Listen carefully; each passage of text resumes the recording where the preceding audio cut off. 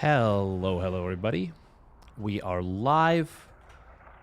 We're back. We're even a little early.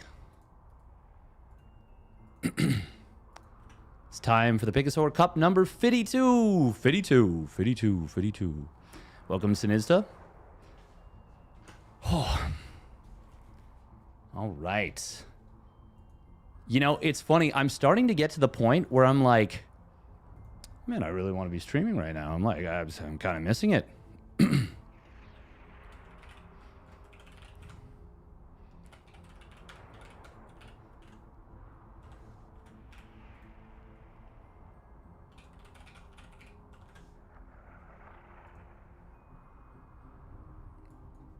Bum, bum, bum, bum. Oh, there we go. Showing more. We'll just get this out of the way here now. C2 Steadfast. New patch. Why not? StarCraft 2. I think we're going to do a very quick Octordal rescue before the tournament starts. Legion remix adventure starts now, Steadfast. Wow, thank you, Blizzard automated email. You almost got the entire title correct. Almost. You were close.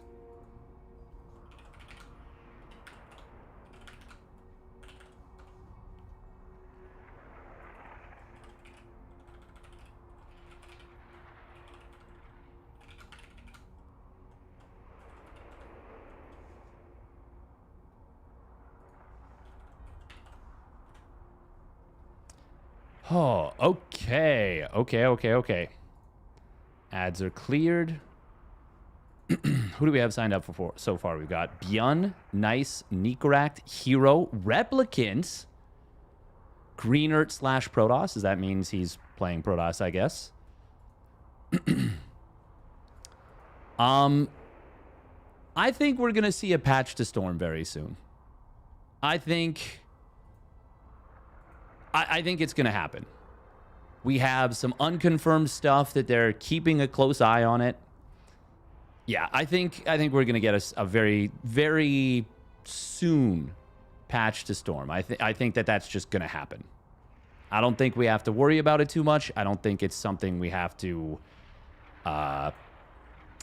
wonder about. I think it's just going to happen. Yeah. Call me a copium addict.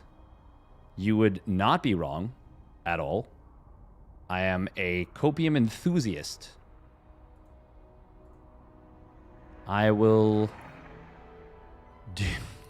do cope with the best of them. Yep, we went there. Hey, welcome for shows. For shows. Wait, do we want new tab? Is that... Yeah, that works. Yes, that's perfect. Octordal rescue. We're just going to do that real quick while we wait for things to get up and running. Sorry you didn't exist. You can't be first. Damn. That's a strong argument coming out. Sorry, you don't exist. And therefore, you can't possibly be first. Also, what is this banner ad I'm getting? Okay, chat. Have I given... I don't know. Maybe I'm missing something. But have I at any point given any indication that I might need this? That I might need up to 12 hours of wetness protection? Oh, man. I like how when I actually switched into the page, it was like, oh, that's it. Hit. Whoop. Hey, welcome, Xerxes.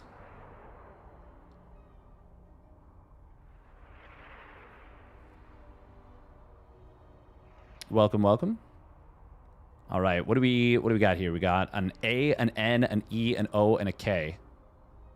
Oaken. As in Thorin Oakenshield. Nice. All right, an O, an R, a T, and an E in the correct place. Oak has to be third or fourth. Is this Rote? That's my instinct. Wrote. We're not going to send it just yet, though. We're gonna be tactical. We're gonna be careful. Oh, this is sonar, surely. SONAR. A is legal, R is legal, S is legal, O is confirmed. Yeah, that's sonar. Nice. Nice. Ooh, and that tells us where the N goes for this letter, this word. This has got to be range. Range? Yeah, right? Yeah. Yeah, it's got to be. Snipe? Could be snipe, could be snide. Could be... I think that's pretty much all it can be. Because I don't think there's... no, that's not true. It could be swine. Oh. Oh. Could be spine even. Yeah, so... Oh, man, it could be one of 4 words. Tricky, tricky. Okay. O. TRO. So we know that none of those letters start the word. We also know that O can't be the second letter.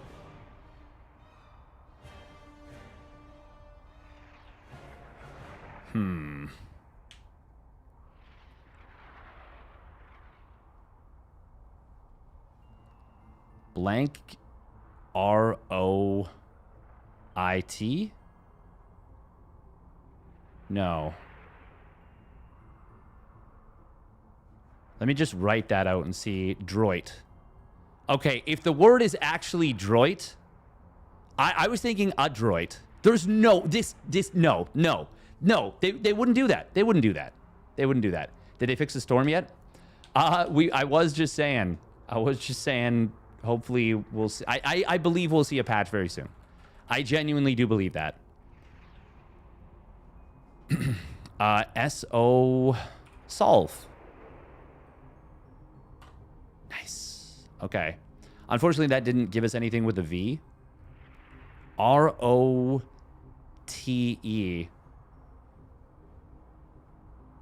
Once again, no O in the first 2 letters. Right. I thought this was wrote. I'm going to send it. Okay. Nice.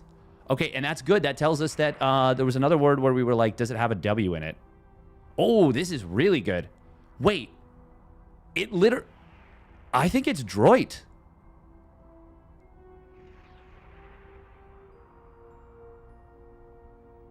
What a crazy word to put in this. Okay, we know this isn't swine, but it still can be spine.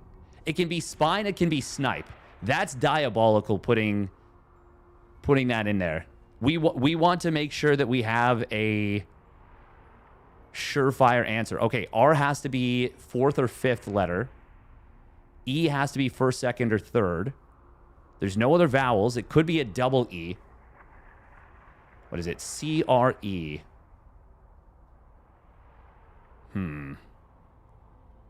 Is this mercy? I think it is. R is legal. No. C can't be the 4th letter either. 1st or 4th. Hey, thank you, Dave Tester, for the tier 1 resub at 52 months.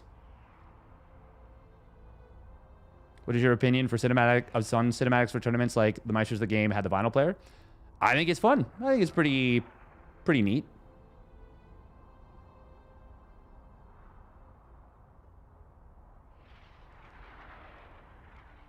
You're moving in with your cousin for a little while? Oh, damn.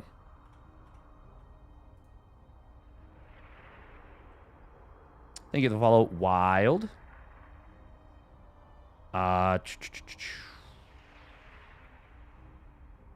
Hey, everyone checked in. We're going to send 1 second to seed last couple of people. Okay, let me see.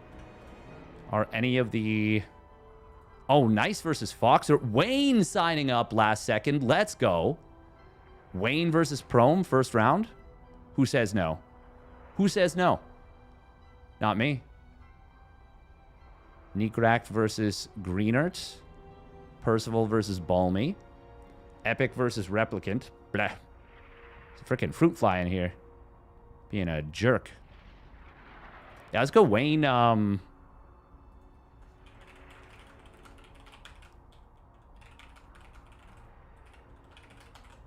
Wayne Prome. I want to finish this off if we can.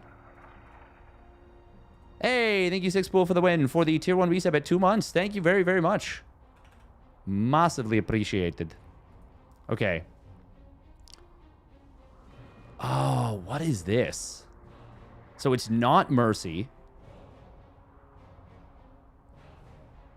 Mercy would have been such a good, like, solve. You need to drink some water. I actually think this maybe has to be droids. Literally, what else can it be?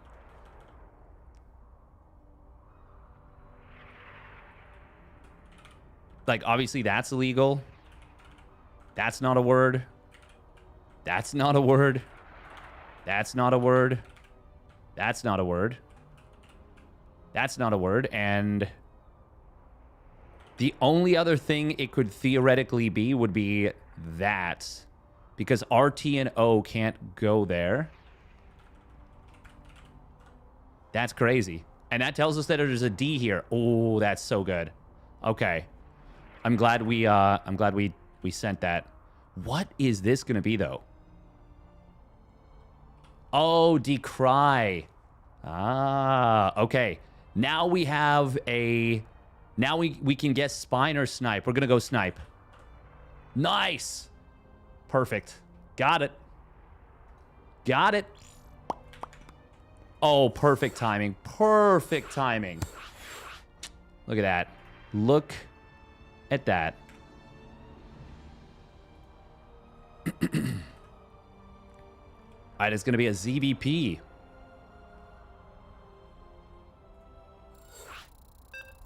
For some reason, they've got the pink and light blue. That's really funny. Did they didn't play in the other tournament is the thing, I thought. All right, we turn off window capture for that. Change from this one to this one.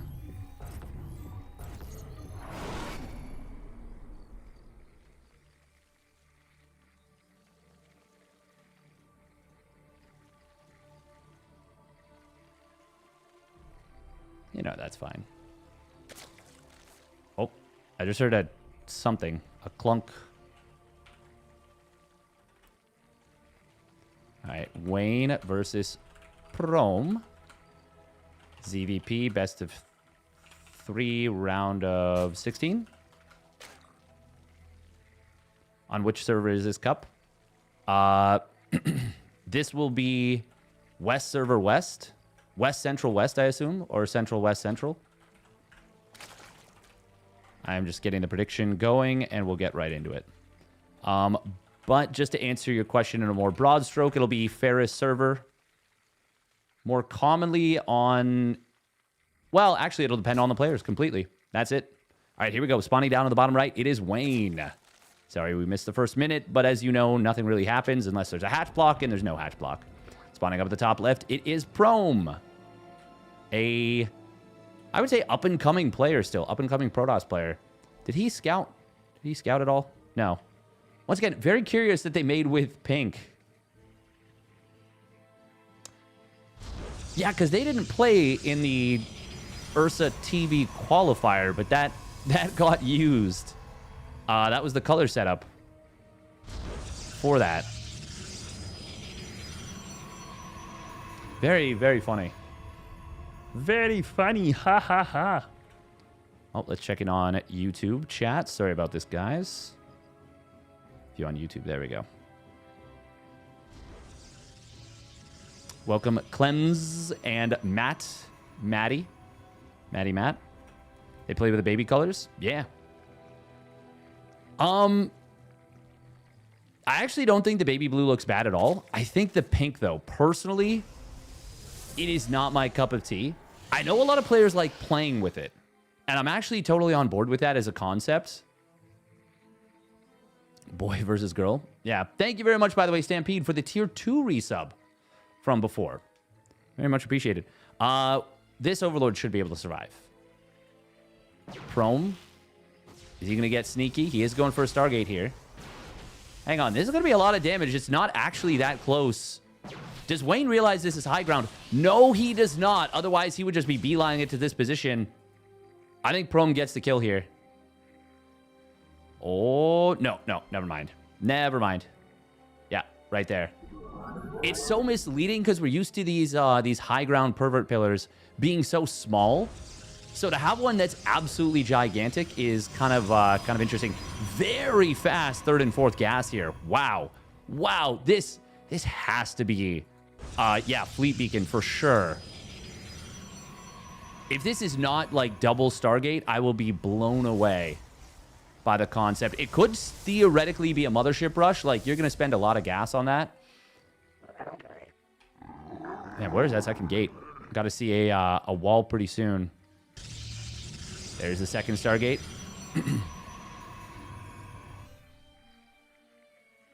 This is pretty nifty. Pretty nifty. But yeah, just to answer your question for this particular game, this one is played on Central. So it'll be Central, West Central most likely. Pylon in the wall. Prome really wanting to cut the corners here as much as possible. Are we going to see +1 air startup? No, it's going to be Tempest. Okay.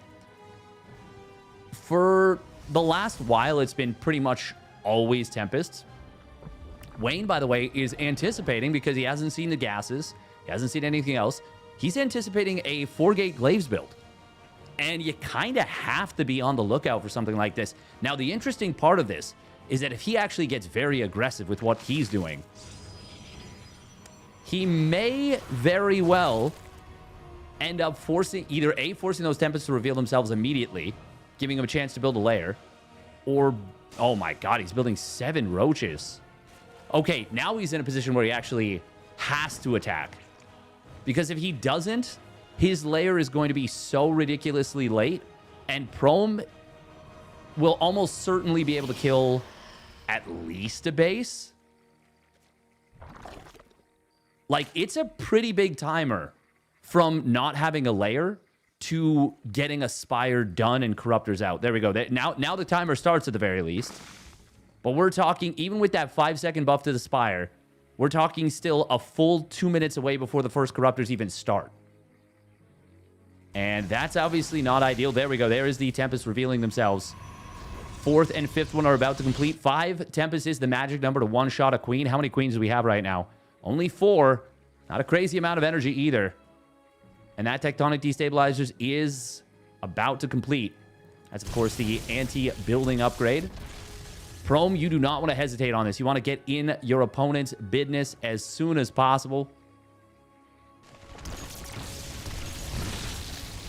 Look at how he can... Yeah, I was going to say, I think he can one-shot that Spore with the remaining Tempest that he has.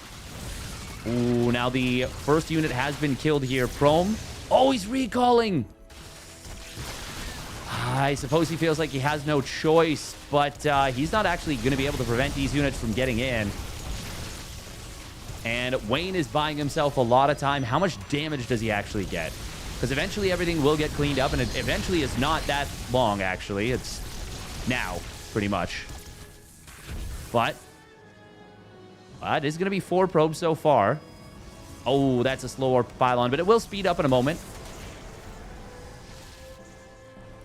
Still, Wayne doing a little bit of bullying here, and he's bought himself so much time. He can still absolutely lose a base, by the way.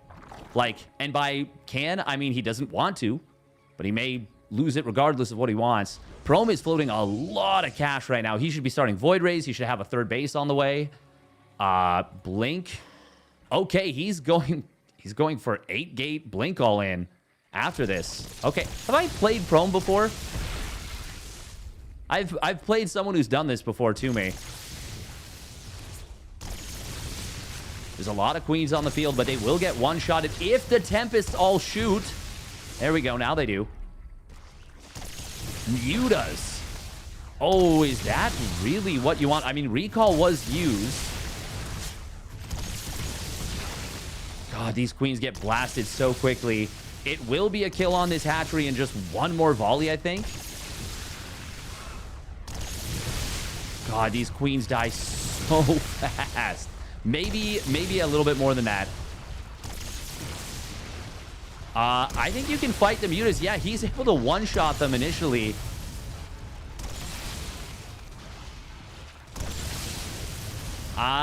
If he had fought right away against those first mutas, he would have killed 2 of them very, very quickly.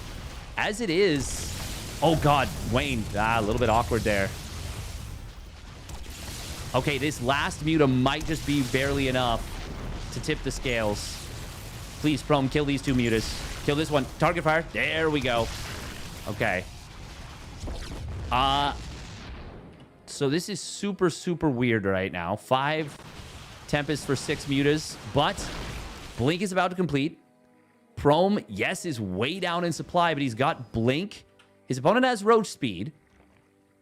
Wayne's got another base, though. Prome's got to go. He cannot hesitate. Blinks across those rocks to get there quicker. I think you blink it on top of these units, maybe. Ooh, okay, after the cancel. He still gets a couple roaches. This looks very, very, very good for Prome. I think he does this. Oh, blinking out with everything right there is not really the move. Meanwhile, though, on the other side of the map, there's a huge Link counterattack. That is going to completely put Prome all in. But Wayne has to pull the drones, and he doesn't have enough right now. There are so many Blinky boys. Links and mutas, if they go together at the natural... there's a shield battery here. No, they're going to be fine. Prome is going to hold his natural. Meanwhile, Wayne, he's going to lose his. Roach Warren will go down. That's a big problem. Oh, attacking up this ramp. Maybe not the best move just yet. I think, unironically, Prome can chill. He can kill these outlying bases. One more Stalker Warp in maybe at home. Oh, he's supply blocked, though. So bad. Does he not know about this base on the right? He does. Ooh, okay. Oh, man, it's very, very important that he saves every unit at home. He's still not building pylons, by the way. I'm guessing he's hoping to lose units or something. Oh, God, why are we running from this? Are we F2ing? We must be. Prome is making some missteps, it's fair to say. Pretty big ones, too. Maybe going to lose every probe now as a result. And that means Wayne can actually chill on his own only base. Prome is going to be on 0 probes because he F2'd the Stalkers across the map.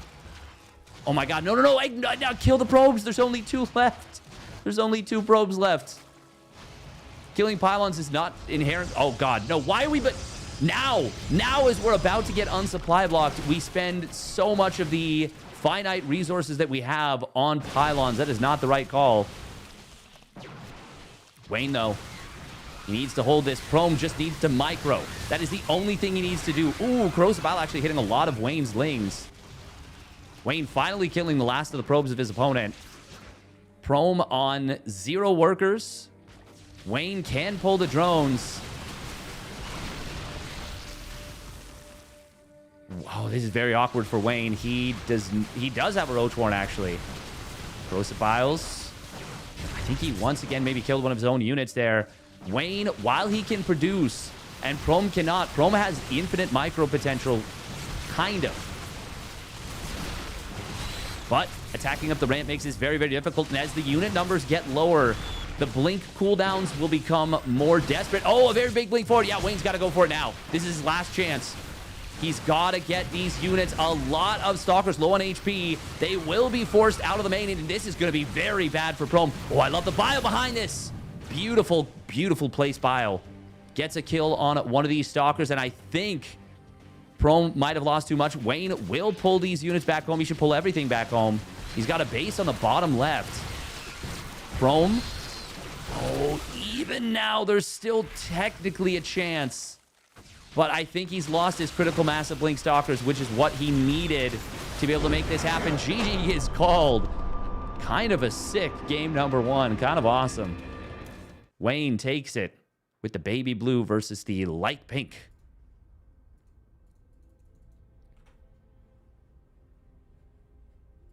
That was actually a really fun little game.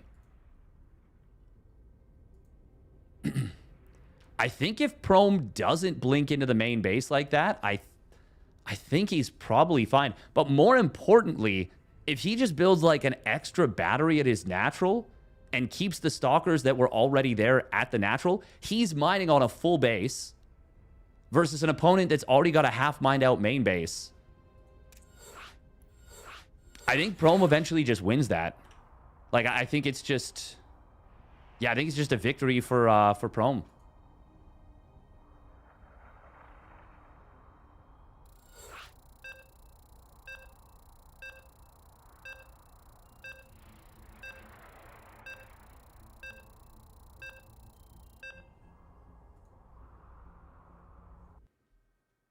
That was Prome's game to win? I think so. I think so, too.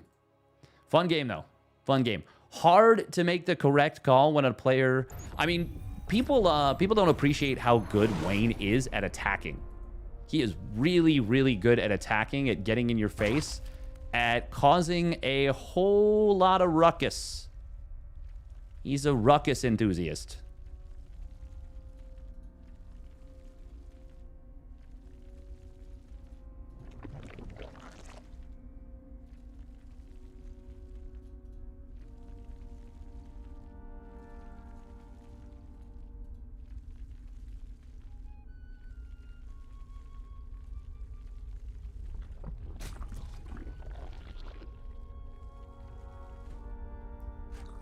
Sorry, guys, just one sec. Oh, we got to get into it quickly, though.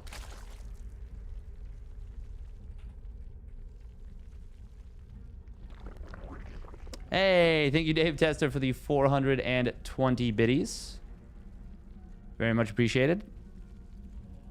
Nice, nice, nice. Okay. Sorry about that, guys. And the 69 biddies. All right, here we go. Spawning up at the top left, it is Wayne. Speaking of aggressive Zerg, going to be going with a 12 pool. Oh, and he's doing the drone on the other side. And his opponent spawning down on the bottom right. It is Prome. And thank you for the additional 11 biddies to round it out to 500 biddies. Thank you, thank you. Prome, he's got a scout. Okay, that's a little weird. Why are we going Cybercore first? I still think Prome is dead.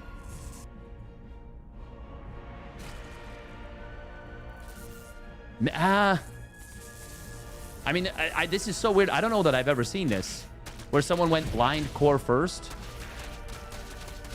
He did see this, obviously, relatively quick. Oh, I very much like that. I think that's a great choice. But the Zealot doesn't go to attacking for a while, and he ends up losing this first pylon. We need another pylon here for Prome. Prome has pulled every single probe, by the way. I mean, if this pylon goes down, it's still game over. Yeah, okay.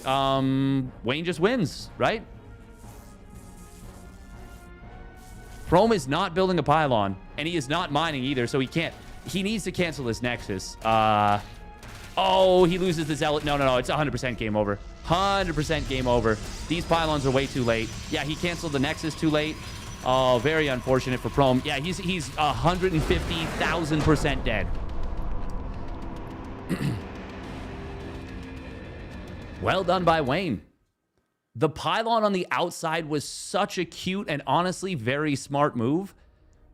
But he needed another pylon, or he needed the Zealot to actually be attacking as soon as it popped out. Honestly, it's not too weird. Yeah, I would agree. That was a quick one. Very quick. Okay, so I will admit to this. I have a thing where I'm like, Protoss can't be cheese, blah, blah, blah. It's so easy to defend his Protoss. But it's not, honestly. This kind of shit especially, very, very difficult to hold. You basically have to do everything correctly. It's really, really easy to die to it. 100%. I felt like Prome maybe should have went back home when Zerg had one hatchery left. That would have been a total... Yeah, absolutely would have been an option, Clems. I think that was an option. I think just keeping the Stalkers at home was also a totally good, fine, valid option. I think there was a lot of good options there, honestly. But that's the thing about StarCraft, man. It's really hard. Sometimes you think on the other side. I try to. I know I don't always, but it's yeah, it's important to remember, like, stuff like that specifically is way more difficult to defend, I think, than to execute. Now, to be fair, there are levels even to the aggressive execution.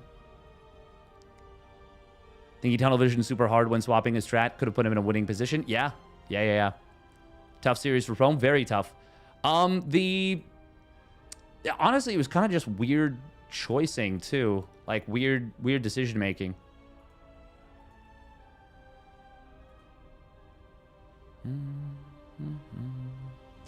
Bum, bum, bum, ba-dum.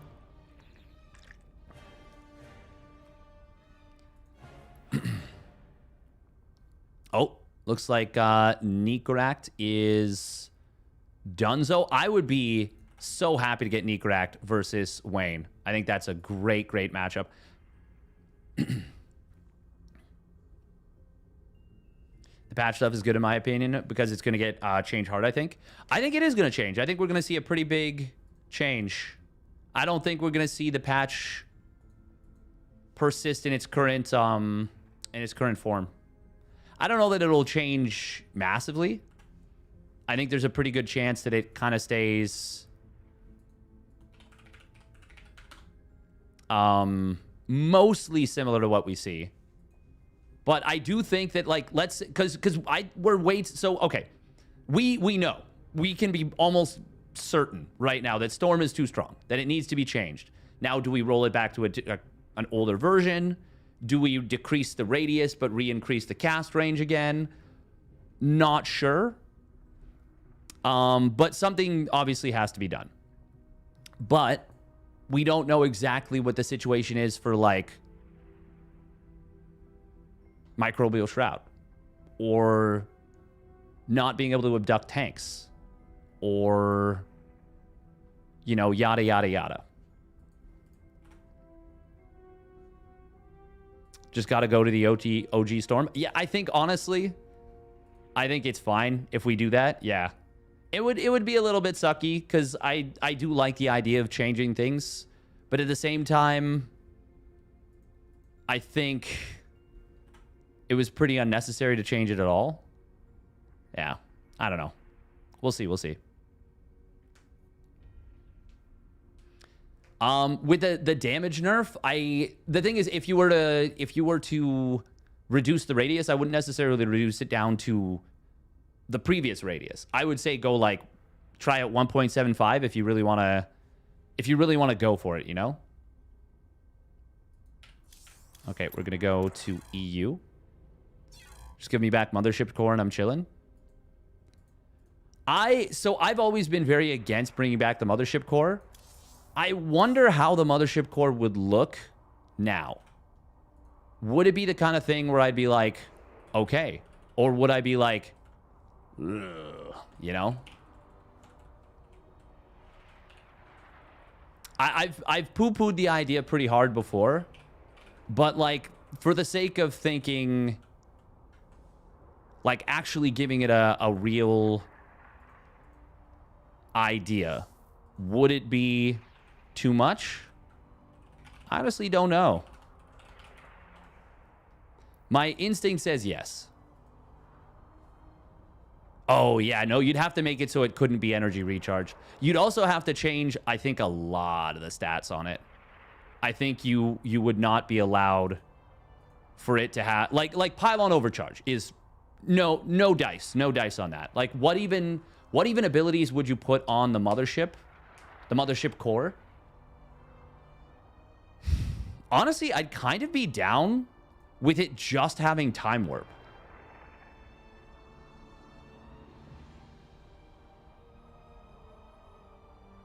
How would that look? How would that look if you had the Mothership Core and it just had Time Warp?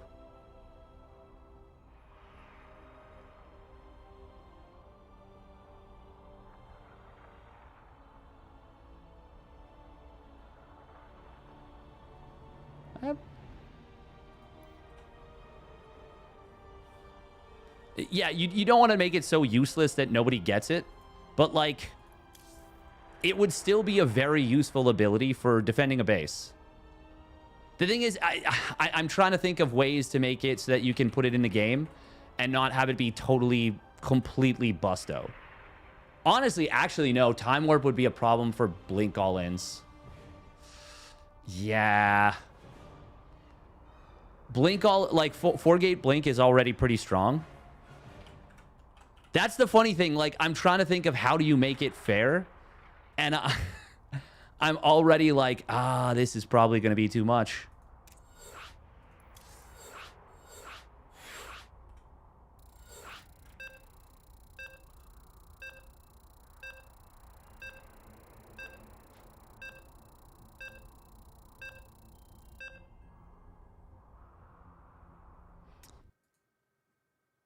Stasis is kind of a weird one.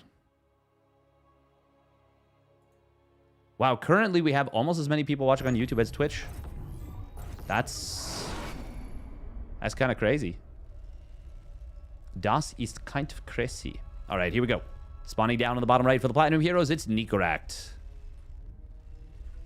In the blue. And his opponent spawning up at the top left, it is Wayne. In the red, going with the 13 Overlord. Following in the dark footsteps of saying you can't teach an old dog new tricks, which is to say also, I don't care. Why would I care? This is a pretty interesting matchup to me. I think I don't want to take too much away from it because I'm not 100% sure how good Wayne's form currently is.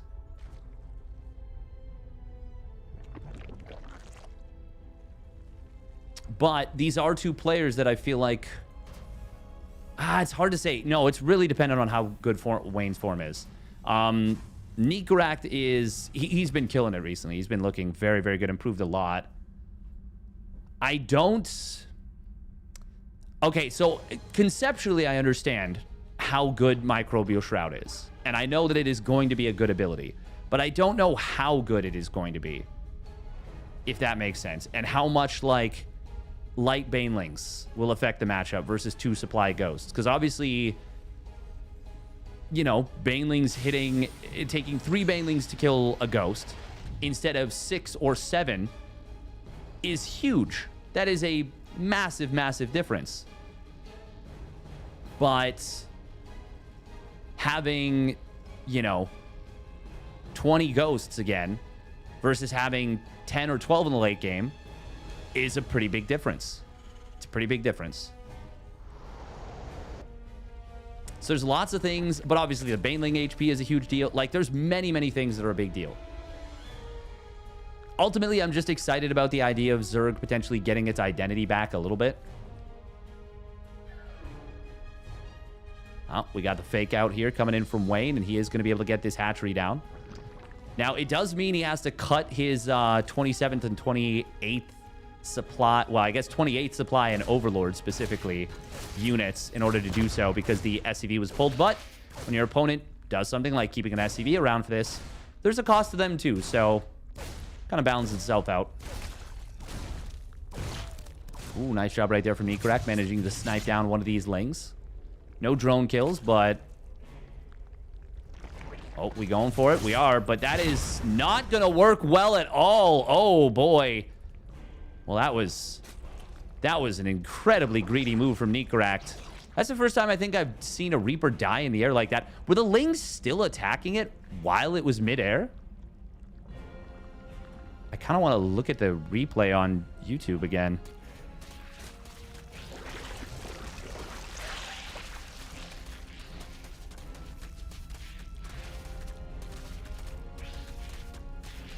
Oh, I'm so what just happened there? It went from... I had it selected. It went from 30 HP. Oh, it got hit by the lings, its own grenade, and the queen at the same time. So it dropped from 30 HP to 22. And then I think it took 2 hits from the ling, the grenade, and the queen attack all at once. That would bring it down to 12 from the ling hit, 7 from the grenade, and the double attack of the queen would kill it. Yeah. Wow. Okay. Or maybe even 3 attacks. That was so weird. That was so weird to watch a Reaper go from like half HP to dead in such a short period of time with so few units there. Glad I'm streaming on YouTube just for that purpose alone. Is it just me, or is that a very quick second and third gas for a 3cc 2-on-1? I guess he needs the gas for the medevacs because he stayed on 1 gas for a decent bit of time. Did he get... Okay. Oh, he went 4 cars. Okay, okay. So he was more mineral in expenditure. I mean, obviously, eventually he'll need those gases anyways. Yeah, no, it times out that he has the 200 gas basically right as this completes. Wayne seeing the number of Marines should give him all the information he could ask for. Really good creep spread from Wayne so far, by the way, through the middle. Quite nice. I like the pullback on the Overlords, obviously. It's good stuff. Baneling Nest and a layer coming through. Nikoract's going to scan for some creep here. Okay.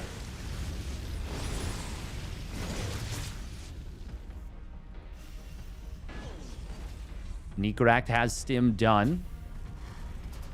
There's the 1-1 starting up. Should see combat shields pretty much right behind this.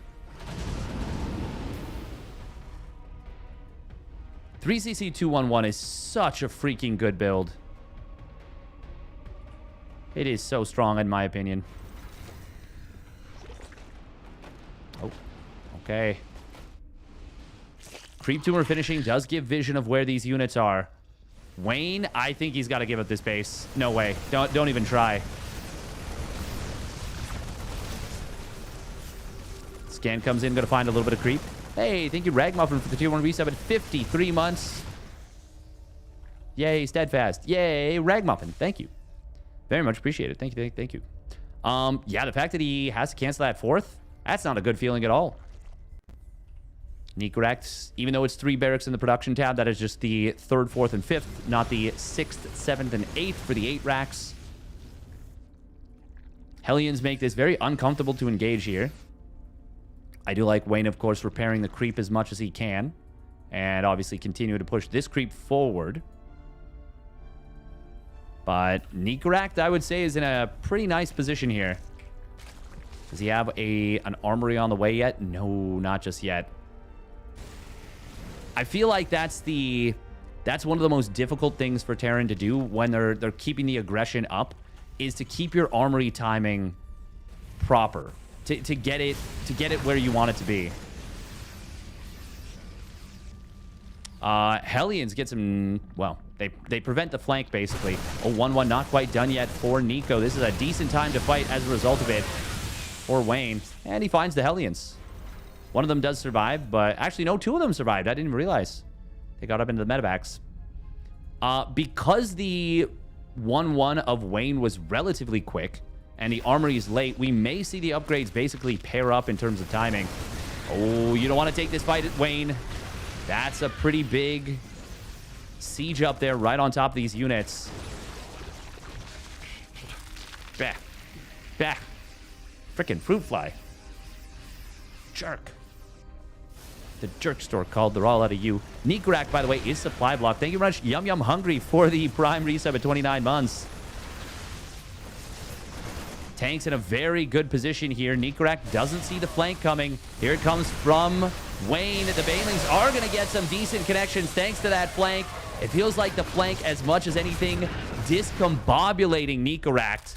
And that is a great fight for Wayne Vanya Rattata. He kind of needs that, actually, because he's only on 4 bases still. Even with this one being rebuilt. And honestly, not a bad economy by any means. 77 drones.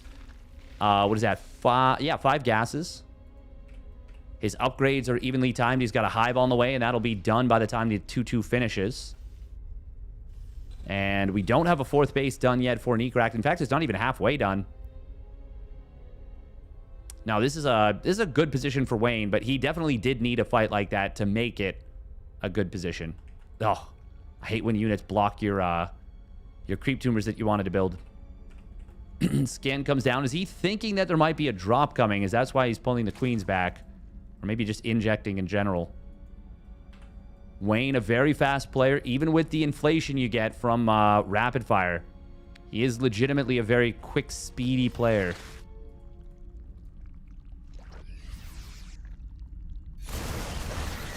Good positioning on the top side to deal with this first double drop. Is it going to be straight into ultras? Will we see the... Yeah, there it is. Will we see the microbial shroud being researched? That is something I'm very interested in. I do like Wayne's position. I think he's a little bit ahead right now, but by no means is this game out of reach yet for Nikoract. Adrenal glands not being missed. We also have the Overlord speed upgrade coming through, which would be good if there was a Drilling Claws Widowmine play. But even still, just having speed on your Overlords for potential drops later, for Overseers in general, just having their faster movement speed is really nice. Yeah, 2-2 upgrades are identically timed. Let's see which one of them is quicker to start 3-3. They're both pretty spendy on their money. This is going to be a big commitment here from Wayne. He gets a tank, he gets a few Marines, but that was pretty expensive. I would say I prefer that for Nikoract a little bit, especially since it's 2 tanks at a time coming in. But there's a lot of creep to work through. Big counterattack on the other side of the map. No defenses at the third. Siege tank of the natural, though, will be enough to push this away. Oh, there's a plus. That's so funny. They both started +3 armor at the same time. Oh, those are some very clumped tanks. That's going to be a big blinding cloud. Second Viper, though, does get killed before its attack can, well, before its spell can get cast. But the first one was so big, it kind of dominates the entire fight. That single blinding cloud making all the difference right there. Nikoract, though, I think should be able to pretty easily hold this planetary. Yeah, this is a wise decision from Wayne to back away. Supplies are even. Neither player going for a big spellcaster play. Obviously, the Vipers are nice, but they both went down. No rebuild on that. No Ghost from the Terran. No Infestors from Wayne. This Ling counterattack, though, with the Adrenal Glands is going to rip through the SCV line. Oh, my God. They're gone. Every single SCV at this base is gone in a matter of about 3 seconds. Wayne, is this the fight for him? He doesn't have a crazy number of Banes. He goes before the Ultralisks out. The Ultralisks don't have chitinous plating on the way, by the way. This was a very bad fight, I would say, for Wayne. But Ling's coming back home from that very successful counterattack. It could be a big difference maker here. Wayne's either got to intercept reinforcements or he's got to go for the fight, and he is going to elect to intercept reinforcements. Finding one of these tanks is big. Marauders are very much in the front line. Ultralisks, even without their chitinous plating, can be decent here, but all the Banes have gone down. Nikoract standing strong in the middle. Uh-oh. Uh-oh, Wayne. We might have overestimated our position. That is going to be some good transfuses, but the Ultra dies so fast against those 2-2 Marines without the chitinous plating to keep it alive. I think Wayne's about to get run over. He's got a lot of Lings in production. Ultra Cavern going to go down. 3-3 could be in huge jeopardy, which would be a massive, massive loss. Lings, drones, Ultralisks into the fight, but one Ultra gets taken down. Second one will fall. The Lings do have their adrenal glands. Is there enough Lings to clear this? The answer is no. The bio has been heavily whittled down. And the transfuse on the Ultra is going to be handy here. Marauders kind of rallying into Queens. Not ideal. Couple of units did not get lifted up into the medevacs that were very important to save. And with the momentum of the push being broken and the 3-3 being saved for the Zerg, that's a big deal. Both players now hurting economically, but it is the Zerg player who has a lot more bases.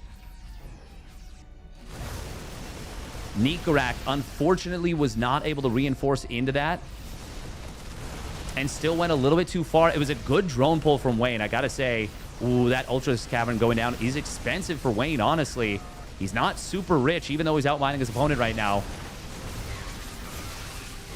Marauders, they are going to get chomped down, and oh, those are some big transfuses. Most of the Queens are out of juice.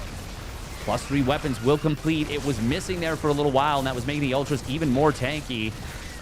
A lot of these medevacs are out of juice. Look at this. They're barely able to heal up these Marines, but if the Queens all go down, that means no more transfuses for any Ultras popping out. Not to mention the fact that there are no Ultras popping out because the Ultralisk Cavern was killed once and then again. Nikoract is going to be able to get it done here with Man with Gun. There's a counterattack on the other side of the map. It's actually being very disruptive, but it's not going to win the game. But what is going to win the game, I think, is a handful of 3-3 Marines left over, getting into the main base, killing the spawning pool, killing the Baneling Nest, maybe even killing the Hive. Oh, I would really like to see him kill the spawning pool here. That would be potentially the final nail in the coffin. Getting the Baneling Nest is great.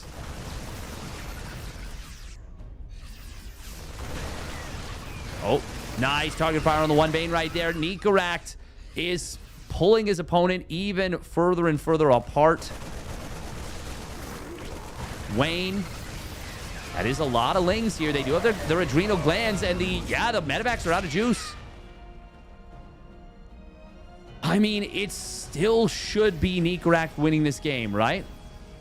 No, yeah, I think he's got it. I think he's got it for sure. Ultralisk Cavern will complete once again. Imagine chitinous plating right here against one Marauder and 42 Marines. But that chitinous plating will not get the chance to complete. Ultralisk Cavern goes down for the third time in this game. Overlord's falling. That actually supply blocks Wayne now. Oh, man, this is a game of missed opportunities for Wayne more than anything. Look at this. We got target fire on eggs. He thinks these are Ultralisks. They were just lings. I don't hate the choice. The Ultra Cavern placement so troll. It was trolling Wayne pretty hard. Buff Zerg. Heh.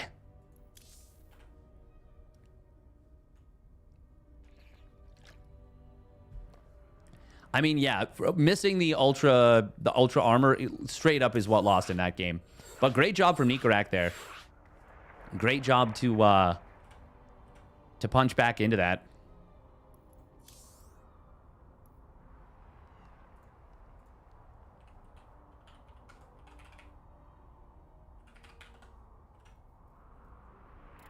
Game of Throws. Now picking out the spawning pool was a mistake. Yeah, but it wasn't like... Well, it didn't cost him the game. It very easily could have. Very easily could have. But it's not the most egregious thing I've ever seen.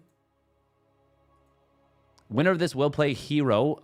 Well, most likely, unless Han Mono pulls off a sick upset. Yeah, winner of this will most likely play Hero. Byun is waiting on... Nice is waiting on the winner of Byun and his opponent. Yeah, obviously for Wayne, that was just a very unfortunate misstep.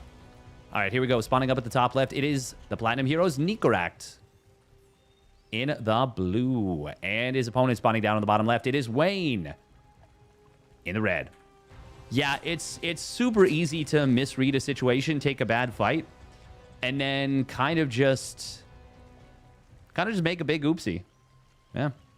Obviously, forgetting chitinous plating was unfortunate, but I would say also the fight he took out front of his third after, or maybe even while he was getting a crazy amount of damage done on the other side of the map. To be fair, I know you don't want to give up that base, because if you give up that base, you're also giving up the base on the left. But you did just kill a ton of workers.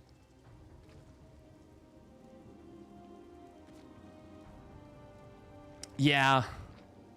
I think it's still the right call to give up that base. And if your opponent tries to push into your natural, the thing is you should be building more Banes there as the Zerg player during that whole kerfuffle. And if your opponent tries to push into your natural, you go harder after them. If they don't, you maybe commit to a bigger counterattack. It's one of those things where it's easy for me as the caster to make the right calls. But as a player, not at all. It is much more difficult to make the right calls. But that is one of those things where, yeah, maybe a little bit of the rust from Wayne was showing. Yeah, because, I mean, even with the loss of 2 bases on the left side, if he gets the drones out from the the pocket base, his original third base, and sends him to the right side. And then the drones on the... Oh, are we going to see an actual attempt to block this? Oh, he is going to start Ling speed. Now, if the Reaper goes straight to this third base, you can just go across the map with the Lings. So Nikoract is wise to not do that. Oh. Oh, oh, no way. Oh, Wayne, that...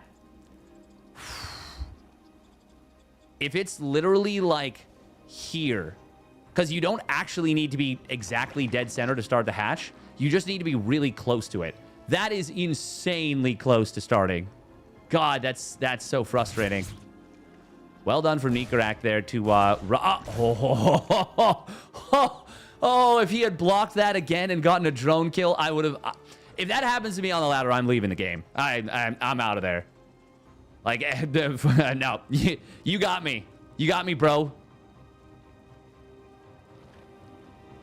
But, like, I'm, like, laughing. I'm like, haha, good game, bro. Really well played. Ha, ha, ha, ha.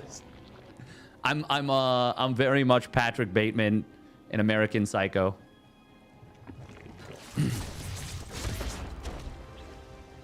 Nice job killing that first or second creep tumor. Ling speed will complete, though, and that is going to be a dead Reaper. So at the very least, the Lings get the revenge. Revengernomics. Oh, if I had a nickel for every time I've done that, Kindle Cloud Reader. If I had a nickel for every time... No, actually, I don't do the click thing very often, but I do stop command my workers. And I just feel so stupid after it happens. You're like, why were we born into a world of suffering? Why?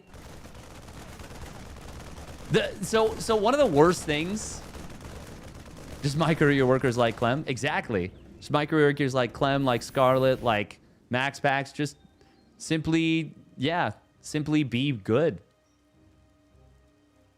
No, Wayne has always had quite good creep spread. Yeah, he's very good, Kaylor. Cutie. Kaylor Cutie. Welcome, Fran. Hey, appreciate it. Oh. This is not enough for Lings really at this base, but he's still going to be able to get a kill on a Hellion. That's nice. And it's especially important on Persephone, where you can run to the healing shrine. Thank God that there's a player out there that remembers the healing shrine on Persephone. I always find it mind-boggling. Like, you guys remember the game Byun was playing, where his medevacs were so out of juice, and the bio was so overstimmed, and he just refused to use the healing shrine. And I think it was a really important match, too. Am I crazy? What was it? What? No. Was it? Maybe it wasn't. Maybe it wasn't. Was it torches? Oh. Banshees get a cancel. They do have their cloak. Ling counterattack. It's not enough to kill these Marines. Oh, he just killed a morphing rabbit. Wait.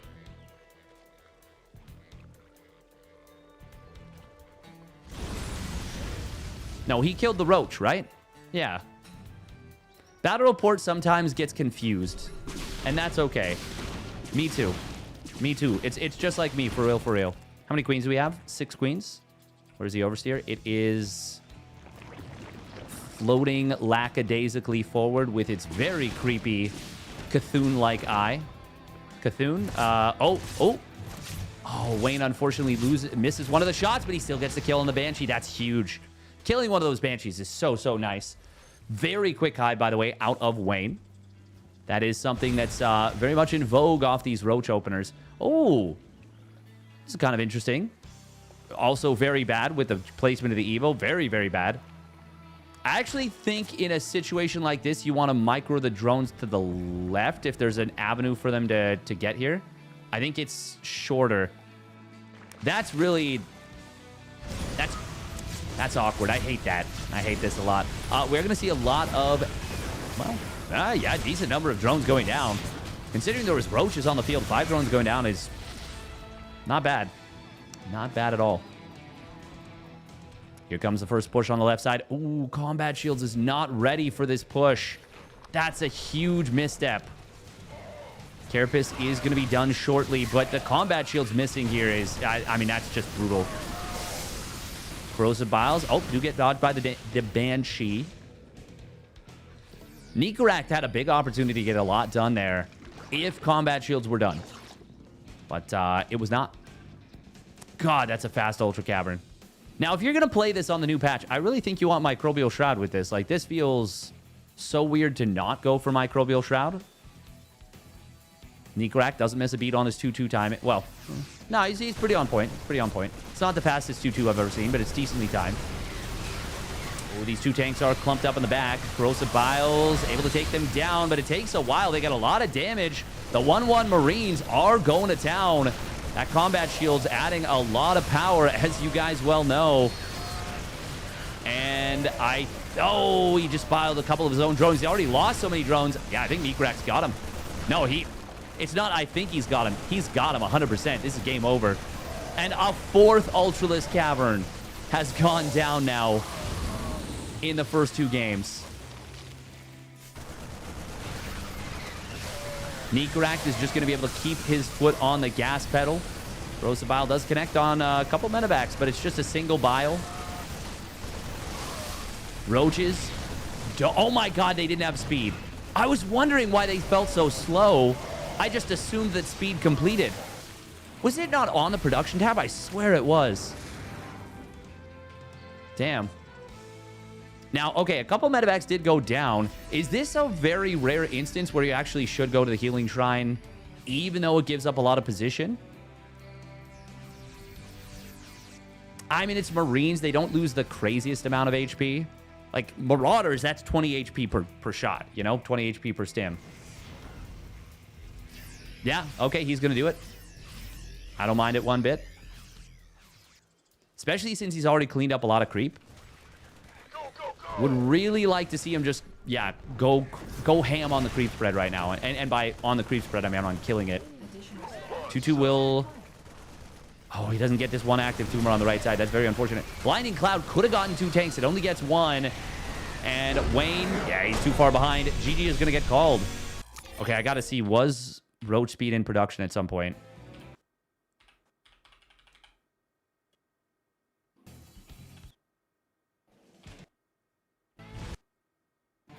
It was.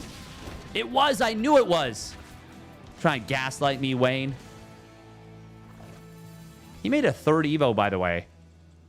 He should have just killed this one. Oh, okay. So this answers my question. Yeah, the drones go...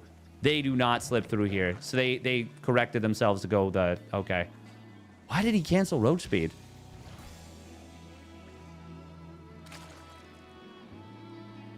Why did he cancel Roach Speed?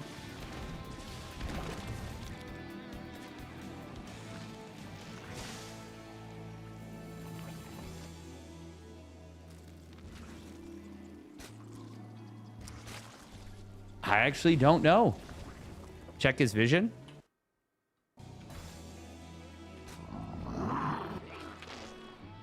A creep tumor is under attack.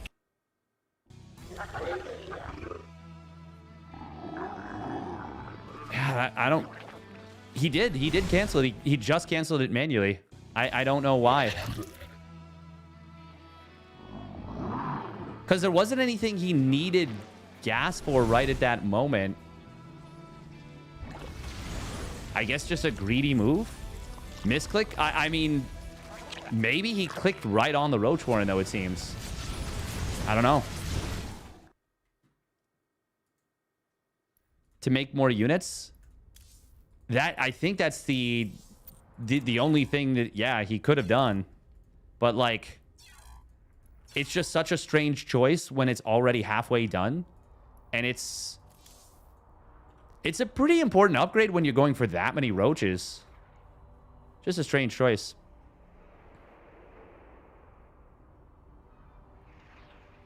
Yes, that's the thing, Shetland. Is I'm pretty sure, yeah, the only times you're going to see Microbial Shroud being effective versus Bio is when you also land the fungals. Yeah. He went melee, so he decided not to get it. Yeah, but when you make that many roaches, I think you just need it, you know? That's just my opinion. Epic, by the way, beat Replicant. That's a pretty great result for him. Not bad at all. Do we go for the TVT? I will leave that one to Piggy. He's gonna take it.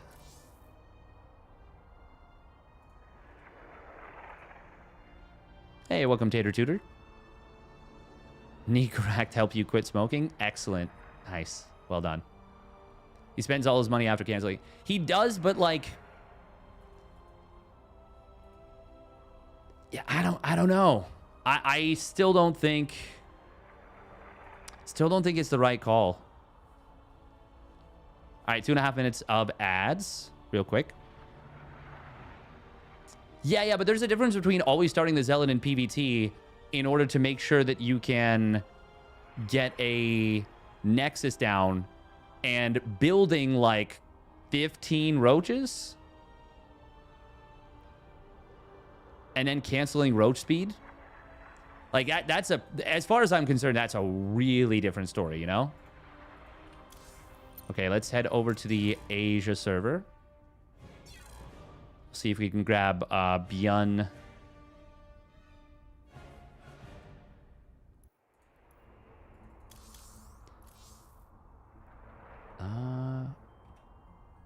Okay, looks like...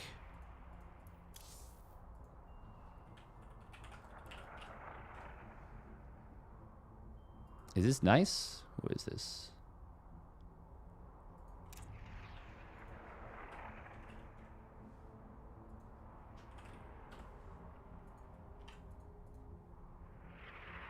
Oh, that's hot mono. The doy. Just play like Spirit. I mean, I will say roach speed is like somewhat limited use case. It's too bad that the only Zerg in the bracket gets knocked out. I mean, I will say I think... Well, actually, I think Wayne was playing better in game number 1, but the missteps that he made, the mistakes that he made, were game losing, and they should have lost him the game. You know, like I think when you lose, or when you forget chitinous plating and your opponent's basically forced into mass marine, like it's not. Nikoract wasn't really choosing to make mass marine there. Well, no, he was. He could have chosen to try and macro out of it. It was by far the best choice. It was something he chose to do, but he kind of had to do it.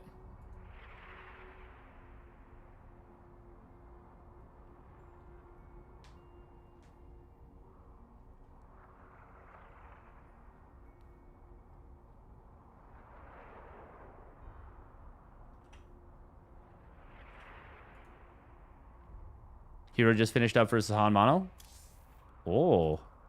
That means it's Hero Nikoract, which we could get right into.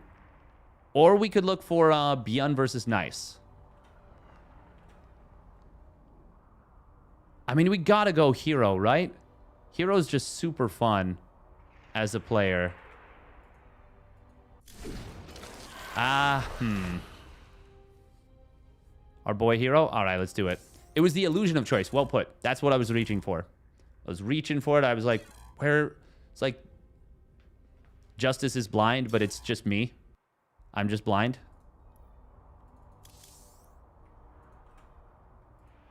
Congrats on Nikoract, by the way, on making it into the round of 4. Securing himself at minimum few buckies. Now it is a best of 5, and it is Hero.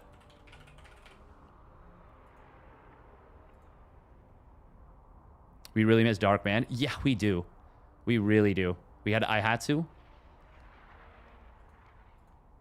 Aihatsu seems to be a lovely human being, from what I can say. But I think she might agree herself that she is not necessarily on the cusp of a premier tournament victory at any point in the near future. I would go so far as to say myself, I am also not on the cusp of a premier tournament victory.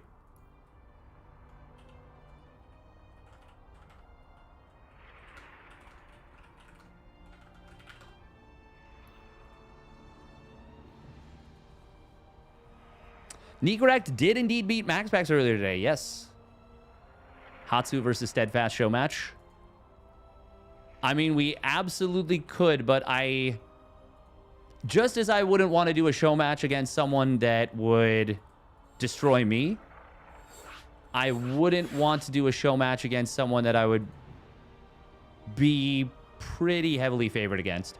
Now she's not terrible by any means, and her high... Damn, I didn't realize her all-time MMR was all the way up at 5170. That's very impressive.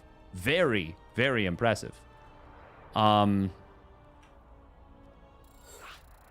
at 4,300 right now, MMR? You know what? I mean, that's 4,300 on EU. That's not bad. If she has good Ling Bane, maybe. It's possible that it could be a decent-ish show match. I'm pretty confident she could beat my off race. Actually, you know what? If I played Protoss, I think she's got a lot of, like, cheeky all-ins. How many donos for that? I mean, I theoretically I'd be down for it. It just, yeah, I don't even know if I've actually had a conversation. We've rated each other.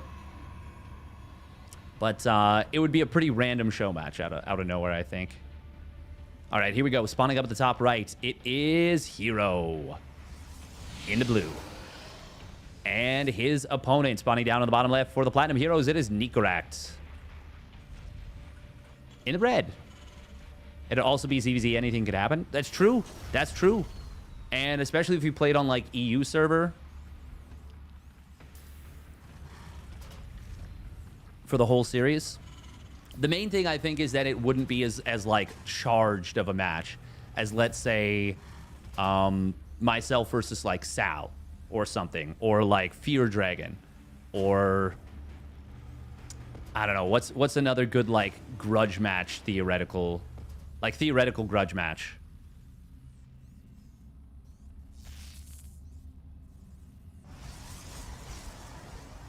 I mean, the best one would obviously be Sal. Neeb. All right, and stepping into this amateur fight, we want to remind you kids at home, these folks at home, that this is once again for charity and just a very fun match. We've got these two local high school kids. They've been going to school with one another for a while. They're not boxers, they are badminton players, but they're good friends. A lot of camaraderie there, but definitely a little bit of spice to it too. They were competing for the same girl in high school. And then the winner of them will face Mike Tyson.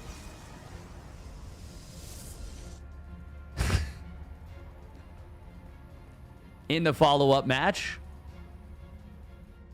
Bear in mind, this is Mike Tyson at 45.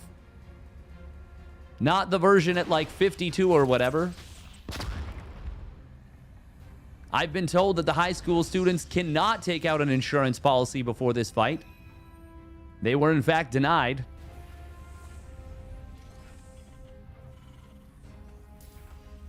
Double gas opener here from Nikoract. Bring the boy out of retirement. That'd be fun. I mean, Neeb is freaking awesome. I don't think BBB will come back. Well, actually, I don't know. Roddy said in his Discord that, like, if it does come back, it's going to come back in a different form. By the way, is this the, like, the multi-stalker? No. It's just going to be 2 stalkers. Okay. Oh, and it's fast charge as well. This is already looking very bad for Nikoract, by the way. Oh, I love that recall.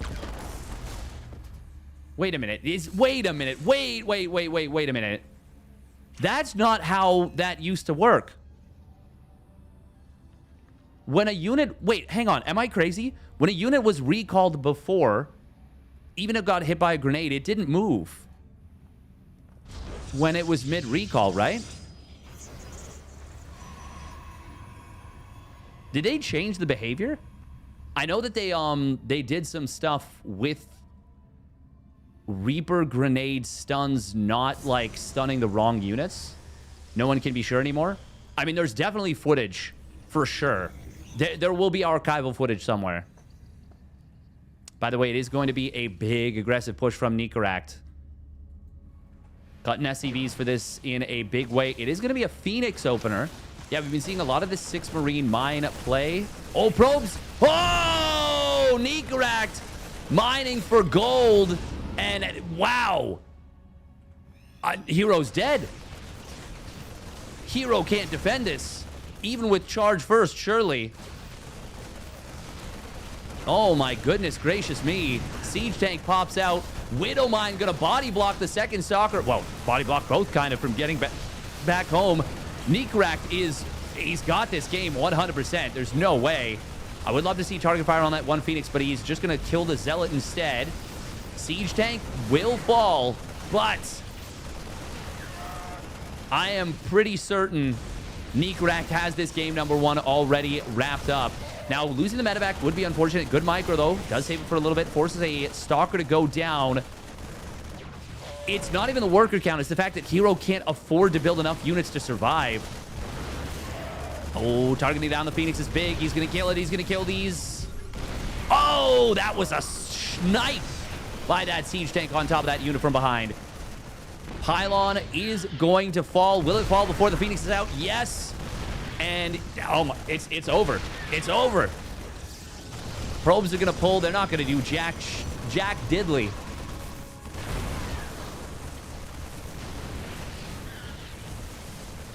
Nikoract, maybe a couple of weird decisions on sieging and unsieging the tank. I think he might have gotten a little excited, but it does not matter. The damage he does with that first drop, way too much. And I don't even think he lost. No, he didn't lose anything with it.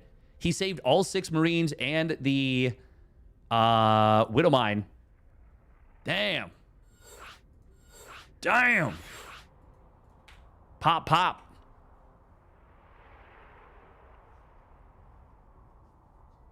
Neeb's second last listed tournament series is from 2023 at 2-0 against Dark.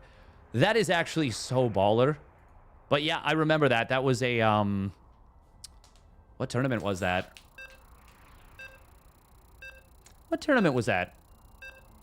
That was an IEM, I believe. But yeah, really, really impressive stuff right there from Nikoract in game 1. Sometime they play non-Twilight to be bros. Yeah, Nico's having a hell of a day.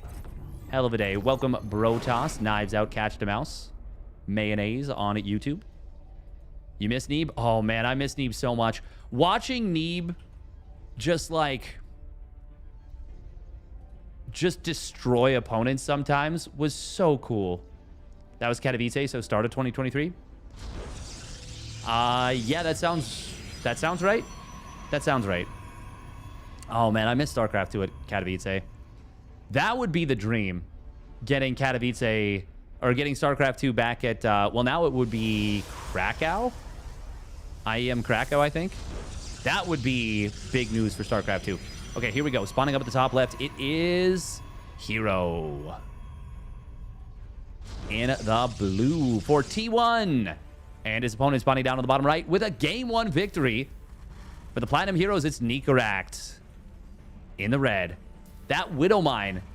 So, kind of what happened, I think Hero, the one Stalker got kind of surprised by the Widowmine drop. The Widowmines, like, burrowed above it, and Hero was like, oh, crap, I can't lose this Stalker here. Focused on saving it. Nikoract was already thinking, like, no, I want to get probes. I want to kill probes. Got 7 kills with that one Widowmine. Of course, the Marines got a couple more. Just a really nice little play. Really, really nice little play. Even Scarlet had some epic matches. Yeah, no, I remember casting a few of them. I remember stuff like watching Scarlet Neural Parasite, one of Neve's High Templar, and using it to feedback other High Templar next to it. And just thinking, God, that is the coolest shit. I wish I were that cool. But I'm not. And alas, none of us are. Neeb and Scarlet had some epic matches. Scarlet and Masa have had some epic matches. Neeb and Masa have had some epic matches. Oh, you are? Oh, congratulations, Tater Tutor. That's great news for you. That's excellent news, even. Oh, look at that. Just making sure to micro the probes to the correct areas. It is going to be a Reaper out of Nikoract. You know what? The last game was actually West server, so that was Hero's ping advantage. Not Nikoract. That was Hero with the better ping there. Oh, is this going to be a kill on the Reaper? I think it will. Yes, it will. Oh, that's painful. That's so painful. Now we see a Chrono coming in. Hero pulling 2 workers off gas. Oh, wow. Oh, wow. We're going Stalker, Sentry, Sentry. We're building a 3rd Nexus. Hero going ham. That is a ludicrously fast 3rd. 254. That's pretty smart. It's really smart. After killing the Reaper, the next scout your opponent could potentially get is the Hellion. You know that's not coming for a little bit. This is pretty freaking awesome. I don't know if he needs to take that sort of risk, though. I don't even know if it's honestly that big of a risk. Like, he's going to be able to scout with this hallucinated Phoenix. It's not like just because you've built a 3rd Nexus, you are therefore forced to chrono boost nothing but probes. Like, you can still power gateway units pretty hard. A tank timing? It would depend what kind of tank timing. And the thing is, like, if Hero scouts that, he can still get onto the map with a few Stalkers, potentially a Guardian shielded Sentry. I don't know that I agree with this. I don't know if I agree with that take, Giant Orange. Like, I think there's definitely still potential to hold. I do like the idea of this cannon. Just because Cloak Banshees are scary if you don't have an answer to them, you know? Zealot Warp-In is quite interesting. It is going to be charge first. Pretty sure you just die? I mean, you could be right. You could be right. But there's a lot of oh, nice force field.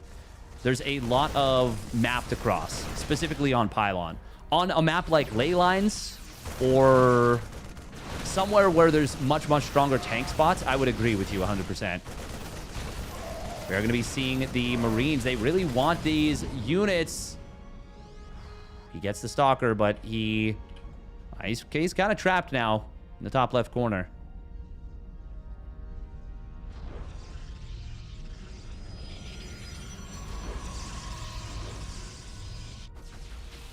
Like, the thing is, the other thing to consider is you now have a 3rd Nexus worth of Chrono Boost, too. So, like, you can use that on Warpins if you really, really need to. And once again, most other players... Oh, wow. That actually got away. What? Okay. I just assumed it was going to die if it ever tried to escape. Most other players, I would say... I wouldn't necessarily feel that confident in them to make the right decision.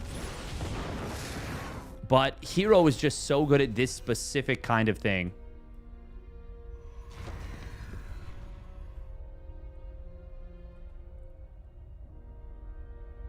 When it did something this greedy. Well, once again, like, you might be right. I just... The other thing is, I was going to say, I trust Hero to be able to defend here, but the other side of that coin is Hero is crazy. And he is the only one who does this. Speaking of which, it's a 10-gate +1 charge play off of this. He is... Where are these probes dying? He's losing a lot of probes to a Raven. But there's no stim, no combat shields. Combat shields will complete in a moment. Guardian Shield going to be very helpful, especially with the +1 weapons. I mean, they're unrelated, but it's just better fighting prowess. -2 damage, +1 on all of your attacking units. Now, this is maybe asking for a bit of trouble attacking in like this. Oh, Widow Mines, though. Oh, well, when you get the friendly fire shots like that, that's pretty darn good for you. But Stim is now done. Here come the rest of the Zealots behind this. Hero has a 4th Nexus done, by the way. I was yapping about whether it was a good choice to get a fast 3rd base, and he already has a 4th one done. Yeah, I mean, Hero won this game, I feel like, with the fast 3rd. But Nikoract does have his own 3rd base. He's got Stim, he's got combat shields, he's +1 weapons. 5th Nexus from Hero. God, he is so wild. He is wild. 3 gas. More bases than gases at this point.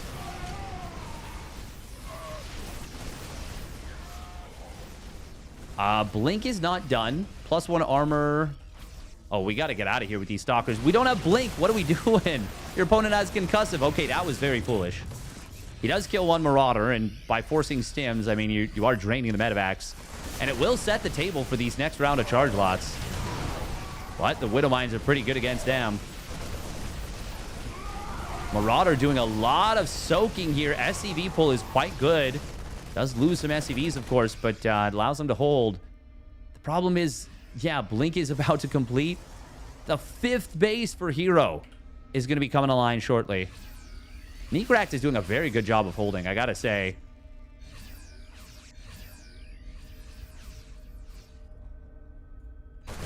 Oh, kill on that Observer is quite nice. However, it does its job of showing these charge lots when to run by. And the answer is pretty much right now. 6 SCVs going down. Now, there's not a whole lot at home. Nikoract is down in upgrade. And, oh, the depower on that one Robo. Oh, my God, that's huge. Zealots will come back home to try and help hold. But they are super necessary. That Colossus, that pops out. This is 100% held. But the Zealots coming back home are enough to hold it anyways. And it is still a massive eco lead for Hero. He repowers the Robo, which repowers the cannon and the shield battery. And it's a double Forge Protoss as well during all this. So even now, the Zealots have the upgrade advantage with that +1 attack against no armor. And, of course, their own armor nullifying the +1 attack of the bio. But we're also about to see +2 weapons complete, which is going to be pretty big for those Colossi. No one would do this against Clem. The thing is, Hero's such a wild card, he'll do it against anyone. I mean, he did do the mass Zealots versus Clem, and actually, he got him with it. Hero just steps into people more than anyone else. He just steps into you, and he says, try not to get flipped over a table. And so often, the answer is, well, I just got flipped over a table. Colossus will go down. There was not enough to support it there to keep it alive. But Nikoract just cannot keep up with the unending horde of Protoss units there.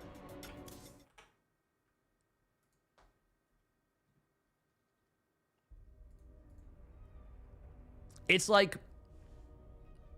it's not even necessarily that attacking at the beginning is like an inherently good move, you know? It's that the amount of pressure it puts on you is really difficult to deal with. All right, Byun and Nice are battling it out. I would agree with you on that one, J-Rod. I would agree with you. Here, just proxy Nexus Solar at EWC. And the thing is, as far as I'm concerned, the build worked. I know he lost that game, but if Hero just builds, I think he just needed a second battery, because I think he had one. Maybe he might have even not even had a battery. Basically, he forced Solar to go all in to kill the Nexus. And he could have held it with batteries, 100%. And then it's, well, then Solar's dead. Solar's just straight up dead. But that is the beauty and folly of Hero, is when he makes the games as weird as he does, sometimes he creates a riddle that is difficult for him to solve. And he just doesn't solve it. And that's where things go wrong. Spawning down on the bottom left with an instant probe scout. He wants to get messy in his opponent's face. It is T1's Hero in the blue. And his opponent spotting up at the top right is the Platinum Hero's Nikoract in the red. And it's barracks forced to be built out of the wall because that's what Hero does with this early probe. He gets up in your business. And he says, just double flips you off. But he does it with a smile. And that's why we love him so. I hope that he zaps these SCVs at least one more. There we go. Now they're one-shottable by Adepts.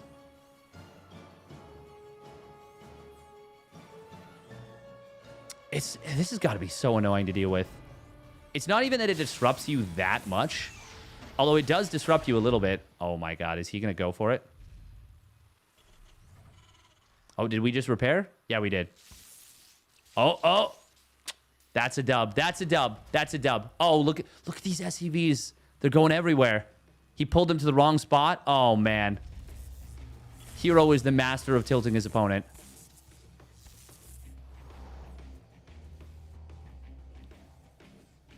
Oh, and now the probe just changes direction. Okay, Nikoract will check the corners, and he will find his probe. There's a world where he doesn't, though.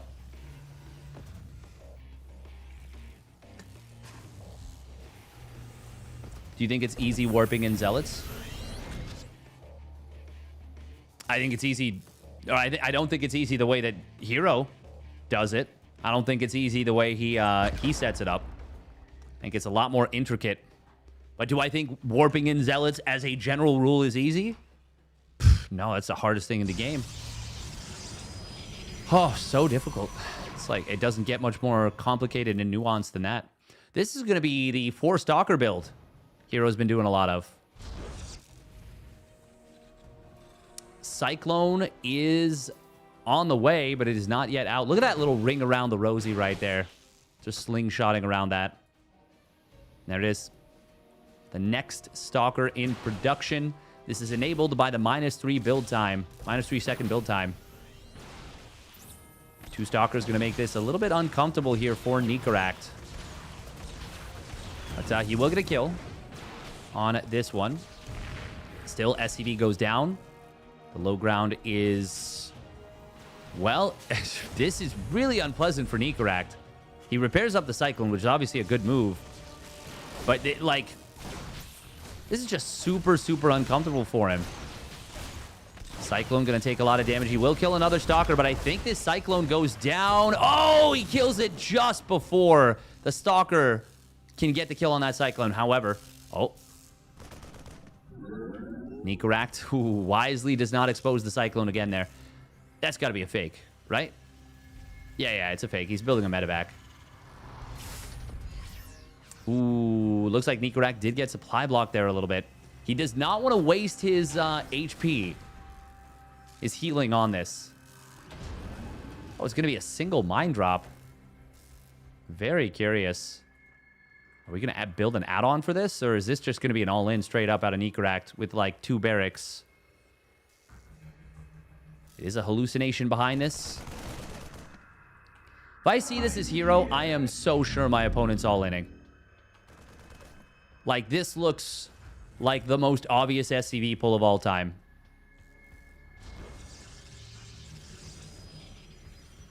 Would a mine drop on the bottom. Okay, I was wondering where Hero was going right there. Is he trying to draw this in and then he wants to blink on the medevac? You need blink done, unfortunately, for that, and it's not done yet.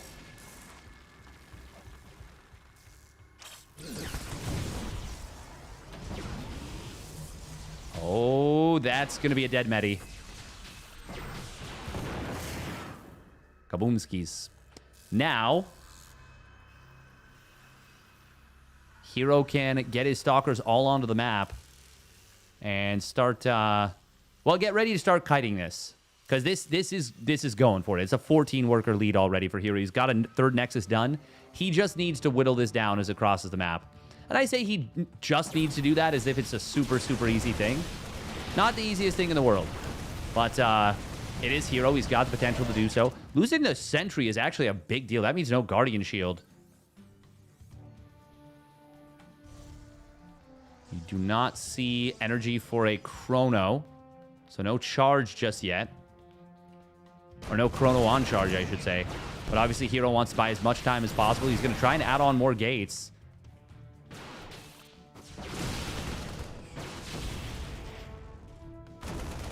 Nikoract. He does have the high ground now against these Stalkers, which is kind of awkward for Hero. But it also means that the Stalkers have the interception on reinforcements. Nikoract is getting whittled down pretty heavily, and that charge upgrade getting very close to completing. I think this just hits too late. Oh, I love the preemptive probe pull here. Now, it may end up being a very expensive fight here for Hero, but it's a good decision. And Tank's going to both get taken down. It's not even going to be that many probes. Wow. 10 probes is a lot, but he's also going to kill the rest of these SCVs potentially. Supplies are still even. Hero does have charge done. I would have loved a charge warp in here. There we go. Oh, okay. Nikoract's just going to tap out. He knows he can't do anything. Yep. GG. Well done by Hero. Manages that one quite well. Quite well. And he goes up 2-1. But Nikoract's making him work for it. Now, granted, game one can kind of be boiled down to a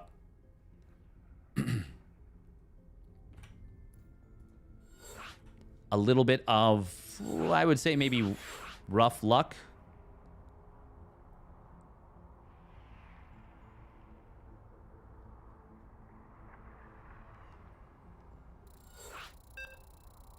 In game number one. But still up in workers regardless. Yeah, he was so far ahead in workers going into that.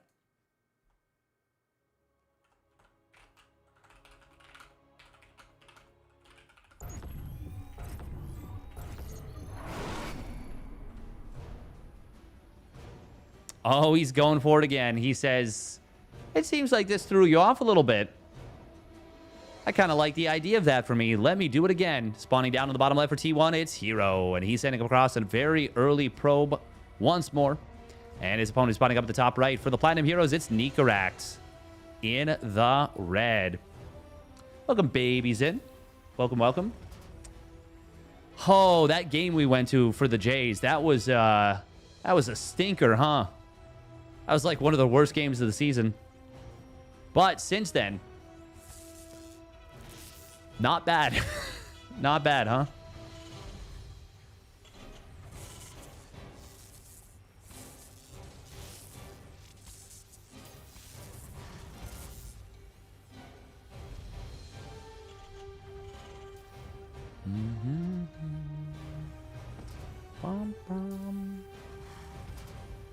Go Jays. Yeah, they're doing pretty well. They're doing pretty well. I wonder how many people are watching the game right now. I'm sure there's a view. An interception on this probe would be so nice. Vladdy, yeah, Vladdy is playing like a $500 million contract. Man, you know? He's having himself a time. No doubt. No freaking doubt. Ooh, going in here is so scary with just 4 HP on the probe. Five hits and that probe dies. Oh, combo started. You have 60 seconds left to join. How old is Vlad? Vlad Jr.? He's only like 26. He's super, super young. I think that's why expectations on him have been so high, is people keep forgetting that he's really, really young to be like basically the face of a franchise.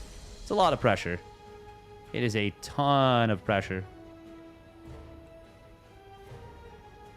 Oh, looks like Byun did 2-0 nice, and he's up against Percival on the other side. Was the Proxy Nexus a Tempest game, or was that a different one? That was the same game, yeah. The thing is, he almost still won the game, even with that play. Just because, like, Tempests are so good when your opponent has a crap worker count. Even if you yourself also have a crap worker count, like, the Tempest can obviously one-shot drones. Queens have a tough time dealing with it. Hydras have a terrible time dealing with it as well. Hey, welcome, Krabuki.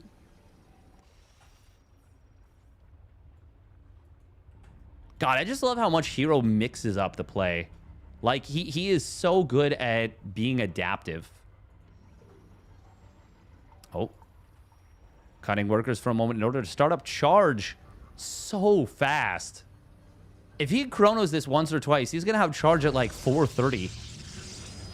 And, I mean, Nikoract is a player that he likes to get very aggressive. I tell you what, if MaxBax played this way against Nikoract more frequently, I don't think Nikoract would be able to have been able to take the series against him today in the Wardy TV Team Liquid map contest tournament. By the way, Hero did actually miss the target fire on one of those Reapers. Oh, Zealots warp in, but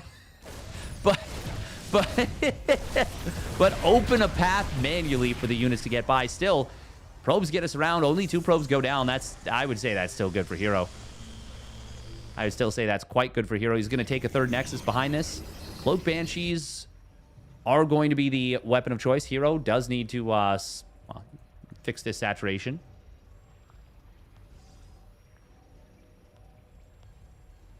We do see Cloak coming in.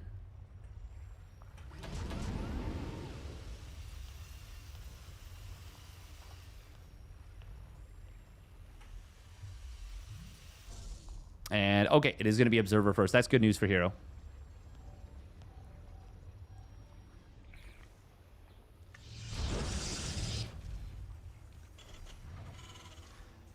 Honestly, just charge first feels like such a strong control play. Like, it just feels like it creates a level of discomfort for your opponent that is quite significant. Shield battery starting up in every mineral line here. Hero just wants to preemptively limit any damage he can. Oh. Oh, losing that sentry is such a huge oopsie. And it's a couple probes going down as well. Very unfortunate for Hero here. I think he's F2'd. I think we've caught him in 4K with the F2Z. Oh, for a second, I thought he actually stopped moving the Banshee because I couldn't see the shimmer. I thought he literally just put it on like, stop. That's a very strange choice.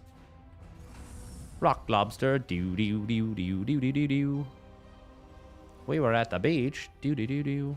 Everybody had matching towels. This is a very late Stim Combat Shields +1 weapons. I say very late. I mean, it's a Cloak Banshee. It's obviously going to cut into your setup. It's a really nicely timed setup. Oh, I love the B-52s. They have great songs like Rock Lobster and...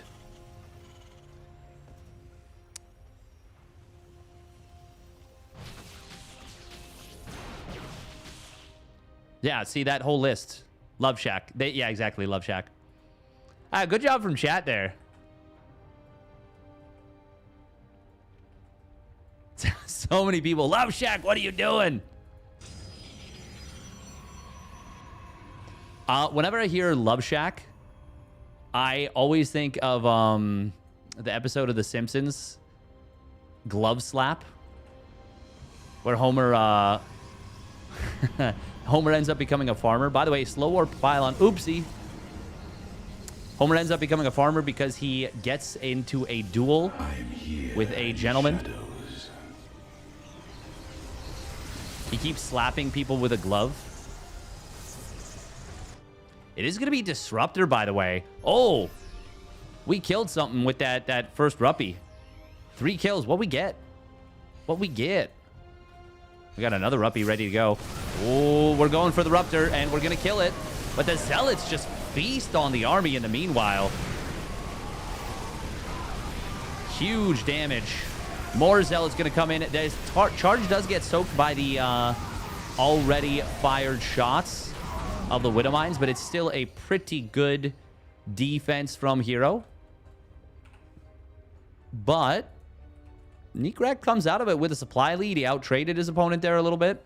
Third CC is done.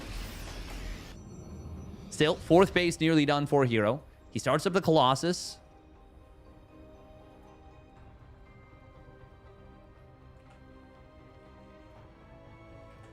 Tamako, that's the one. Yeah, Tamako. Oh, nice job right there from Hero, killing those Banshees.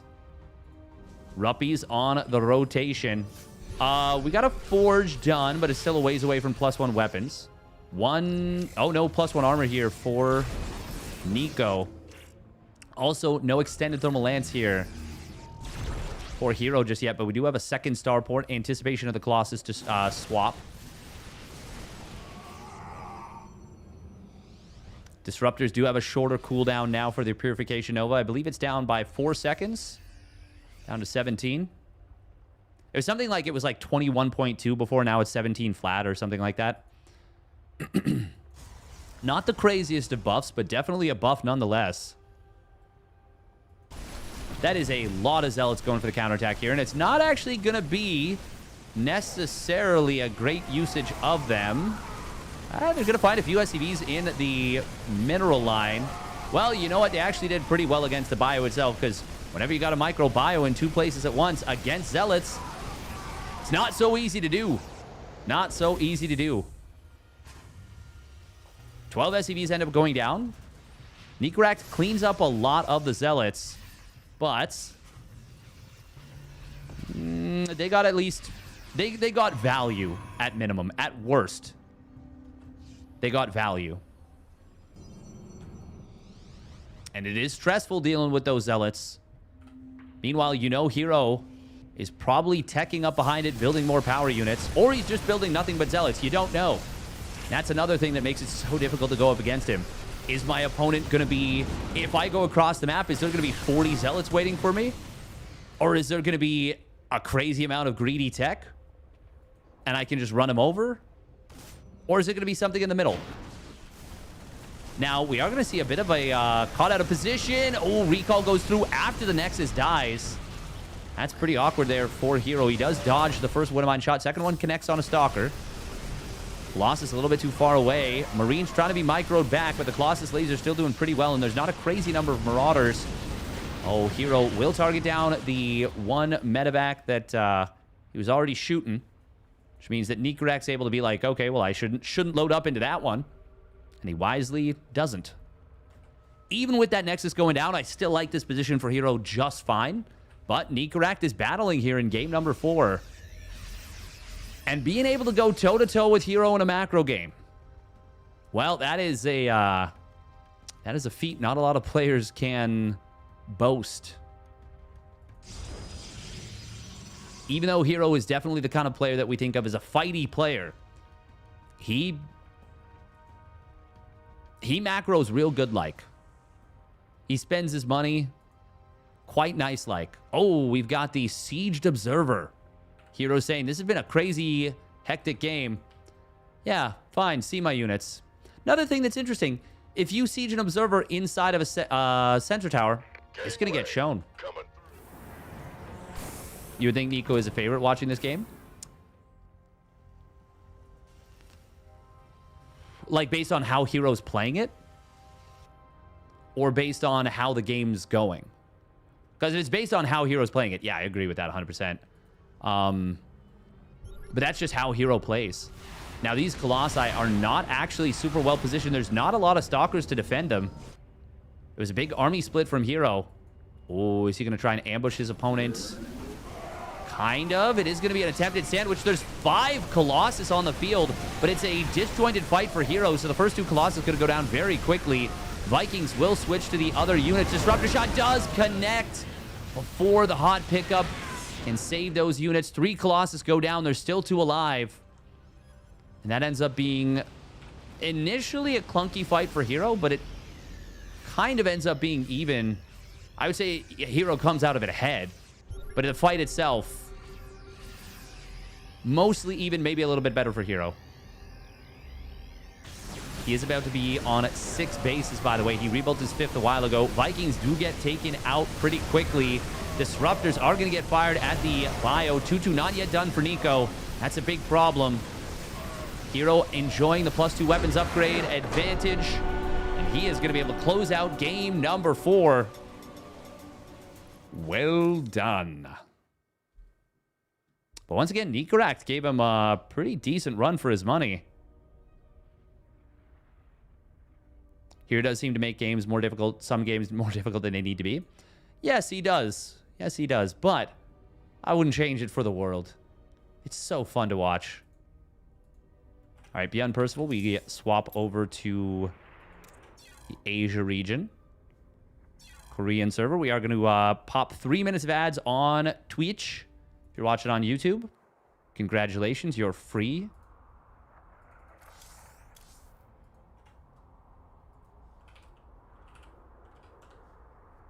Bull Myolja is covering the TBT.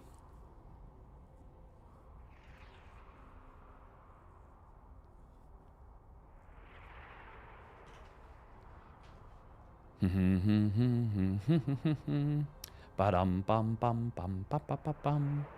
We were at the beach. Do do do do. Everybody had matching towels.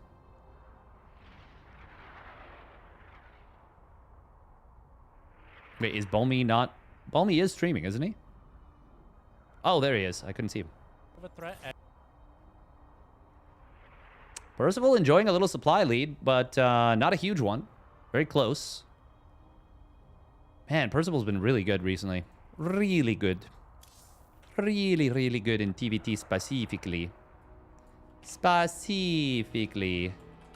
Margaretti.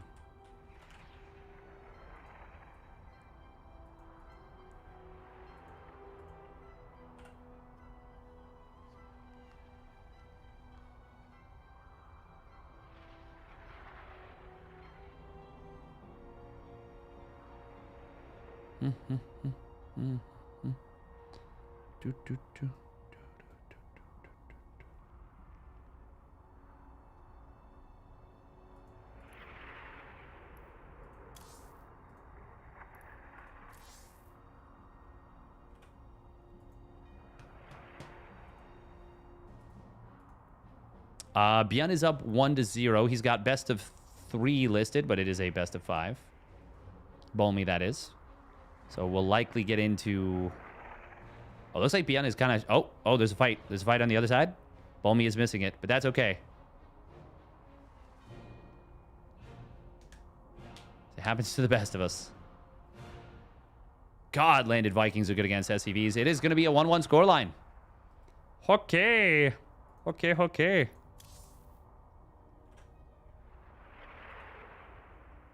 All right, we can put a prediction. Who will win this best of 5 TBT semifinals? 1-1.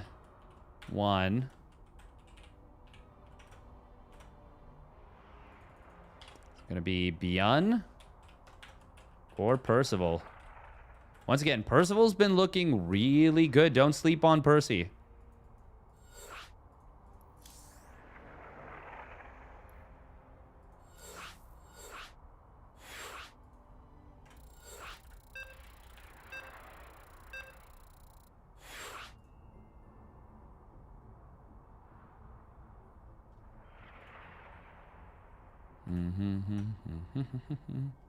Bum bum bum bum bum bum bum.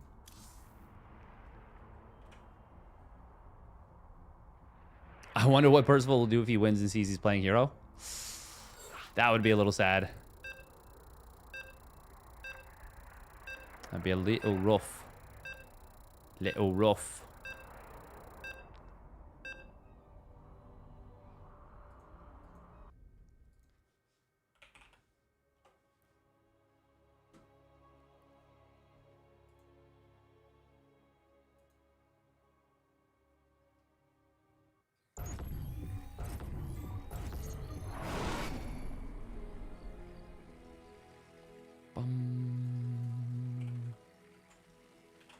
All right, best of 5.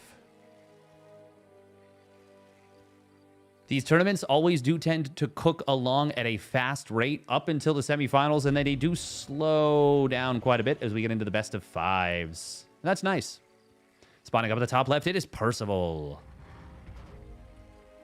In the blue for Kirktown, and his opponent spawning down on the bottom right for the Shopify Rebellion with a gas first. It's Byun.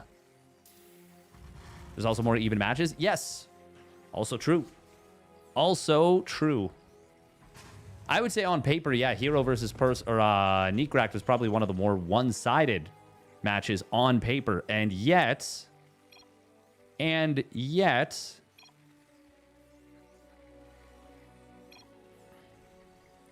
it didn't end up that way.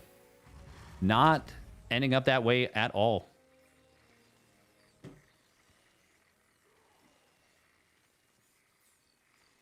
Nikoract absolutely held his own. Did a great job.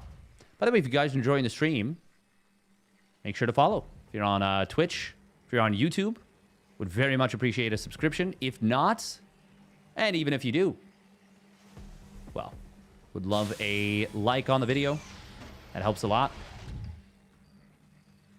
You looked away for a second in that Nikoract game. How did he get the win? If we're talking about game number 1, the Widowmine drop in game 1 killed 7 probes. It was a 6 Marine mine drop. The drop itself killed 9 probes. Hero had gone for a quick third Nexus, lost a ton of workers, killed nothing in the drop.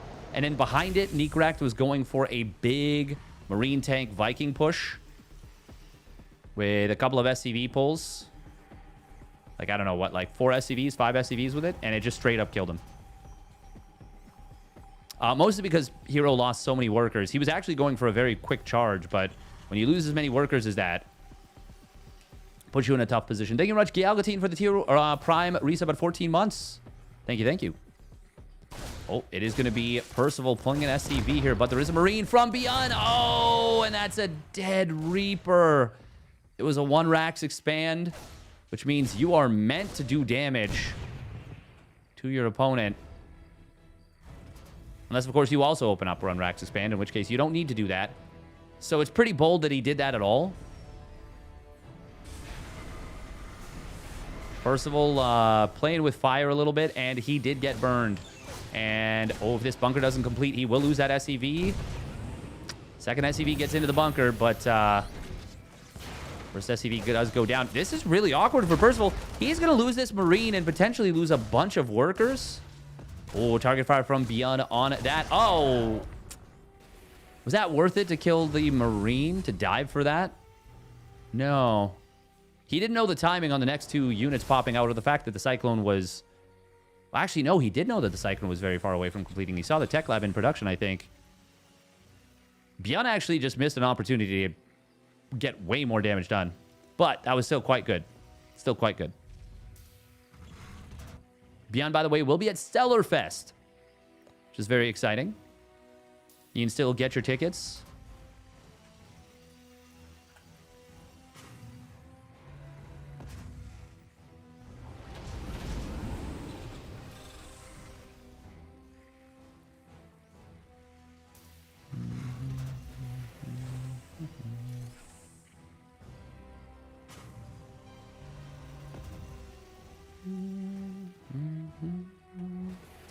Bum, bum, bum, bum, bum. 3 Marine Cyclone drop.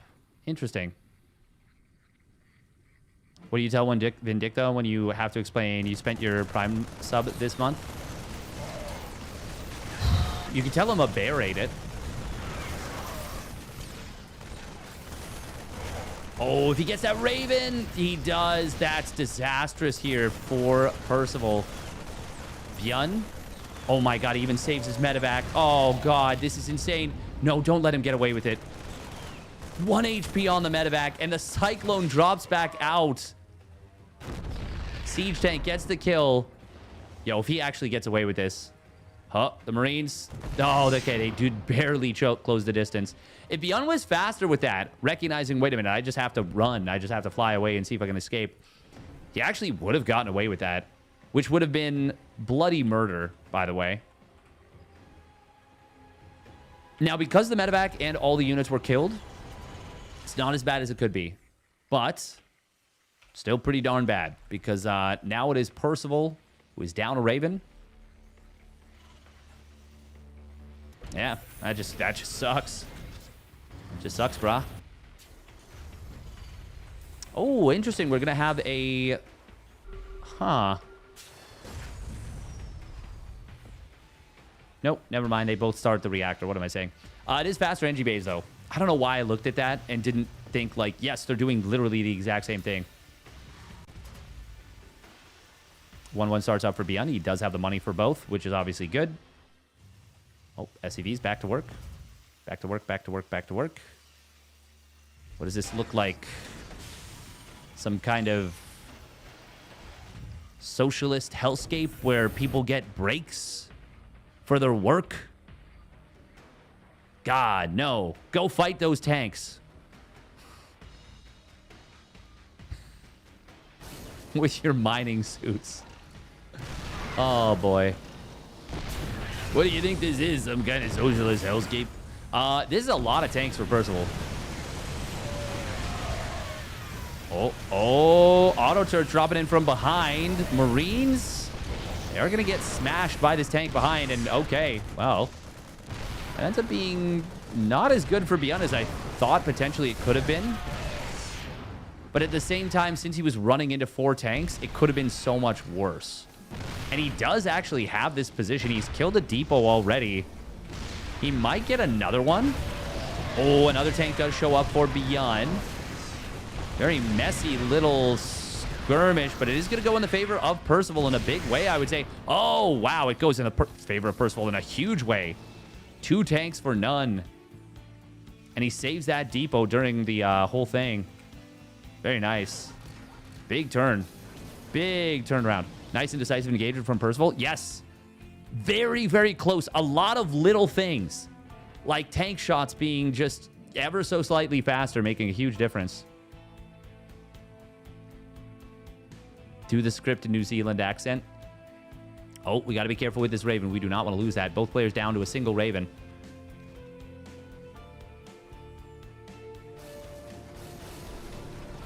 Neither of them has... Oh, okay. Is this the fight? 1-1 is done for Byun. Oh, God. They're both just feeding units into the meat grinder. There's the Marine dropping on top of the tanks. That is going to be a good move from Byun. He gets 1 tank kill, but with no combat shields for either side, they're both losing so much. Wow, they're both just getting smacked in the face by tank shells, by superheated tungsten. That is a really funny order of operations right there. +2 armor, combat shields, and eventually, hopefully, +2 attack. By eventually, I mean, hopefully right now. The Shrub's making this actually a much more complicated fight than it probably should have been. Byun, of course, it's a CC on location. Even while he's defending and being pressured hard. Oh, please, Byun, don't do it. Don't do it. Don't do it.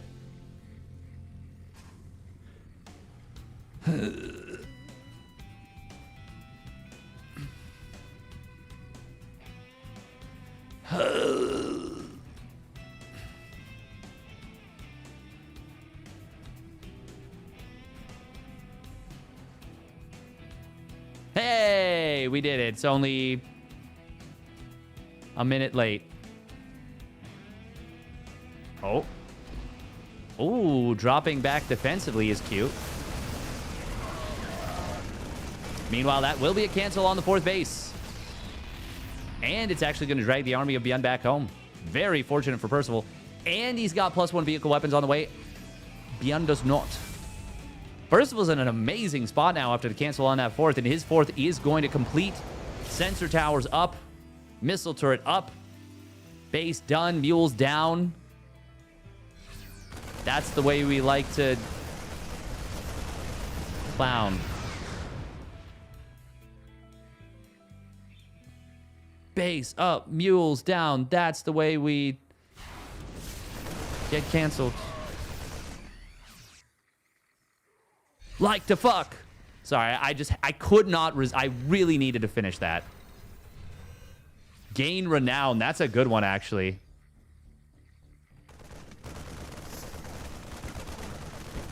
I think it follows 0 entropy.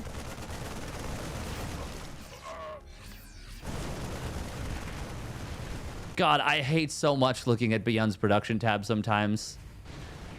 It feels like I'm on a roller coaster that I didn't agree to. You know? Oh. Both players going to siege up here. Percival does complete that 2-2 first. Byun did have the +2 armor first, which is unfortunate. That's funny, Largo Crescendo. That's very funny. That's very funny. Byun acting like he's got the upgrade lead and Percival believing him in an interesting twist of fate. I guess it was... Were there more Marines there? I mean, there's more Marines now, for sure. But I think more than anything, that was him... Like, Percival losing a couple on the way. Now it is 2-2 versus 2-2. Percival just kind of... letting Byun bully him a little bit there. Liberators, though, are going to complete. Viking lead for Percival is obviously very nice.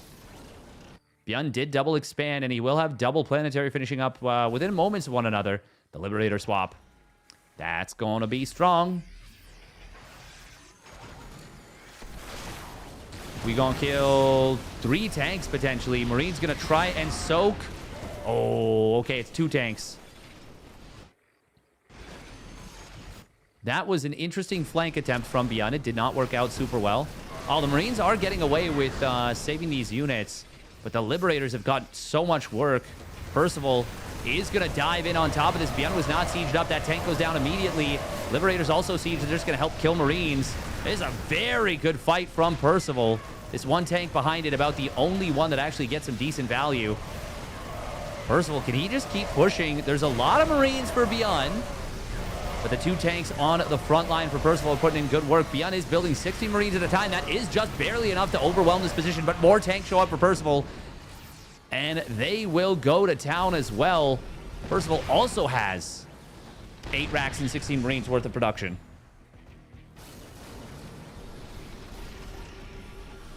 And he retains a big tank lead. Oh, but these tanks are unsieged. Good hot pickup. No +2 vehicle weapons yet for Percival, which means these Marines are not getting one-shotted by those siege tanks. A big attack upgrade. Big deal on that attack upgrade. 3-3 is going to complete for... oh my god, Byun never started +3 weapons. Oh, it's been non-stop fighting. And that's so bad for Byun. Percival's going to be so far ahead in upgrades in a moment. The +2 vehicle weapons, a huge monster breakpoint. 3-3 versus 2-3. Also a pretty significant difference. The supplies may be even, but the game is not. Especially with 4 starports on the way here.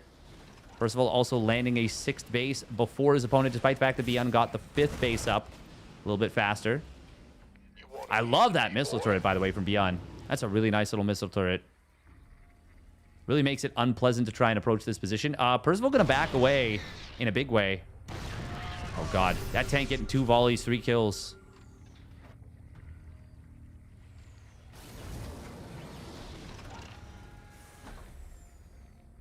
Base down, racks up. Oh, there it is. There it is.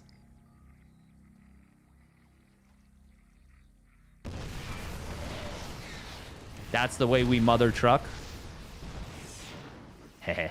God, this is such a sick tank position right here from Byun. Look at that little corner he's in. Tanks are going to siege up for Byun a little bit late, but that's a lot of Marines from the side. However, Percival has a lot of stuff here. Byun, without that +2 vehicle weapons, he is getting less effect from his tanks than you would like to see. They're still very good. Don't get me wrong. Very, very good. But not as good as they could be. Late game NG Bay upgrades coming in from Percival. He is not remaxing right away. And in fact, look at this. He's on so much gas. He's spending all of his minerals as they come in on a command center farm, which is nice for the future. But means he's a little bit exposed now. There we go. 4 Ravens getting fired up. More Vikings as well. Byun is going to start his own starport transition. I do love watching TBT like this. Knee. That's a good one. Stim's about to fuck you up. I like that. Oh, God. You can get real crass with this so quickly. Ooh, good scan right there from Byun. Percival is going to be able to get the one. No, he's not. Oh, that tank just killed 3 tanks. Dude, you're out of tanks? Dude, you're out of tanks. You want to buy more tanks? Oh my God, this thing is murdering tanks. Frankly, this one was killed by the other thing. But still, holy crap. Oh, fight on the left side. Landed Vikings. Oh, gonna be able to help keep this tank alive. It's 13 kills. Now missile turrets, now a sensor tower. Smart servos being researched for the inevitable Viking swapperoo. Auto turret. 2 auto turrets for 2 tanks. Yeah, that's a pretty good trade right there. Pretty good trade. Yeah, not bad. Oh, Percival with a tiny misstep where he missaturates one of his gases. That is unfortunate. That is unfortunate. Percival has way too much gas mining, by the way, which is so weird to say in a TBT. That feels wrong to say it as well. Like, it's fine as long as he never actually runs out of minerals. Because, gas is the more important resource. Really nice little interference matrices here, by the way. Gonna just get another couple of tanks. He's just traded Raven energy for 4 tanks total. 2 interference matrices, 2 auto turrets. We are going to see Byun the first to attempt to land these corner bases on both positions, in fact. Oh, anti-armor missile going to come on in. That's big on these Mariners. Oh, but also big is the snipes on the Ravens. That was like 4 Ravens going down. They did get off most of their spells. But, God, look at how quick you land with that smart servos. That is so sick. Okay, Percival going to be able to take the top right. Could have contested the bottom left, but he doesn't have a ton of Marines. In fact, he's got 24, and all but 3 of them are on the top right. The other 3 are about, well, yeah, they're not in the safest locale, we'll say. This is kind of a neat little play, taking down these rocks to kind of give better influence on this position.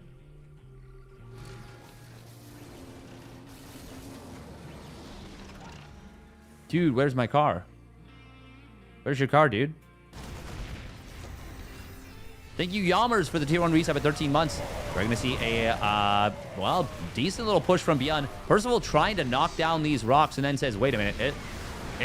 Reminder that if you siege tanks underneath these and the rocks get dropped on them, you will lose them all. Big anti-armor missile coming in, but does Percival have enough to hold this position? With the tanks repositioning, yes. Resources lost, still favoring Percival. They've been trading very evenly. Where's your car, dude? Dude, where's my car? Where's your car, dude? I love the way he says, dude. It makes me smile. More starports. Currently 7 starports for Byun. So Percival says, not on my watch, bub. Ooh, nice interference matrix. Catching it while it's sieging so it can't unsiege. But that's a lot of Marines coming in. Still, that's quite a few tanks from Percival. Anti-armor missile as well. Going to make it very difficult to fight. But Byun shows his Viking, says, I have the skies now, my friend. I'm the sky captain now. But Percival shows up with more Vikings, says, no, you're not. Nah, you ain't. Interference matrix coming in. Tank in the front line will get taken down. 2 more siege behind this from Byun. Percival. This actually looks like it could be a good fight for Byun. He's got a lot of Marines here, but there's so many tanks behind this. Byun has not been building ravens. No, that's not true. He's been... Wait, where are the ravens gone? Am I I'm crazy. I'm insane. He's lost 13 ravens? I'm so blind. I'm the blindest bat that's ever existed. No, no! Calculated. Calculated. Absolutely calculated. Where did... I swear I have not seen a raven. By the way, this is a really funny little barracks. Is he intending to use it to, like, block the rock drop? Anti-armor, brah. What are the air upgrades? They're actually better for Byun right now, but it's going to swing in the favor of Percival in a little bit, and then almost immediately after that, back to dead even. Oh, going to be a break attempt on this bottom side, and it will be a successful one. Very random little position that was set up here. That felt like a, that felt like one of those StarCraft mastery type scenarios. God, I wish we got more of those. Lot of Viking Raven tank moving forward here. Big interference matrices on the front line by Percival. But the tanks in the back for Byun are still shelling away. One of these gases is being threatened. Oh, God. Oh, my God, these tanks. Okay. Ooh. Interference matrix came through in time. Imagine shooting these rocks. That's 3 dead tanks if he kills those. Kill the rocks. Yeah, kill the rocks, right? That's what I was saying. He still can. I don't think they think about those kind of things in this kind of a scenario because there's so much going on. And you're like, okay, I have to control my Marines, my Ravens, my tanks. I have to make sure to build the right units all the time, blah, blah, blah. He's killing my gas here. Do I have to counterattack to make up for that? What do I do? A lot of things that are going through your head. By the way, 3-2 on the way. Oh, it is going to be interference matrices getting Matrix. Sorry, Ravens getting Matrix. Marines and tanks flooding it on both sides. So many Vikings for Percival. He is going to lose a lot of his Marines. Byun completed +3 vehicle weapons. It's actually not the biggest upgrade. That's very little. Messy fight there. But it does favor Percival, I would say, pretty heavily. And Byun agrees. He will tap out. Percival, to be fair, was taking a really good position there and had extended his lead even further. GG.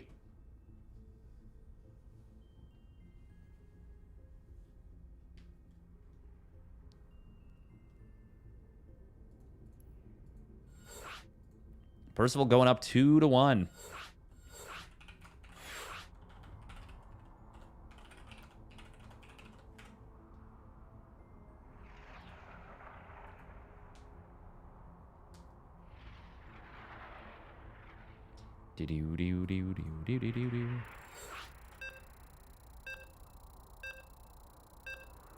All right, quick minute of ads.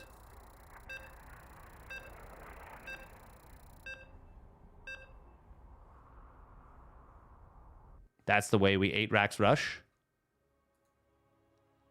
Base down, racks up. That's the way we 8 racks rush.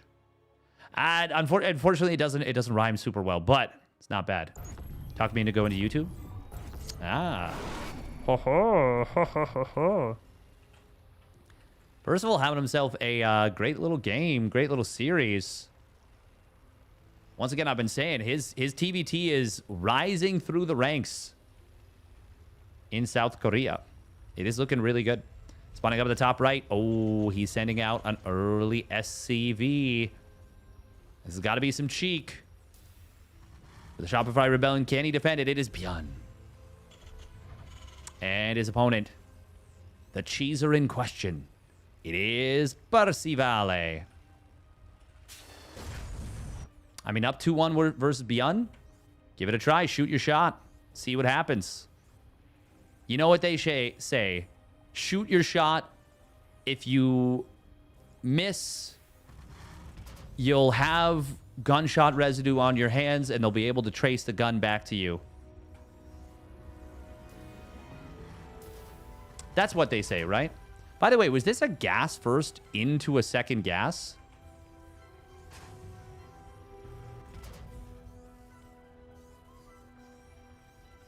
Shoot your shot. Even if you miss, you'll land among the stars. What?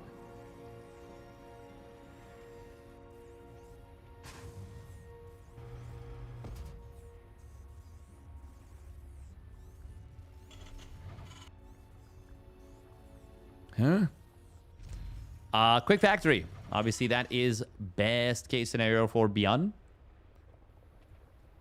Honestly, this game is going really well for Percival. That's what I've been saying. Like, his TVT is really freaking good in recent history. Welcome, Zelane, Tricon, Alfonso, the Legion.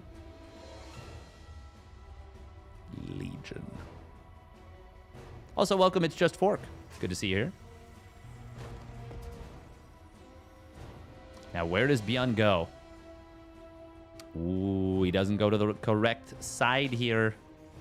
He is building Reapers, though. Oh, okay. He does pull back to the high ground. That would have been bad, of course. Percival is... Oh, gonna land a nice grenade. That's gonna get him 2 SCV kills. Now, interestingly, he did not kill that one SCV that was kind of free, I guess you could say. 4th Reaper popping out is going to be a scary little moment for Byun. Where does Percival go with it? I mean, your opponent's never going to the low ground is the thing. Oh, Reapers get into the base. That's a big problem for Byun. He was not set up for this. 1 Reaper does go down for Percival. That's really good for Byun, but he's still in some danger. Loses that first Hellion, loses the Reaper. Would have been a lot worse. Oh, Hellion gets a decent lineup, but it's a nice little split from Percival. Byun saves his Reaper, though, and kills another one of his opponents. Now, Byun's still got to be careful about going too far, but it is actually Percival who goes a little bit too far, and now Byun might be able to camp the production. This is really, really good for Byun. Percival had an opportunity there to turn the fight back around, but he did the hokey pokey, and he turned himself around. You do the horky porky, and you turn yourself around. God, what was the name of the show? Was it Exploding Kittens? They made a show, and it was real silly. Oh, this high ground command center. Oh, my God. Okay, this might be tap out time. Of course, there is going to be a lot of damage to the 3 Reapers, and there's only 1 Hellion out at the moment. It's actually Byun that's taking a crazy amount of damage. That's a lot of damage. Oh, and the Cyclone pops out on the other side of the map, kills the Reaper. Never mind. Well. Steadfast, you could not have been more wrong, could you have? For some reason, I just assumed Byun would have enough to defend against those Reapers. I just assumed he would. Now, the command center was a little bit delayed for Percival. Terrible, terrible damage. It is still Byun with a lot more stuff. A lot more stuff right now. And he is building a medevac. Obviously, he's getting that interference matrix. This is not fake. Shouldn't be, anyways. Percival going for Magfield. These are not your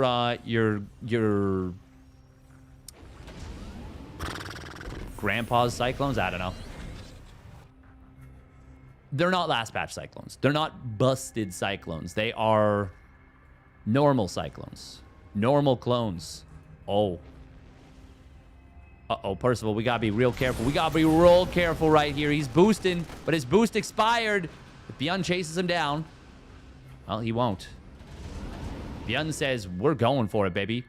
Percival says, please come home. Please. Please. Please.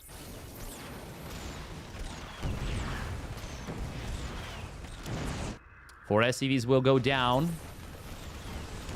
Percival is not looking too... He's not looking too hot right now. Oh my God, does he lose the command center? Yeah, he does. Yeah, this goes down. Oh, boom. No save on it. Byun losing a fair number of workers here, and he might actually lose this Raven. Oh. That one Marine. Oh, it got pushed by the tanks. Meanwhile, on the other side of the map, Magfield Accelerator will complete, but it's a tank that's out, and Byun is going to force a game number 5. No defenses here at home anymore. GG. Well done. Bye, Byun. Well done. Bye, Byun. Well done by Byun. Well done by Byun. Well done by Byun. Ba, ba, ba, ba, ba. Ba, ba, ba, ba, ba.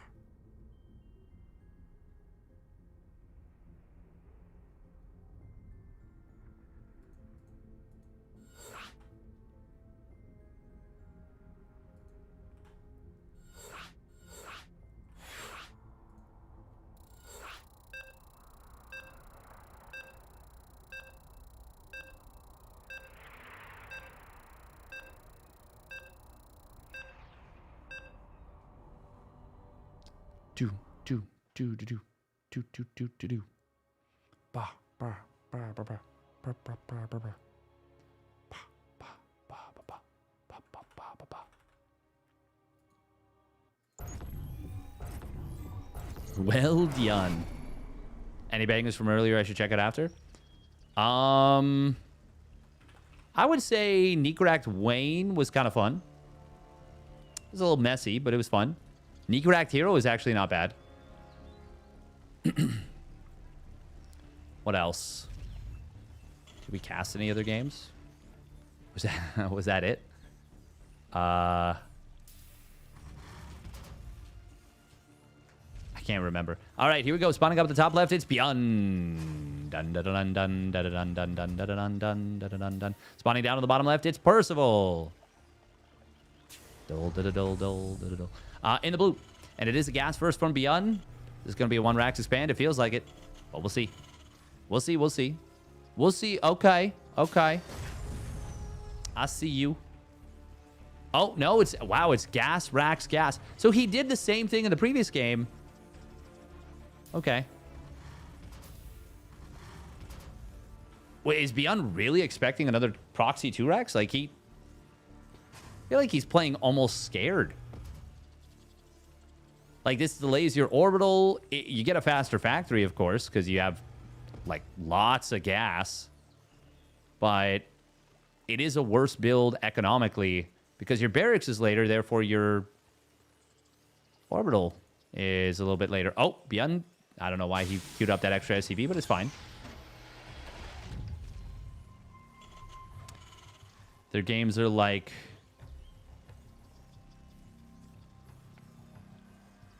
the old school spy versus spy comic. Are you talking about Percival versus Byun?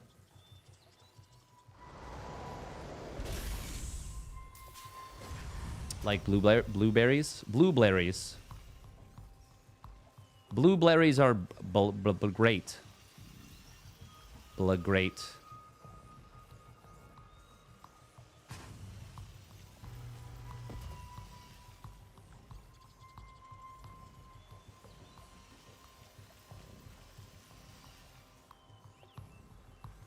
Blueberries are great, actually. They're really good. I like blueberries. I like turtles.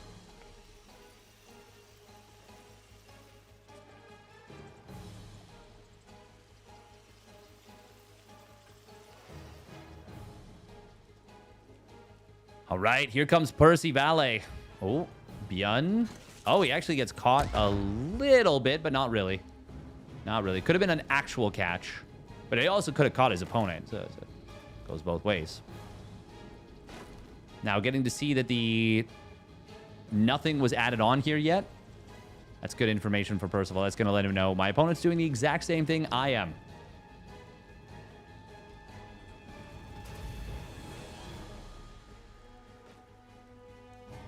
And he could have set a little ambush here, but it's always risky because what if your opponent goes around? That goes kind of both ways, honestly. So as it stands, they're both going to just chill.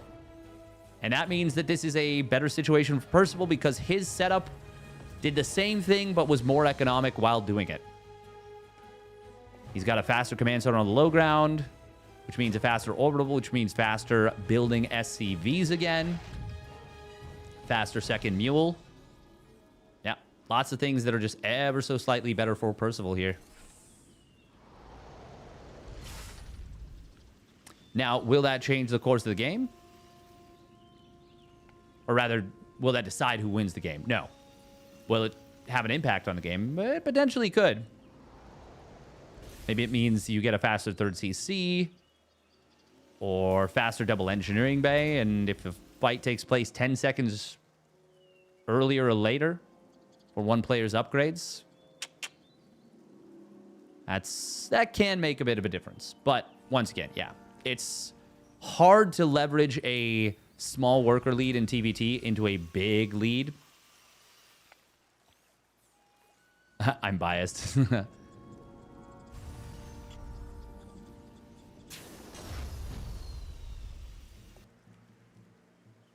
Oh, now it is Byun a little bit better prepared to fight in the middle. That was both Hellions going down for nothing, actually. Byun lost nothing. Okay. Oh.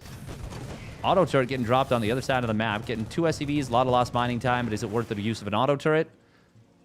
Well, when your opponent's doing the mirrored play, it's not particularly ideal, but look at the worker count right now, actually. Oh, it's a 3-worker lead. We do have that way faster third CC. Faster second and third barracks as well. Okay, yeah, Percival has materialized a real lead, but this is quite awkward for Percival. He does have to drop 2 auto turrets there. This is a big problem right now for Percival, the lack of Raven energy that he's going to have. Byun, you can see he's like, wait a minute, You've committed some faux pas, my friend. All the faux pas. But Percival very quick into his stim. It's nearly already done. That's actually going to help him potentially a big time against the first pushes. Or first push out the Byun. 4th Raven. Building a 3rd Raven is already a lot. Building a 4th Raven is kind of crazy. But it does mean that, well, even though he has no tanks, he could potentially flood in an army of Byuns with just interference matrices. Oh, Cyclone for Cyclone. Oh, great grenade from Percival. Actually means it's not Cyclone for Cyclone. It's much, much better than that. Auto turrets do get dropped by Byun. Percival keeps all of his Ravens alive, but it's still a very uncomfortable position. I was going to say we need to pull the boys. We need to pull the boys and go for it. We are going to see exactly that. How many SCVs go down? Not a lot, but 2 of the Ravens did die. 7 SCVs fall. This is still pretty awkward right now for Percival. Of course, he did pull his mules there, which is, well, not helpful to the fight, but a lot of times you can't have the presence of mind to control click. You're just box clicking, sending those units across the map. Looks like a couple of SCVs did go down. Percival will have a much, much faster 1-1 and combat shields. Byun is now mining off of his 3rd CC. Percival was enjoying an eco lead, but it is now... well, that's now not the case. Oh, that's a nice placement on this. Now, Byun lost both of his Ravens. Very important to know. Combat shield's about to complete for Percival. He's going to take the fight just before it's done. Oh, that was not the fight for Percival. Oh, God, that could not have come at a worse anti-timing. Just before medevacs, just before 1-1, just before combat shields. And now he is going to have to give up this position, losing another 5 SCVs. We are going to see the fight getting picked now by Percival. Dropping an auto turret. Another tank shows up for Byun. Percival is still... like, he was in such a good position infrastructure-wise. Byun still needs to find more with this. And he's going to go for a drop into the main. That's... He needs to pull away, like, right now. Yeah, okay. Good choice, good choice. Honestly, if he just goes in, pokes, and then goes out, I'm actually super on board with that. Oh, if he kills a Raven, that's great for Byun. He's going to get both. Oh, that's so nice. Only going to lose 1 Marine and 1 of those medevacs. Percival going to try and counter drop on top of this. He's got the combat shields, but it's actually not a good decision. Okay, hello? Oh, no. Oh, no. That's something you just don't see. 2 rounds of SCV production. Rally to the other side of the map. That was a decent trade for Byun. It was a phenomenal trade, killing 2 Ravens. He's even going to kill one of the barracks here. Now it is Percival, kind of trapped. He's going to lose a medevac with a tank inside. This was a wild choice to go for the counterattack. Second medevac dies, fully loaded. Herbie fully loaded, but unlike Lindsay Lohan's career, it's 2 of Percival's medevacs that die. Oh, man. Oh, sheesh.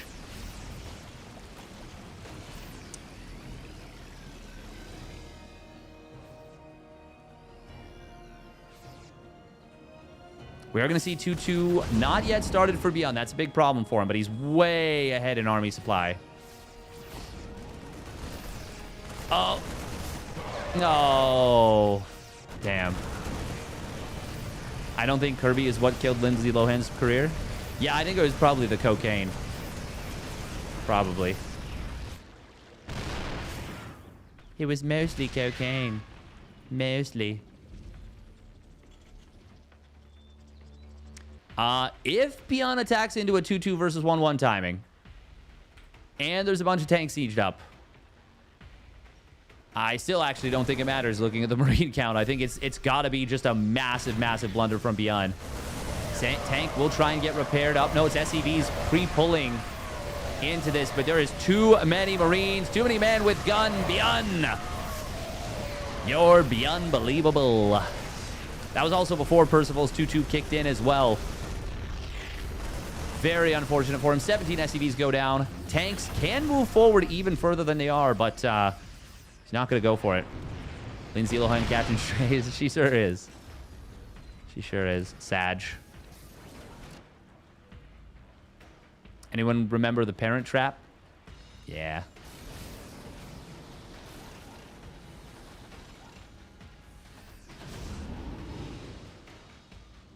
I do feel bad for Lindsay Lohan. That's being a child actor is tough.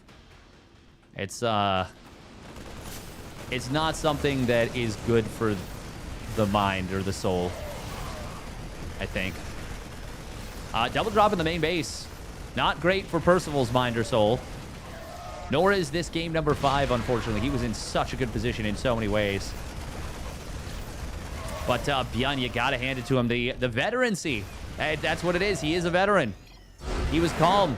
He was methodical. He was collected. Well done. Newt catching strays too.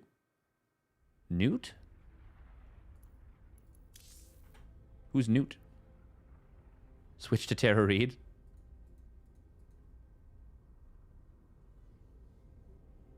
Tara.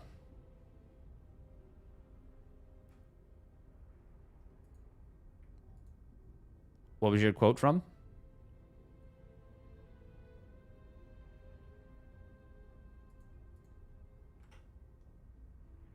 I've forgotten most of what I said.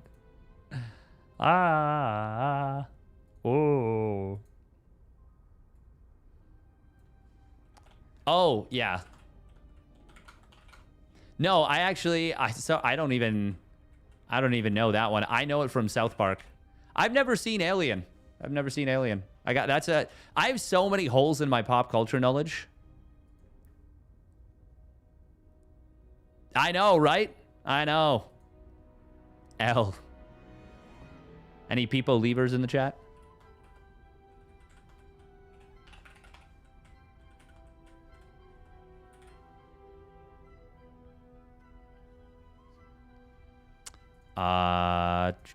Hero. Let's get those predictions rolling in. So many Alien references in SE. Yeah, no. I've never seen Ridley Scott's Alien. Yeah. I have seen original Total Recall. Yes. The dropship is straight out of Aliens. Is it really? I had no idea. I am Ramelski. Yes. Things have not gone according to plan.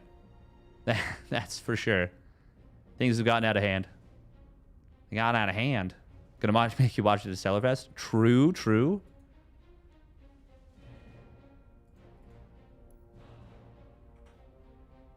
In the pipe 5x5? Really? Is that a Ridley line? We're in for some chop? Well, isn't that just something that they say in like choppers? Chopper speak? Chopper speak. What a weird bit of phrasing.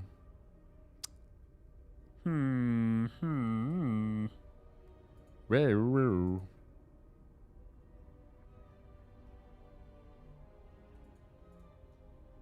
the inflection is the same. Ah. Oh.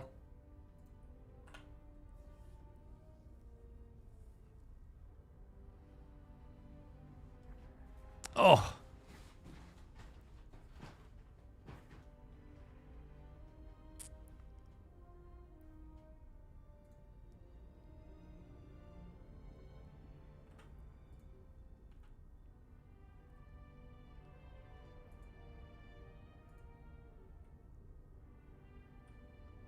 Yeah, no, it sounds good. Sounds interesting. Once again, like, I have a lot of holes in my pop culture knowledge. I will acknowledge that. Acknowledged.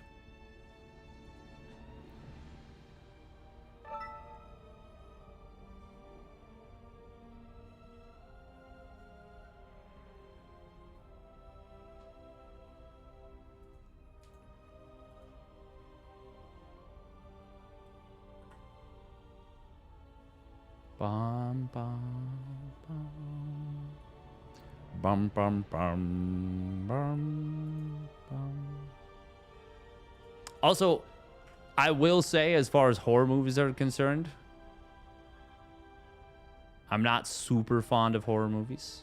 Super fond. Not particularly. But that's okay.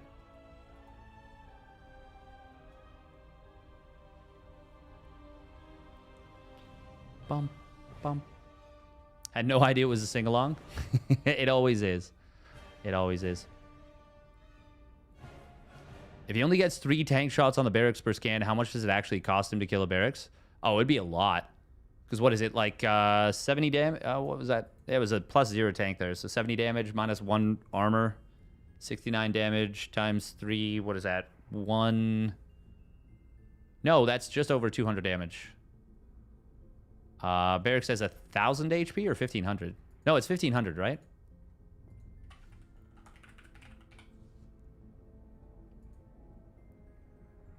A thousand. What has 1,500?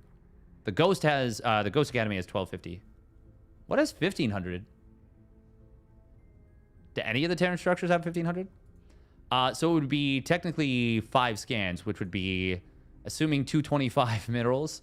If you literally just use scans, your opponent didn't repair, and you didn't wait for it to burn down, it would be 1,125 minerals to kill a single barracks. Yeah. Does Ghost Academy have 1,500? I thought it was 1,250. Oh, CC has 1,500. Of course. Yeah, I'm pretty sure it's... Ghost Academy has 1,250. I think. Yeah, 1,250 plus 1 armor. Oh, wow. Oh, no, that is shown as removed upgrades. For a second, I thought it said it still had enhanced shockwaves and Mobius reactor.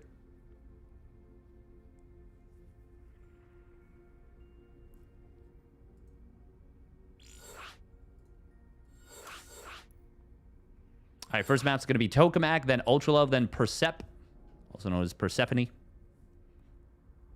Persephone.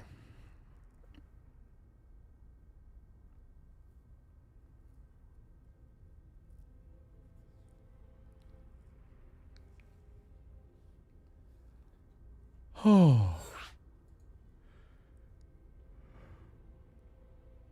Oh.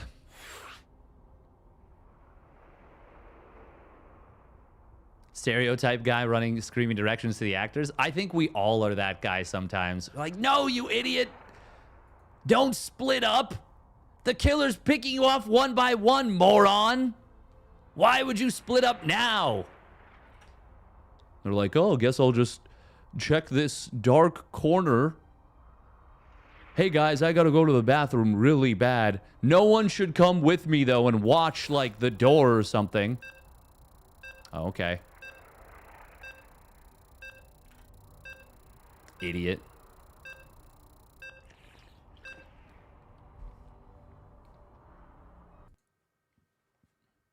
Actually, that was that was a really funny part of Community. I think it was Community's like Halloween episode.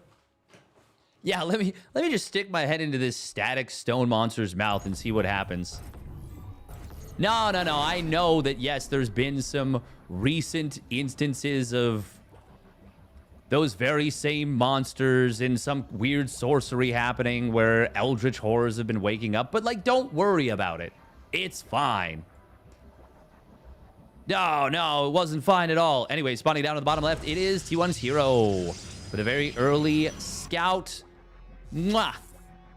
And his opponent spawning up the top right. He wanted a proxy Rax, and Byun's like, fuck.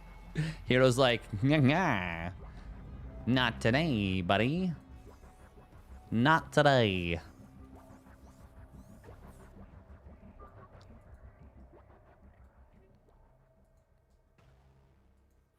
Oh, Hero. Wait, is Hero actually just going to go back home now? Are we just agreeing to go home and think about what we've done? If they watch the door, you'd just be dragged down into the toilet, to be fair. Yeah, you're right. You're right. I mean, anyone who behaves logically in any horror movie, there's always going to be something. Well, no, you just don't behave logically in a horror movie. That's the thing. No one does. They're just all stupid. Hero is the SOS of $200 tournaments. I like that. That's good. That's good.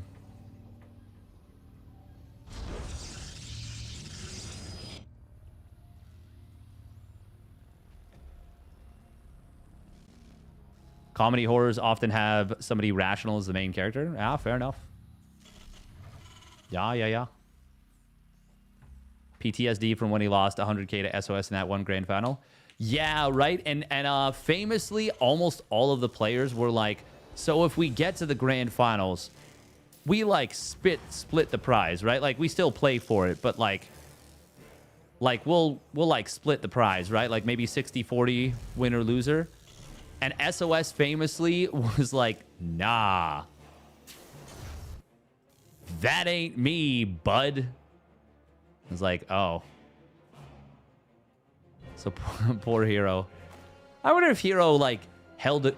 I doubt it because he's a really, really chill, nice guy. But, like, that's the kind of thing that even the nicest of guys would potentially hold a grudge for.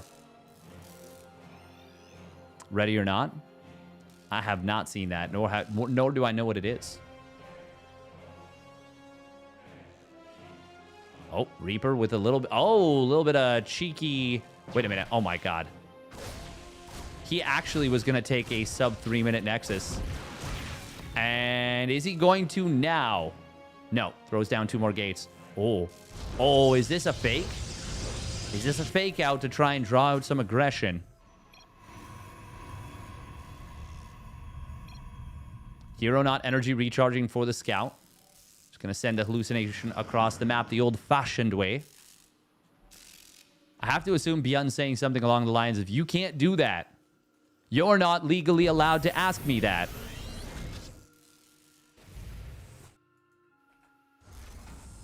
Oh man, I'm not supposed to get grease on this hat.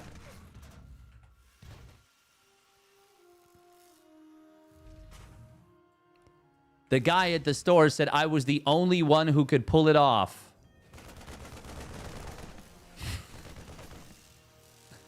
Oh, is that fake cloak?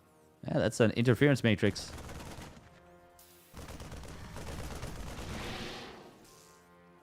And now it's not. All right, charge and a robo. I mean, the robo makes sense. That probe location is embarrassing.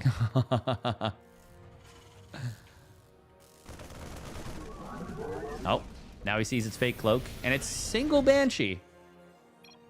All right. Yeah, I'm embarrassed.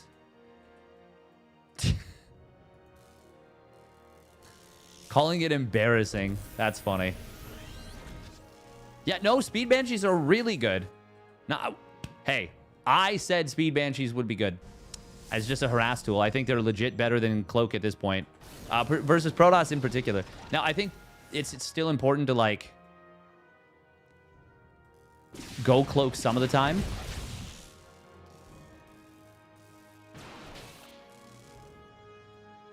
But I think they each make the other stronger. Cloak is better if you can surprise them. Yeah, well, yeah, of course. But is that really going to happen when your opponent has interference, or, pardon me, quick, what do you call it? Hallucinations? Oh my god, he just killed the Banshee. Curse Splat. Ka-chow. Hero is in a really good spot right here. Now, getting supply block, not great. He's teching a lot.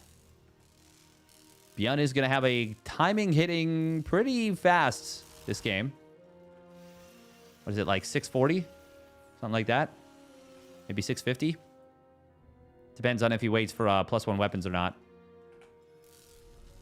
But Hero's already on 59 probes and counting. And is going to have a Robo Bay finishing up very shortly. Blink starts up. Immortal will basically finish right as that Robo Bay does. Hero, though, a little bit shy on cash. Or the Colossus needs just an eensy bit more. There it is. There it is. Byun? Oh. Did Hero see this? I don't know that he did. It's a little scary. It's a little bit scary. And by a little bit scary, I mean this is a pretty scary looking army for what Byun has. That Colossus is so important. There we go. There's the second chrono. Oh, is that the right time to go for the fight? He does feel like it is with the force fields, but kills the tank. You know what? That actually was not so bad for Hero at all. Not bad at all. Losing 8 Zealots is a lot. But Hero's mining so much more. Byun just now building a 3rd CC. It's not quite even halfway done yet. And Hero already firing up the 4th base. He's got that Colossus out. He's going to have Blink in a moment or two. He's going to have 8 gates as well. And I feel like if Hero goes with like 3 Colossus, I don't know how Byun realistically deals with it.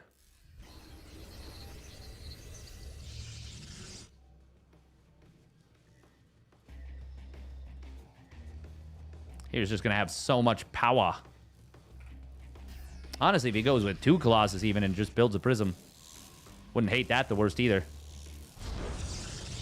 Oh, but looks like he wants to sit back, builds a second Forge, builds an Immortal. Interesting. It's like a little stim coming in for Byun to kill an Observer. Oh, did he have it? Did he have it into Siege mode?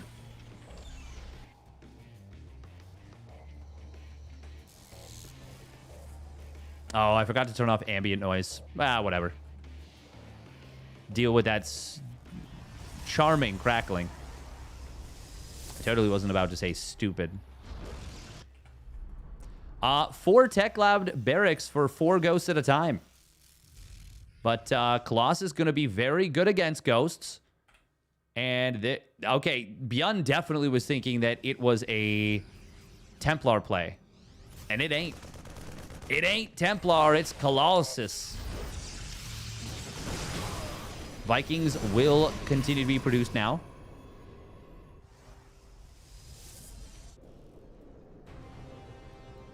Hero in a really good spot in this game, I gotta say.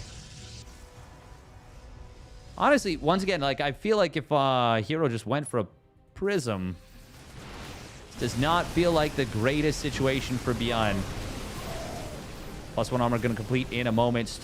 Very funny to dig your heels in about defending this pylon.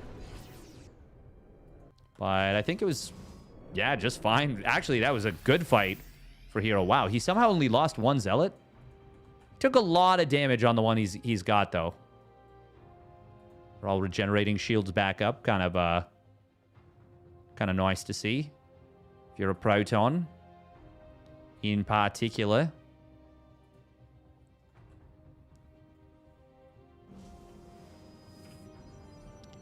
Hero is just continuing to add gates. Already up to 11. Getting up to 12th and 13th in a moment Meanwhile, 3-2 upgrades getting fired up. Hero is continuing to pump out Immortals. Intriguing. This is a big timing, by the way, for Hero. He's maxed out. He's up an upgrade. Byun is... Well, what's the Viking count now? Okay, there's enough. There's 9 Vikings now. Finally, a prism being built. Oh, Hero keeping the other army in reserve. Going to be a big blink forward. Charge lots flooding in. Zealots. Oh, they do get a good amount of surface area here. SCV is going to pull into this. They're going to get massacred pretty darn quickly.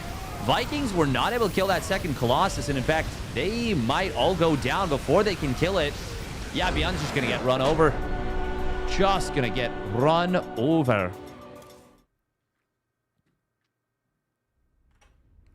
Wawa-wee-wah.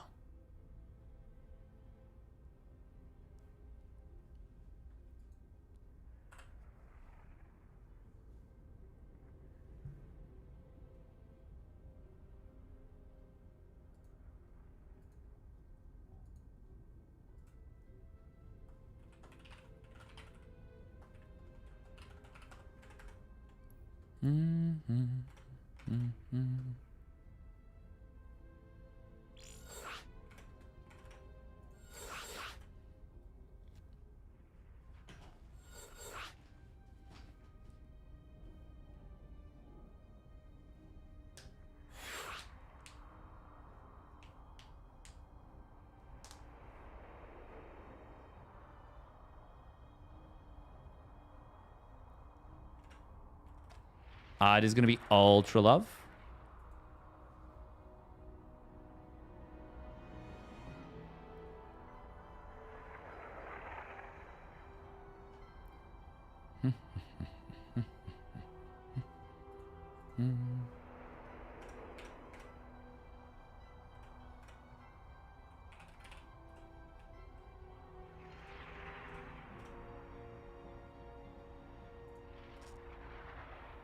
Ba-da-dum, bum, bum, bum, bum, bum, bum.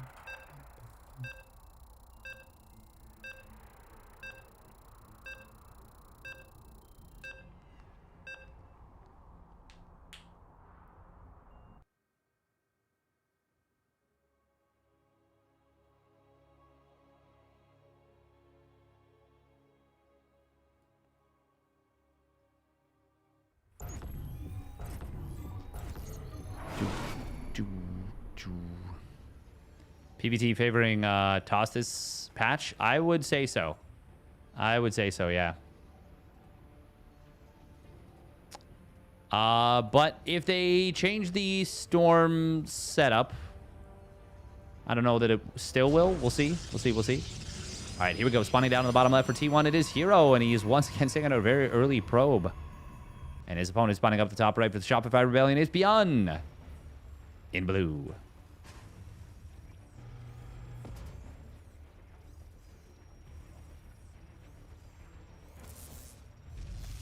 Oh, he's still going to try and drop this at the front, and will be able to. Please bracket.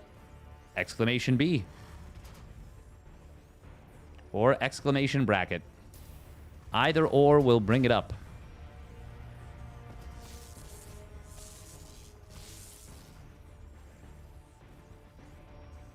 Hero just always such a nuisance with this probe.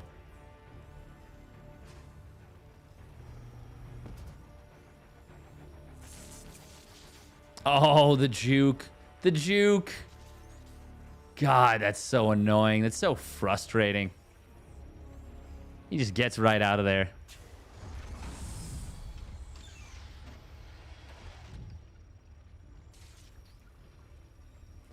Yeah, once again, I think that's only the case if they don't change Storm. And I think they will. I'm confident that they will. It is going to be Gate Core. So, I missed this before. I missed that Hero missed his second pylon at Maestro of the Game. And it is not the only time that it's happened. But I'm going to try and pay more attention for stuff like that.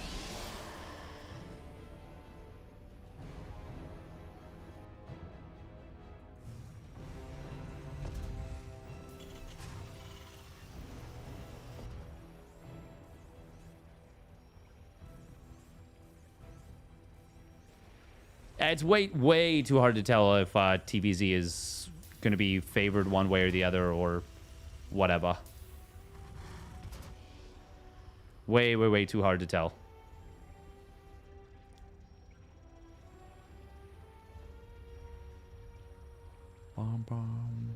Light Ghost? Yeah, also 2 Supply Ghost. Unabductable Siege Tanks. Better Widow Mines. Faster Sieging Liberator. Like, there's lots of things. There's lots of things.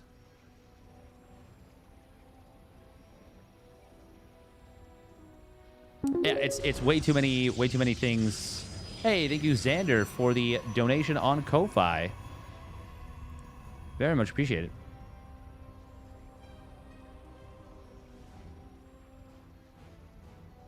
Yeah, Microblue Shroud, exactly. Like, there's so many things that have been changed. The Broodlord the bug was fixed, which was a huge buff. Liberators siege faster, which was a significant buff too. They're calling it Micro Swarm. Oh, yeah. Timu Swarm. Did they remove the Broodlord buff? No. They it was a bug fix. So they kept it, but they put it in as a bug fix because it was a bug. But I don't know if it's the same bug fix that they removed, because I remember watching a game with Shin and I was like, damn, this thing looks insane, but it doesn't look as good as that.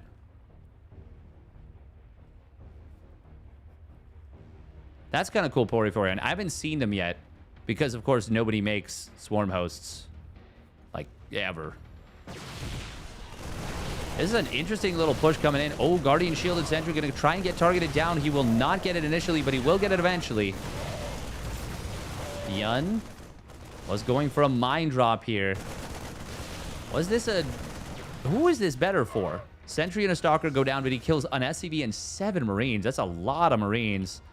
Losing the Sentry is obviously expensive. Oh, he warps in another Sentry at home. Energy recharge, sure. Oh, forcing a big mineral line pull. That's big. Hero. Oh, no. Oh, he split away at the last second. Widowmine will burrow. Oh, he targets the Sentry. Beautiful play from Byun. Very nicely done. Very messy from Hero right there.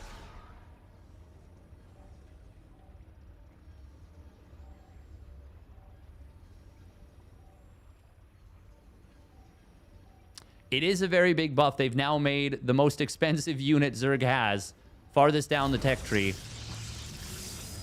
that only shoots ground. Oh, Hero, big mistakey. Big mistakey. Huge mine drops coming in. Zealot charge is done, but 2 Zealots getting ahead of the pack is not ideal. Oh, that's a nice little wall right here. It's not a full wall, but it still funnels the Zealots a little bit. Not as much as you'd like to... as you'd hope, but it's enough to make sure that that tank survives. And it might not have lived otherwise. Byun now very far ahead, I would say. Is this Widowmine ready to fire again? Oh, it is. Oh, he forces a big mine, or a big mineral line pull. Ooh, and now we're back into the natural. Nope, psych. We're all over the place. We're here, we're there, we're everywhere. Okay. Byun might have outsmarted himself on that one. A little bit.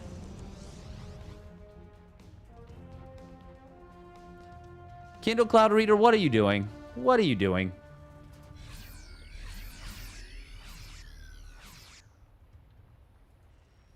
Why are we doing this?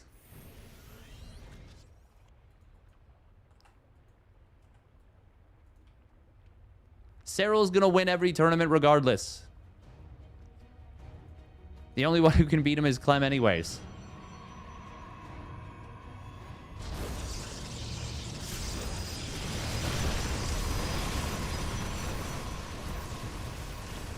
We're going to see a lot of probes falling to this first attack. This is looking very, very good for Byun. Oh. Zealots and Stalkers going to try and fight here. Widowmine shots are decent. They're good, in fact. Very good on those Zealots. Meanwhile, the counterattack on the other side is not going to be enough. Hero will be forced to tap out. He took too much damage early. And Byun does not miss his opportunity to close out the game off of that big damage. Big damage. Yeah, the Baneling buff versus Ghost is going to be quite big, yeah. Hey, thank you for the 10 buckies. Very, very much appreciated. From Xander.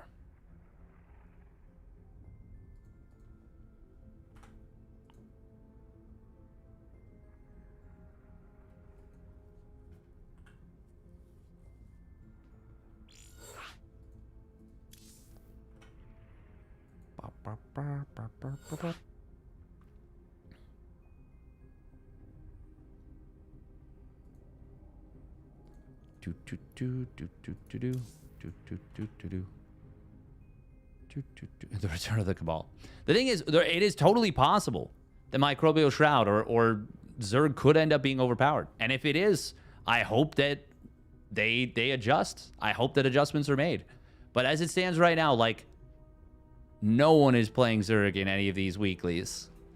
People are excited to play Zerg again on this patch, but that is like it's been a long time since that's been the case. What was the bananas change? I forgot. There was a lot of bananas changes, honestly.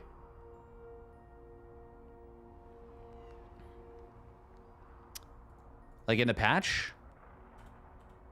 Honestly, there's too many like huge changes to even nail it down to just one. I would say there's like 7.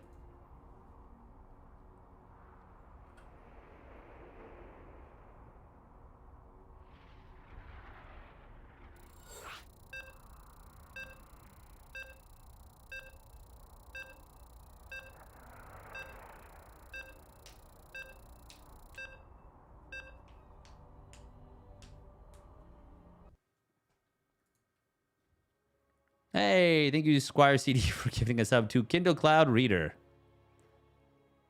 Heh. Zerg is probably too hard to learn, right? It's definitely a very difficult race to learn, for sure. And that is discouraging to a lot of people, I think. But it used to be that when you defended everything really well and you droned up, like, perfectly, you made all the right decisions, it would put you ahead in games. But now in many games, especially versus Terran in the previous patch at the very least, it just basically, the game was even. Even if you defended everything perfectly. And in some cases, if your opponent 8-raxed, depending on the map, you were just behind anyways. All right, here we go. Spawning up the top left for T1, it is Hero. In the red. And his opponent spawning down on the bottom left, it is the Shopify Rebellion's Byun. In the blue. Like that was... The thing is, I think we haven't seen what ZVT would really look like on the previous patch, what it should have looked like, because like Banelings being 30 HP, not having the 5 HP that they had, made it so that Zerg needed to be really, really creative to be able to play the matchup.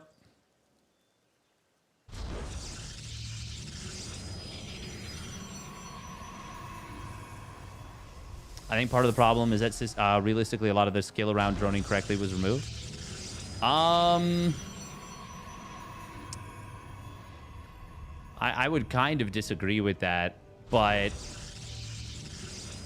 it depends what you mean by that. But if you... Yeah, it depends what you mean by that. I think that's too vague. I think that's the main reason why some players won't come back regardless of buffs, nerfs. Yeah. Yeah, and also I think there's a perception that like Zerg as a whole is being punished for Cyril's greatness. Like, whether that's true or not, I personally do think that if Cyril didn't play Zerg, Zerg would have gotten a lot more buffs and way less nerfs over the last 3 years.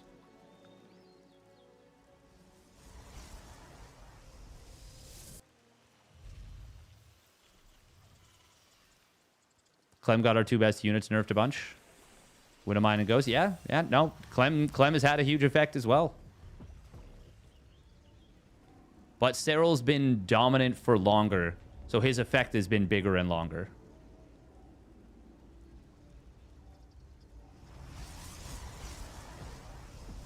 Like, I don't think the Burrowed Infestor moves get nerfed. I don't think the Burrowed Infestor gets nerfed if Cyril doesn't use it to outstanding effect. I don't think... Like, maybe Infestors in general don't get nerfed from 30 damage to 25 for Fungal. I don't think Banelings get the HP nerf. They still get the, what do you call it? The... Like, Banelings are still not going to be able to one-shot probes with +2 weapons. And they shouldn't have been. That was a very justified nerf. I think most of the nerfs to Banelings were acceptable. But I think the HP nerf was just, like, out of pocket. By the way, look at this. These two Adepts are actually just forcing everything around. Oh! Huh. Okay. That was quite messy. Oh, Adept's going to look for a kill on one of these units. This is so weird. Normally an Oracle... Oh, and now it's Phoenix into Oracle. It was Oracle, Phoenix, Oracle.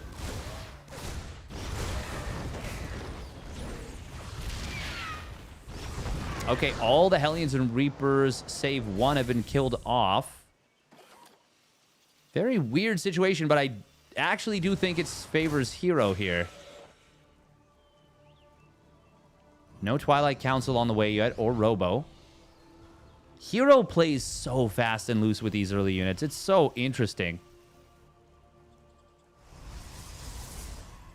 And all the while, he's just pumping probes behind it. Just pump, pump, pump. Build them probes. Oh, my God. Byun with the Widow Mine number 2. No, it's the same mine. It's the same mine. It's an Oracle killer.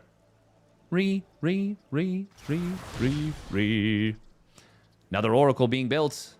More meat for the grinder, boys. Says that one Widow Mine. I swear, if that Widow Mine gets another kill, that would be insane. There's no way. There's no way he loses 3 Oracles to the same mine. It can't happen. It can't happen.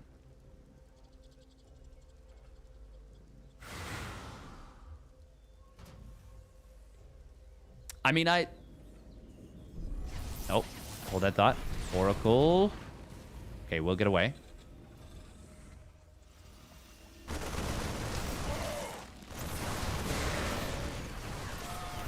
Well, it was 3 Oracles. It was 3 Oracles to 4 sets of Vials.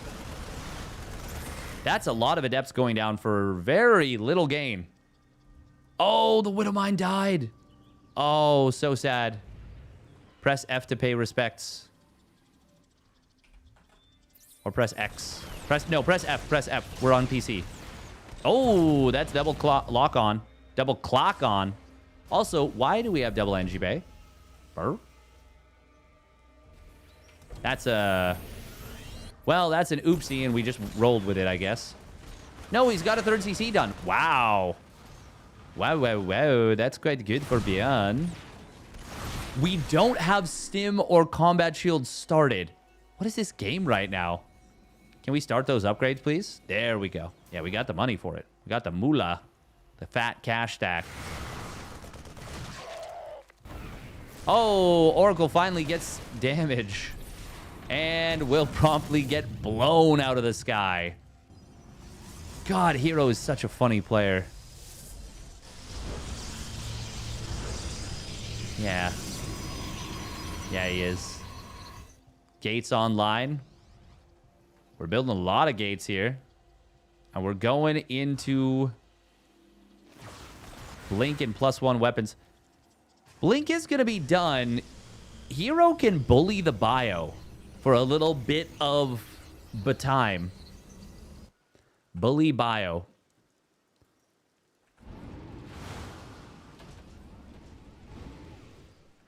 Oh, what is this? 6 Marine, 1 Marauder drop. Weird. Oh, Cyclone.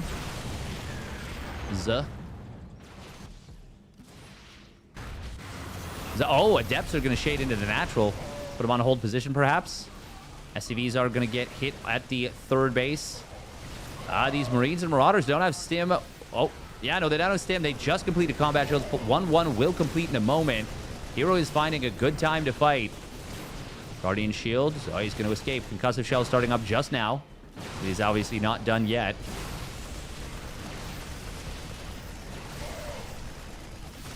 Oh, these Zealots do not have charge. Hero ends up killing so many SCVs right there. And look at that. We got a gateway. Hero going up to 12 gates right now. This is such a Byun game. It hurts. It's also such a Hero game. It hurts.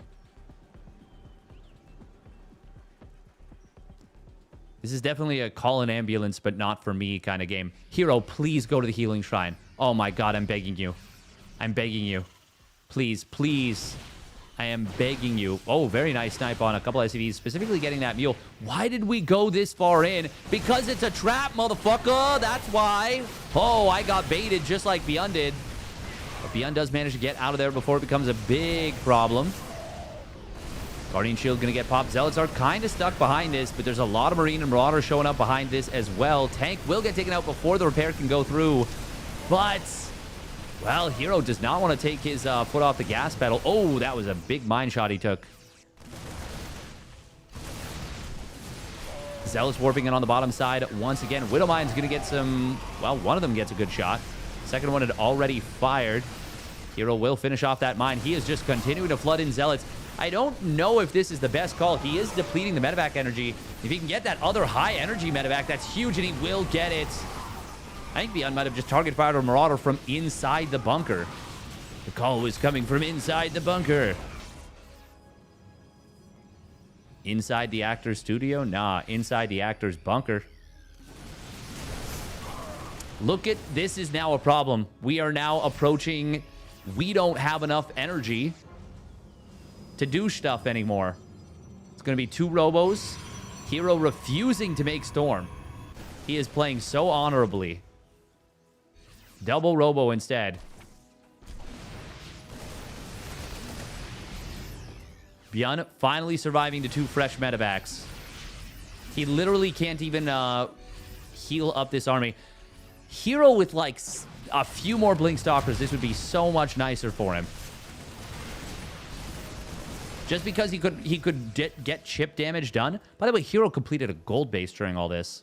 He's got a gold base done, fully mining. Nearly 4,000 minerals per minute. Okay, it's got to be Robo Bay, right? It's going to be immediate double observer. Interesting. That is a choice for sure. That is the most canceled command center you've ever seen. Hey, there's the Templar Archives. If we were going for Templar Archives after all anyways, don't we think that maybe faster would have been better? Big mine shots there. A couple Zealots going to try and flank it on top of this army. I think Byun's got enough to just fight this. Yeah, Hero, this was not it.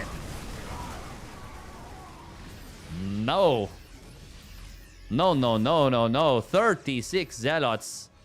3,700 resources. That's not the best usage of all this. He did cancel the 5th, or the 4th, while building his own 6th. There's extended thermal lance, a couple Colossus coming in. Obviously, Hero can just replenish at such a ludicrous rate. But he cannot throw away units that inefficiently over and over and over again. It will eventually become a problem. It's not yet, though. And it's a decent bit of time away from it actually becoming a problem, is the funny bit. By the way, he is still just on single forge. And is almost keeping pace with the double engineering bay. Byun? No. Please, no. Please, no, no, no. Oh, that is a lifted CC that is not meant to be. Oopsie. God, 4,000 minerals a minute. And he's going to take a 7th Nexus pretty soon. Sheesh. Oh, Archons. Okay. So it's actually not going to be Storm. It will just be Archons. Oh, little EMP.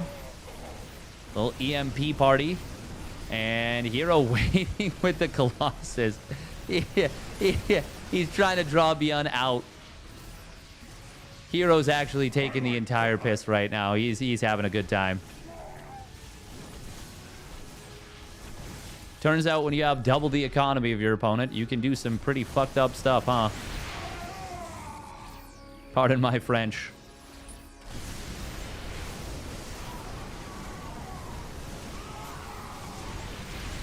The army of Heroes a little bit in an awkward corner, but 2-2 has completed now for Hero plus 2 armor, I should say, bringing both players up to 2-2. The Colossus don't have a lot to tank for them, but the Bioforce is inevitably getting ground down into dust. Dust. A byproduct of fire, I guess. More like ground down to ash.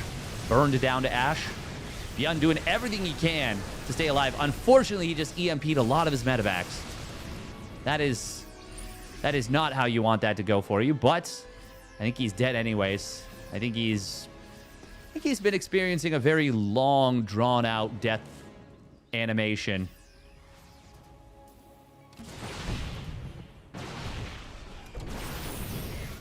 He does have a 4th base up and running. Well done by Byun to hold on as long as he has. But Hero, he is not going to be stopped here. 2 more Nexi, by the way. Where is that other one? Is it here? Yeah, we're going up to 8 bases. Where we're going, we won't need brakes.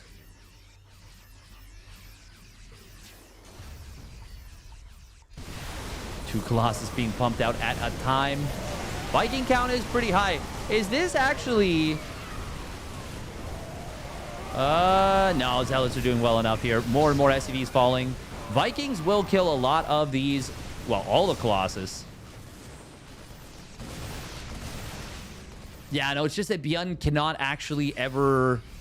Like, he's taking good fights and he's holding really, really nicely. I actually kind of do like the Immortal switch, by the way, quite a bit. Oh, man, look at that. Those Immortals obliterating the Marauders and Vikings specifically. God, these bad boys already have like a combined almost 20 kills between them. Finally, one of them going down. Command Center was forced to lift. It is not going to be able to retake that position. This has just been non-stop fighting for so long, and finally, after almost 16 minutes, Hero bludgeons Byun down with the Endless Legions of Ire. Yes, that's right. You heard it. The Endless Legions of Ire.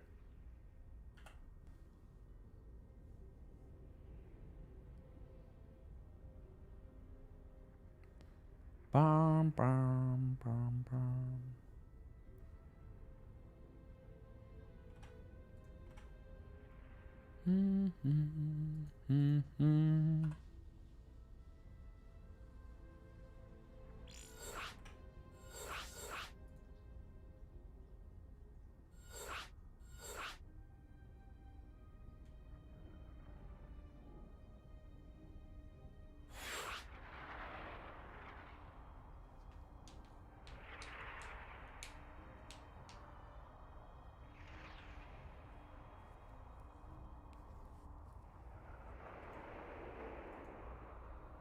Oh, thank you very much, Squire CD. You gifted 2 subs. I missed it. I apologize. Thank you.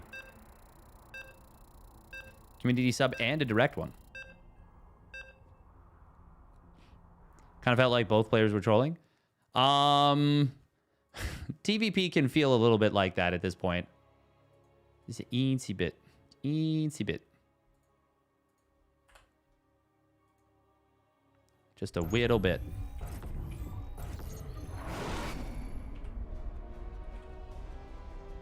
But that is not the case.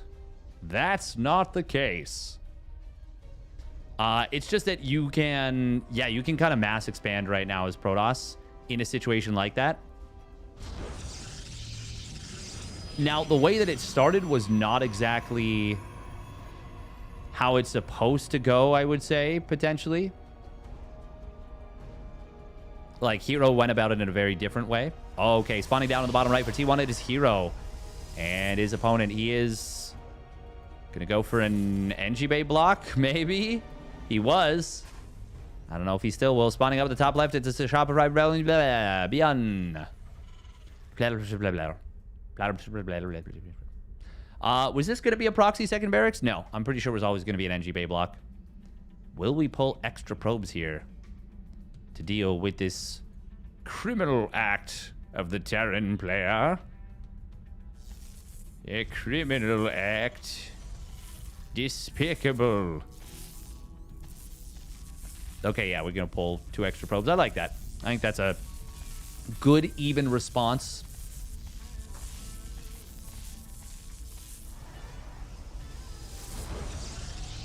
Should be able to get the cancel in time for the 400 minerals. Almost identically, almost perfectly timed. Just like we drew it up. This is Democracy Manifest. Almost didactically. Tactically. When was the Jedi Council all in versus Palpatine, you think? Ooh, that's a good question. I would say when they refused to use Anakin Skywalker as an aggressive piece and they instead sieged him up in their base. It triggered a special event, actually, where they lost control of him. And he became a neutral unit.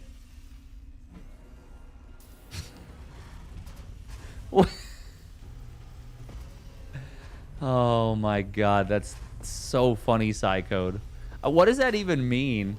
After Rey got a second lightsaber. True! I forgot that when you have 2 lightsabers, that means you can deflect harder. Yeah, I forgot about that. I probably should have also remembered to look at the first Reaper. Oh! Byun also maybe should have forgot. Oh, psych. Good save, good save, good save. Good save, good save, good save. Good grenade, good grenade. Good answer, good answer.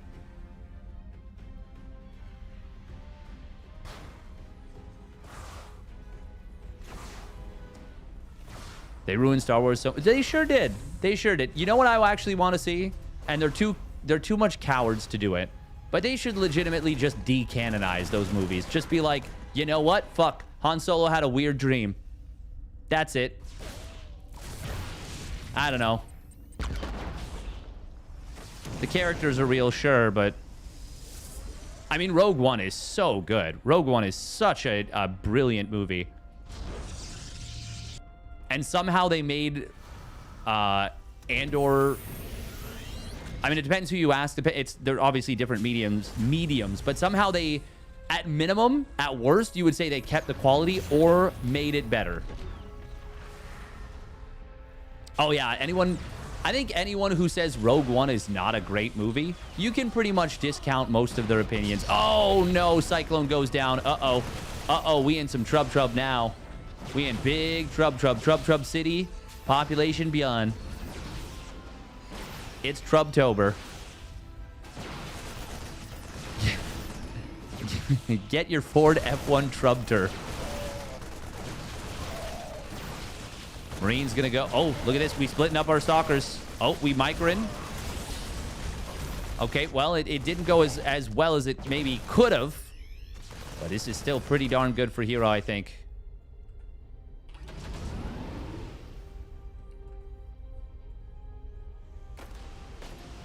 We have to stop Thrawn, remember? Oh my god, that would be so good. And you know what? I actually do like the actor who played young Han Solo. Maybe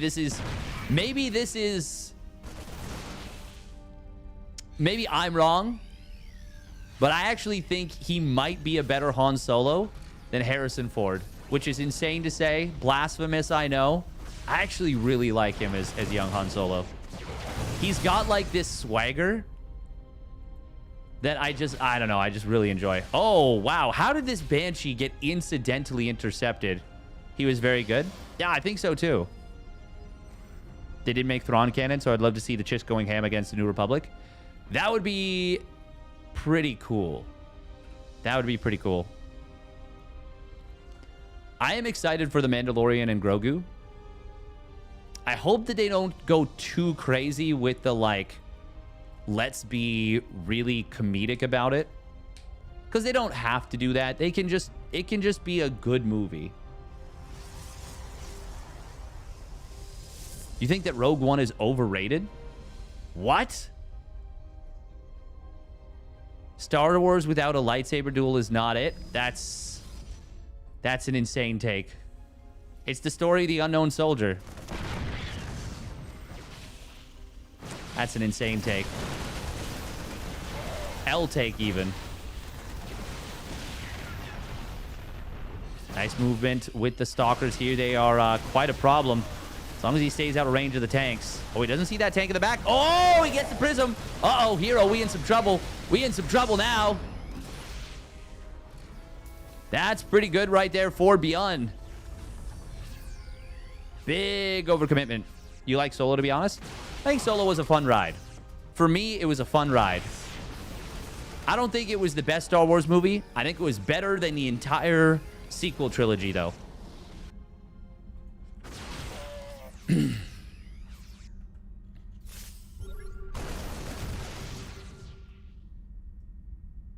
Donnie Yen not pummeling someone twice his size. Oh my God, combat shields? No, it's fine. It's fine. It finishes. Oh, that would have been very unfortunate. You know what? That would have died if the prism had survived, or even like 2 or 3 more stalkers had survived. You skipped Solo? Force Awakens was dope. I think The Force Awakens did a decent job setting up a new set of characters that you could care about that were reasonably interesting. Sure, it was A New Hope too. And sure, there's some canon-breaking shit in it. Like the hyperspace lasers, destroying the New Republic. That actually pissed me off a lot. That pissed me off a fuck of a lot. I was mad. I'm still mad about it. I'm still mad that they deleted the New Republic without us seeing anything. Literally, we get one shot of a bunch of people on, what's the, Hosnian Prime? No, dog, it's Coruscant. The New Republic's capital is going to be Coruscant. It's not going to be Hosnian Prime. Nobody's fucking heard of Hosnian Prime. Why are we going to unnamed planet? Why are they like, here's this really important planet you're going to hear about, and it's gone? Fuck you. Fuck you, Kathleen Kennedy. Fuck you, guy who made the first one, and then they brought back for the third one. Bill Belichick? Yeah, probably him. Fuck you, Bill Belichick. J.J. Abrams, that's the one. Lens flare. I actually do like J.J. Abrams, generally speaking, but that was a huge miss for me. That was a huge L. To that end, it's important to consider that Episode 8 wanted to do something different. Yes. The guy who ruined Star Trek. I don't have as much of an investment in Star Trek because I haven't watched as much of it, and I don't know what it looked like in a true sense. I do want to watch Star Trek. That's kind of on my list. I think I'd enjoy it now a lot more. Like the complex philosophical setups. Look at this. Look at what he's like. Okay, if I move this here and then this here and then this here and then this here and then, yeah. Okay, just 2 clumps. We're going 2 clumps.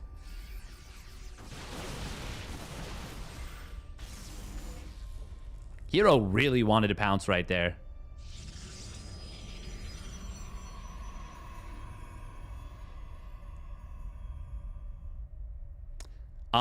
Yeah, no, I really thought Last Jedi, the idea of what they wanted to do with Last Jedi, there's parts of it that I am okay with, but the majority of it, and I will say cinematically, great. But the parts of Last Jedi that are unforgivable are numerous. There are numerous parts of The Last Jedi that are unforgivable, that did permanent damage to Star Wars, to the whole thing. And you know what they are. I don't even need to say. Hyperspace? Hyperspace ramming? Nah. The fuck are we doing? Nah, you can't do that. You can't do that. Can't be done. That's not... we do that. Literally no one... It just doesn't make any sense. It just doesn't make any sense. I'm not even talking about Leia using the Force to fly through space. I'm not talking about the video game that's happening in front of us. I'm talking about Star Wars. No, it's just... oh, big mind drag. That was a nasty... That was 6 Vikings that just took an entire mine to the face. Oh, nice force fields coming in. Disruptor shot. I think it did get diffused or destroyed. Killed. Byun trying to land his 4cc. He's not able to. Look at what Hero has on the map right now, by the way. He has the map. He has 75% of the map in his possession. Oh, ship's running out of fuel. Yeah. What? It's space. There's no friction. You don't stop. If you run out of fuel, you just keep moving. You just keep drifting. Also, why are the shots in space? Hold that thought. We do have a fight coming in. Will Hero be... Oh, he loses all the Colossus to the Vikings, but there's so many charge lots. Zealots are going to run by in the natural. Byun's got enough to hold. Oh, but DTs. Hero getting into the natural, into the main with the DTs. The army will get chased down for Hero. He's going to lose a lot of stuff here. Stim expiring actually does mean that these sentries, well, one of them does escape. Zealots and Disruptors running amok. They came in from just the most random of locations. Oh, Disruptor! Oh! Kaboom! And another kaboom. 9 kills between the two of them. Zealots everywhere. Stalkers skirmishing at the front. Hero setting more fires than I did after I saw The Last Jedi in Byun's base.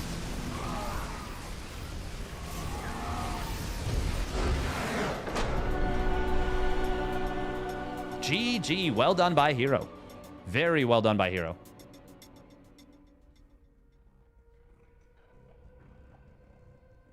Yeah, there's so many parts of the thing is, I would have been fine with the idea of Canto Bight being a red herring. And the idea of here's this guy who's a shady guy and he actually does backstab them. I don't mind that. It's in the context of everything else. I also was okay with Snoke being cut down. It kind of sucked because it meant that we didn't have an actual adversary in episode 9. And so they had to do somehow Palpatine returned.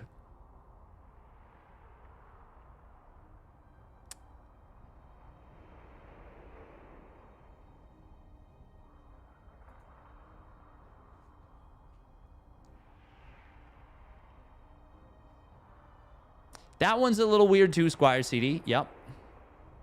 Palpatine coming back was awesome. Why would anyone complain about that? Man, VUW is that is the weakest troll game. It's just, when it's that transparent, it's like when people come into chat and say that Storm was heavily nerfed. They did give us a legendary meme with that. Yeah, you are right. A succulent Chinese meal? Biggest issue with Last Jedi was that nobody actually acted like there were any real stakes. They all spoke like they were movie writers sitting on a couch watching the movie. I would kind of agree with that a little bit too. That was a big problem as well. There's honestly just so many glaring issues. If you don't like Palpatine, you're not a Star Wars fan. Oh, you can like Palpatine a lot and not like that they brought him back in the way that they did. No one wanted to see Palpatine just come back for no reason. No build up to it. No. Let's say we have the season of Mandalorian where we find out what Grogu is for. They allude to that. They build to it. It kind of is a slow build where you're like, oh, wait a minute. What could they be doing trying to gather DNA from a Force-sensitive baby who's the same species as Yoda. What's the play here? Okay, maybe they're doing some kind of gene manipulation. They do that. They set the table, let's say, with... There's a void in the Force somewhere. We get to see Luke's academy, and they go around charting the stars. And somewhere there's a void in the Force on an entire planet. And we've seen Ysalamari. Yes, we're bringing Ysalamari into canon. We've seen Ysalamari. I am going to run a minute and a half of ads. If you want to hear this rant continue, subscribe. We've seen Ysalamari, but we've never seen them on a planetary scale. We've never seen an entire planet that is hidden in the Force before. Maybe we see something like that. And one of Luke's apprentices goes to this planet and is just like, hey, I lost the Force. The Force is gone. Like, and it doesn't even return when he comes back. And it's like so many Force mysteries we could unravel. I'm just riffing here, but these are legitimately better ideas than actually what we got. I didn't watch Rise of Skywalker because Last Jedi was so bad. So I actually came out of Last Jedi saying, wow, that was awesome, because the cinematography was very cool. And even though in space, watching a laser barrage is very, very stupid, at the time, I'm like, cool, we haven't gotten that, like, naval battle. But as soon as you think about it, you think about any of it at all, you're like, damn, this does not work. And some of it is forgivable and not necessarily a big deal. The lasers being barraged in space and arcing down, it's dumb, but it's not that big of a deal. What is a big deal is hyperspace ramming.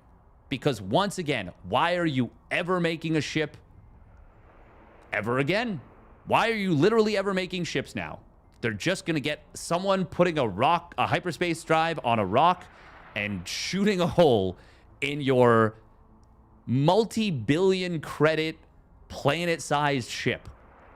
Like, it just doesn't make sense. It's the rule of cool. Sure, rule of cool works until it shatters the balance. And that's what I'm talking about. I'm saying you can use the rule of cool to justify the usage of, like, arcing shots in space. But for, like, the fuel thing, fuel was never an issue in Star Wars up to this point. You can't just suddenly make it the reason that they're doing something. You can't just suddenly be like, fuel that has never mattered before is now the most important thing in Star Wars. Like, you just cannot do that.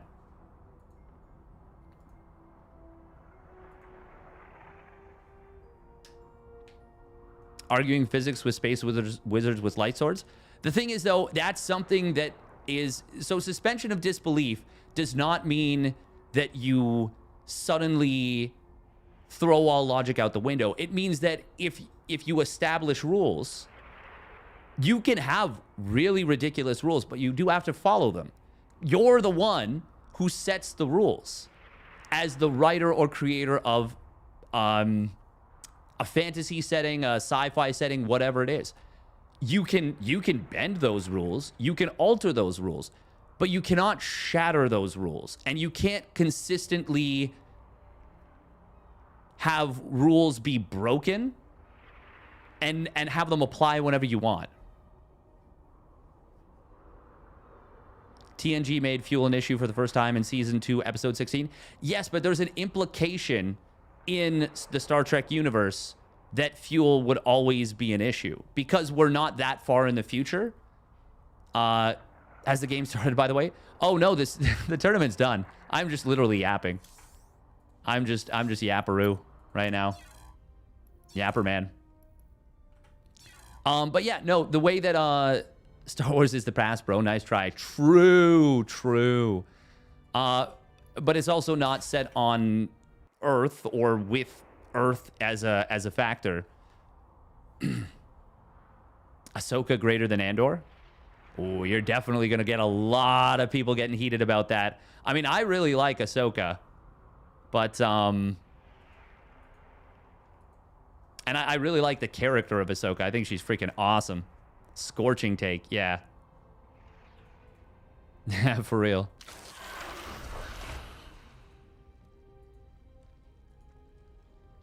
Molten take.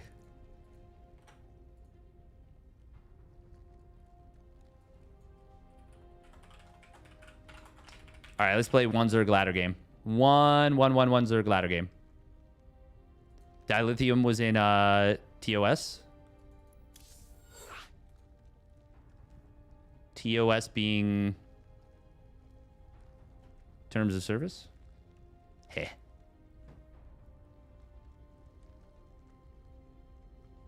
Oh, the original series. Right. I forgot that, yeah.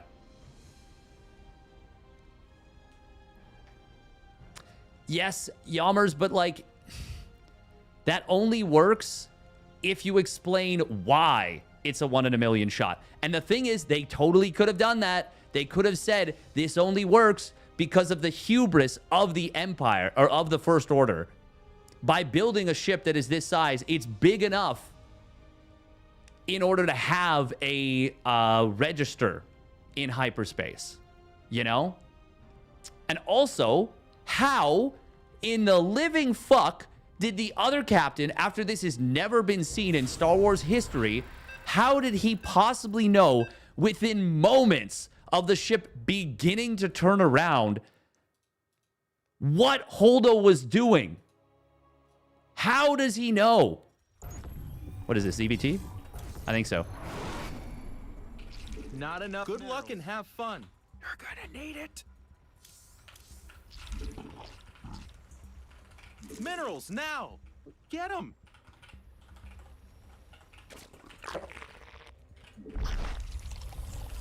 Not enough minerals.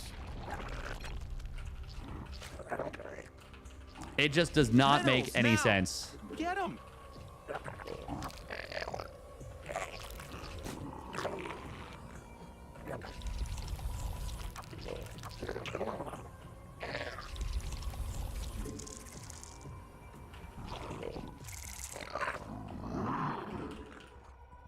Not enough minerals. Minerals now. Get them. Not enough minerals.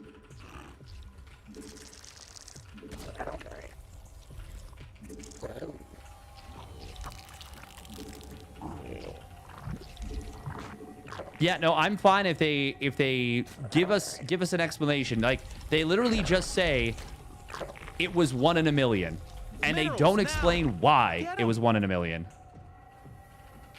It doesn't make sense. If it doesn't make sense, you must have quit.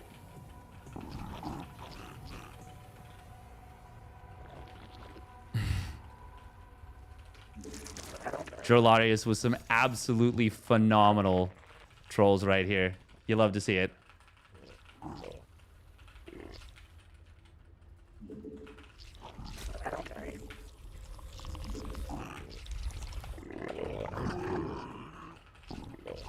A single one-man fighter should be able to penetrate the outer defense.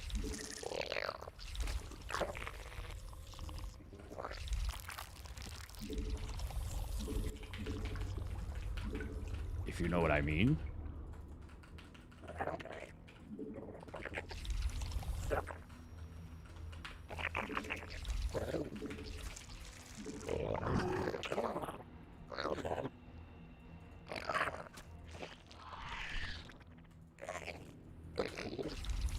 Your forces are under attack.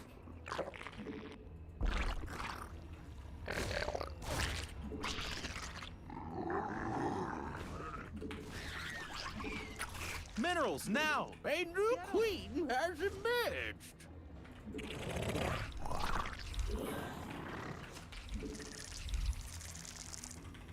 Oh. Our army be scrapping. We must place that on creep. Okay, we're playing sloppy, but that's okay. Not enough minerals. Minerals now! Get 'em.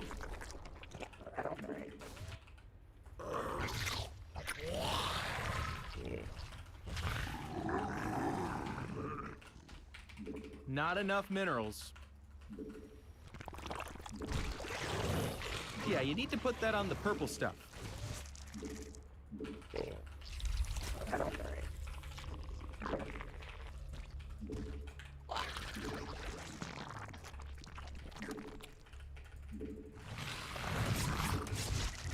You made another queen. Nice.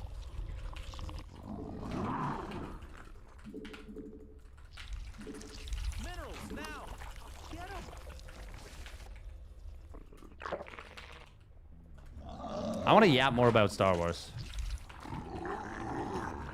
This guy's being like a tryhard, though. It can't do that. Unacceptable command. This guy is me. We must this place that scenario. on creep. We evolved. Stuff got better. Okay, we shouldn't be able to tell that that's bio then. Not enough minerals. Minerals now. A new queen has emerged. No Hellions here. Your forces are under attack. Oh, there we go. Yeah, you need to put that on the purple stuff.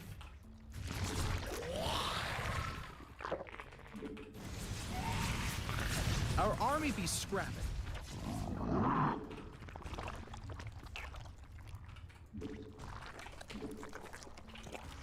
You made another queen. Nice.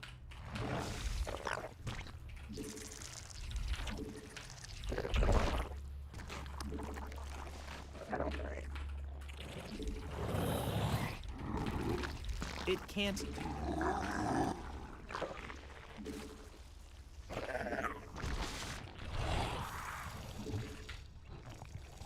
Unacceptable command.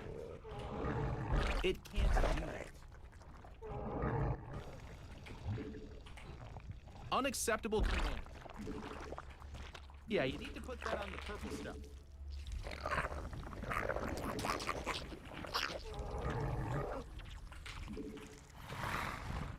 It can't do that. You made another queen. Nice. We must place that on unacceptable command.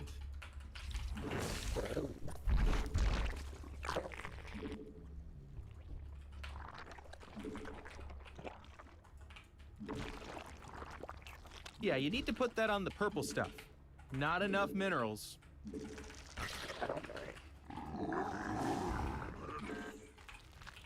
Meh.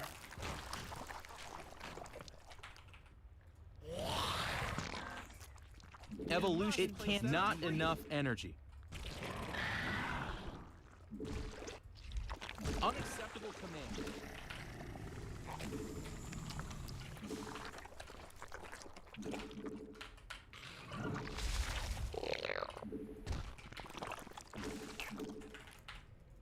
Where's this guy's Can't stuff? do that. We must place that on free. Unacceptable. A new queen. Am I crazy? It can't do that. Unacceptable. He's just letting me get the most insane creep spread.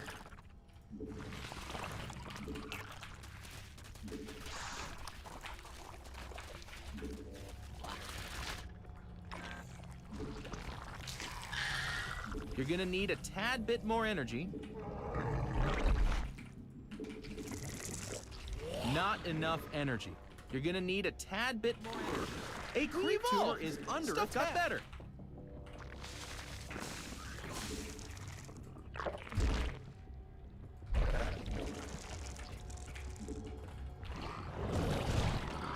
I think this is you the need first to time put I've that ever on the crossed purple the stuff. bridge with the creep by this stage.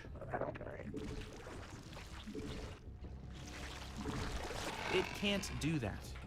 Unacceptable command. Our army be scrapping. Mutation? Yeah, it can't. Unacceptable command. You're gonna need a tad bit more energy. We must. It can't do that. Unacceptable command.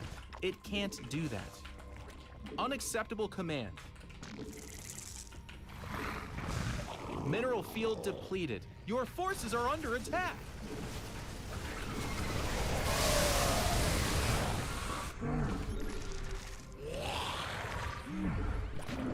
Oh Evolution they're complete. Attacking our creep tumors.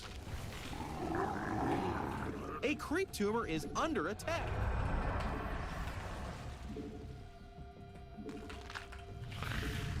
Unacceptable command.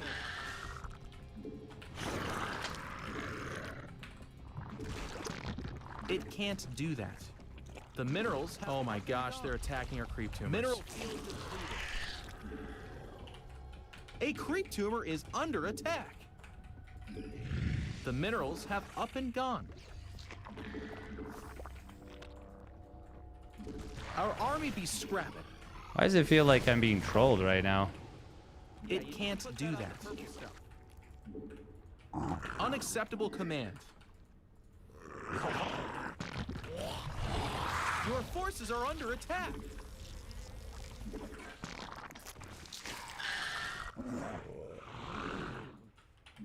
Our army be scrapping. Evolution complete.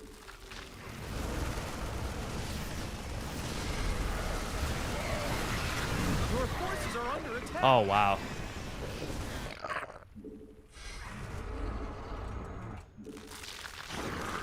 Oh, this is definitely an 8 racks for sure. Drones are they're attacking our base. Your forces are under attack.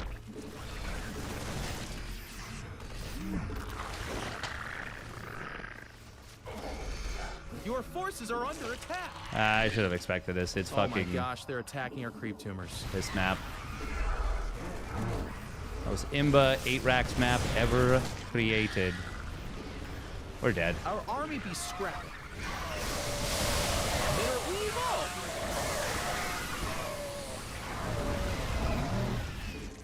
Base is under attack. Unacceptable command. Our army be scrapping.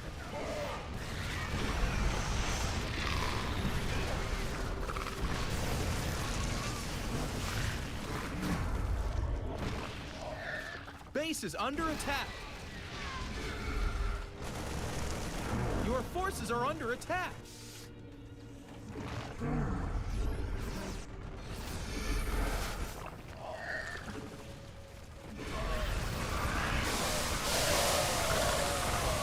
Hey, they're attacking our base. Our army be scrapping.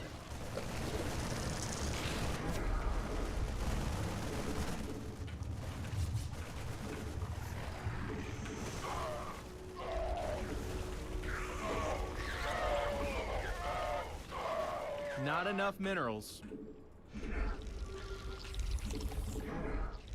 It can't do that. Unacceptable command.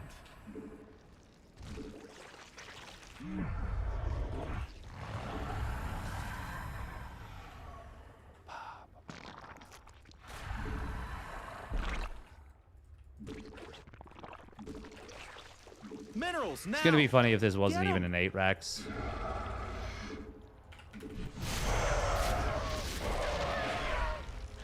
Surprise, motherfucker. A creep tumor is under attack. It can't do that.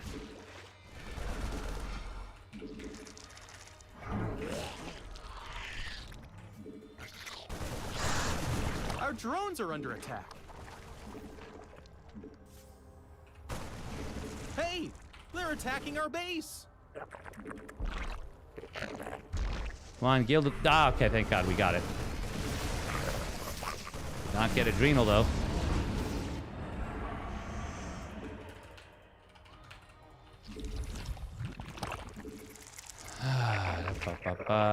The minerals have up and gone. Unacceptable command. Your forces are under attack. Oh my gosh, they're attacking our creep tumors. He's on 3 fucking 3.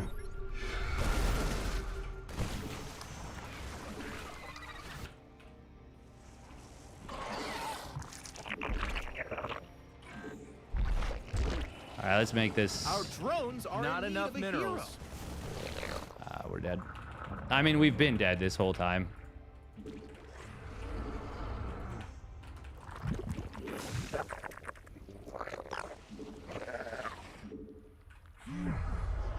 That's misplaced. No, it's not. Mineral field depleted. Ha, ba ba ba ba. Ba ba ba. A creep tumor is under Ba attack. ba ba da ba. Base is under Minerals attack. now! Get him.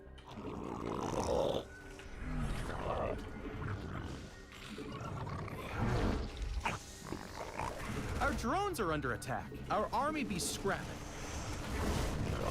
Our drones are in The need of a minerals hero. have up and gone.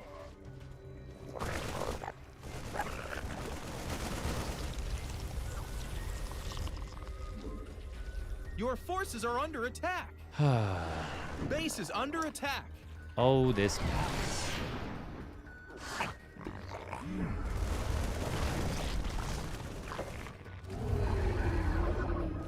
Not enough. Our army be scrapping. We evolved. Stuff got better. Our drones are under attack. All right, let's see if we can ruin his day by microbial shrouding him into Hey, oblivion. They're attacking our base.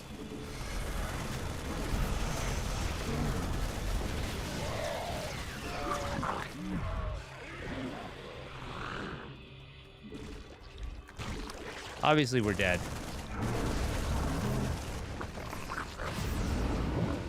Evolution complete. We know that. You know that. I know that. Insufficient Vespine gas.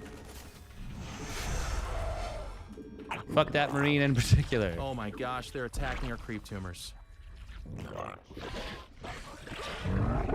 Obviously, we know we're not gonna win the game, by the way.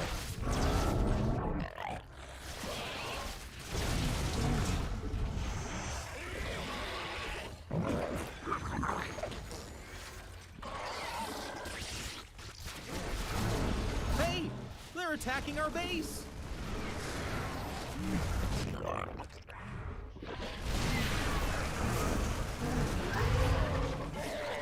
Your forces are under attack.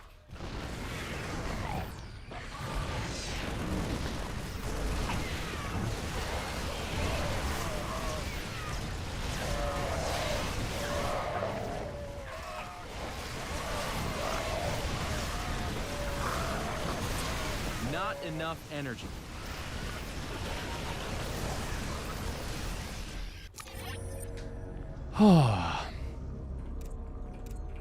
Yeah, I think this guy was doing a little bit of trolling here. That's fine. Do do do do do do do do do do do do. Yeah, it was just a straight up 8 racks. That is a lot of supply depots. Way more than you need.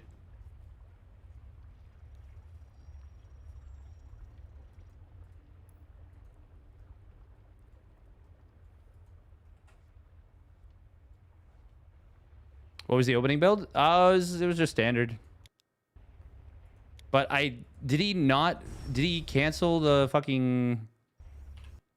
I think he canceled the Banshees or just didn't make them.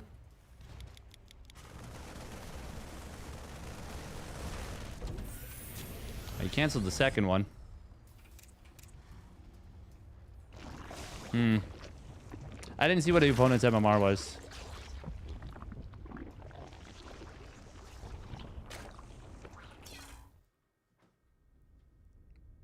Ba ba ba ba ba ba.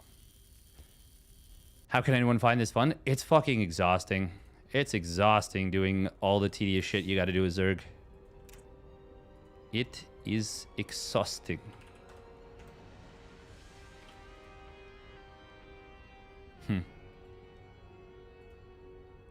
Hey, things stretch for the tier 1 resub at 63 months.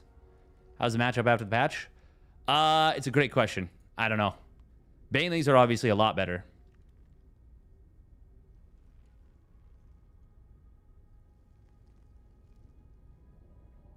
Yeah, I agree with you, J-Rod. I 100% agree with you. One scene of just like them just collecting Palpatine's body would have been so much better than the garbage we got. which was basically nothing once again. Oh, this guy.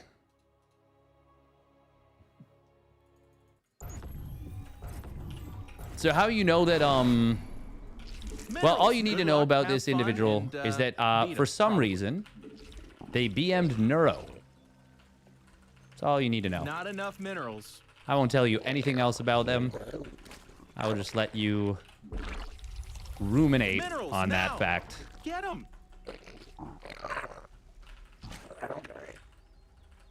Not enough minerals. I don't know that anyone's ever BM'd Neuro. Because most of us have a conscience.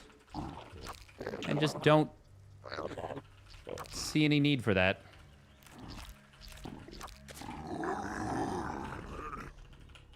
Minerals now. Get them. He likes to open up Hellbat BC like every game as well. Not enough minerals. It's very annoying to deal with. If you have like clean mechanics, clean defense, it's pretty easy to defend. Relatively. But it's, you know, much, much, much easier to execute than it is to defend. I mean, that's kind of the case for a lot of things. That's generally just how BC play works, usually.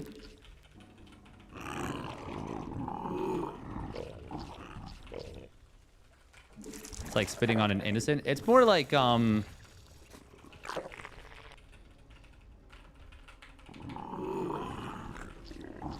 more like attacking a baby.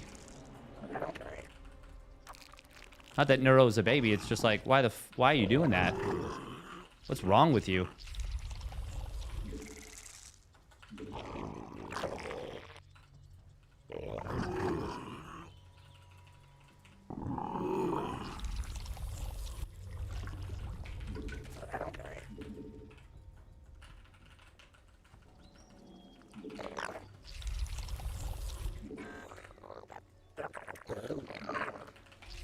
Gas, buddy. Come on. You need gas. Oh, no, we do not want Burrow right away, as cool as that would be.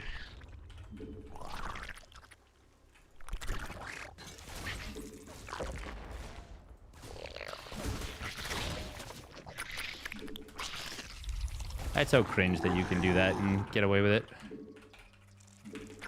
A new queen has emerged. It can't do that. Base is under attack. Get 'em.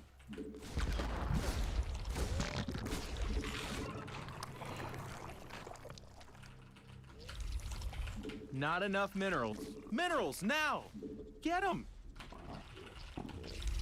I get so rusty so quickly after not playing for just like a handful of days. It really sucks. We must place that on creep. I wish there was a way that I could mitigate that wasn't just grinding an infinite number of games all the time. Unfortunately, that's not an option for me. They're gonna kill We that. made another queen. Nice. Didn't even need ling We speed. evolved. Stuff got better. He literally just wasn't even looking.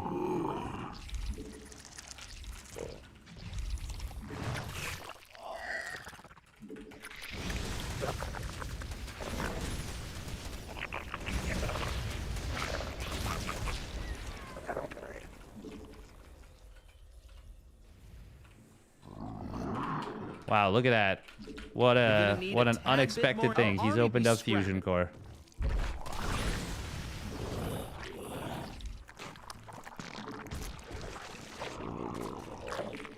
You made another. Not enough minerals. Minerals now. Yeah, you need to put that on the purple stuff. Not enough. Base is under attack.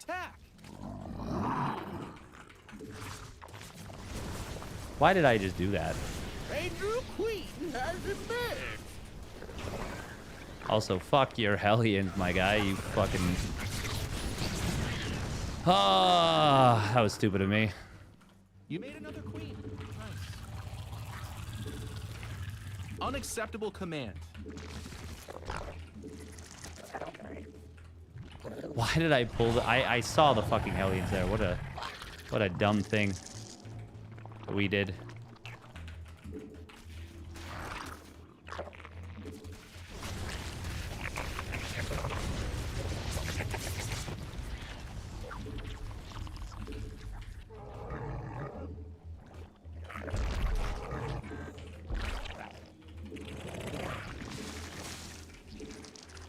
A creep tumor is under attack.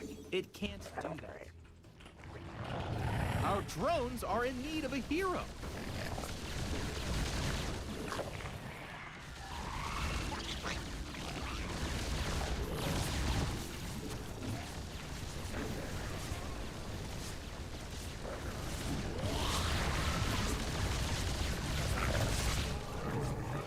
Wow, the way he clicks down drones is so impressive.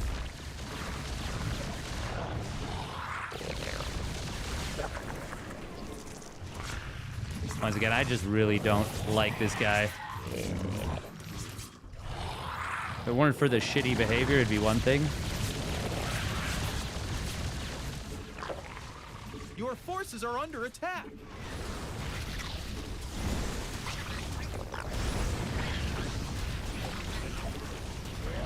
Oh, we lost our BC. It can't do that. But the spore doesn't move. How could we lose our BC? The spore is immobile.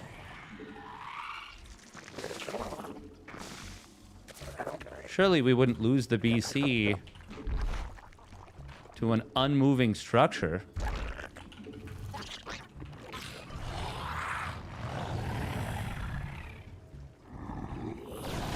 Our army be scrapping.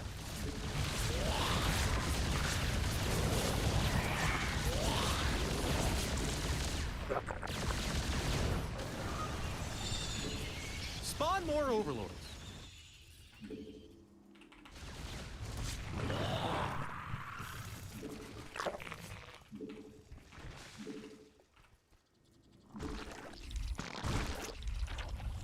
Investment geyser is required for placement.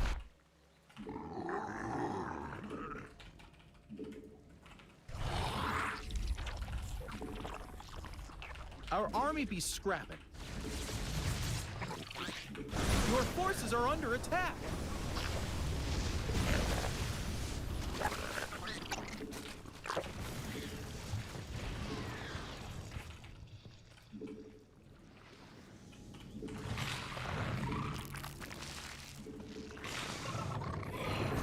Unacceptable. We must place that on creep.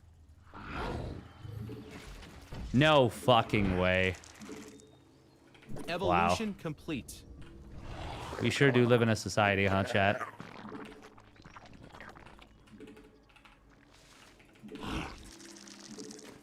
Mineral. Yeah, you need to put that on the purple stuff. We must place that on unacceptable command.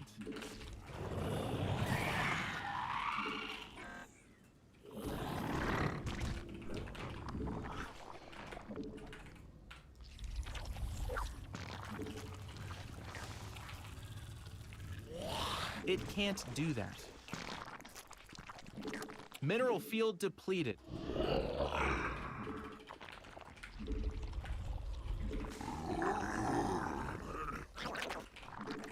The minerals have up and gone.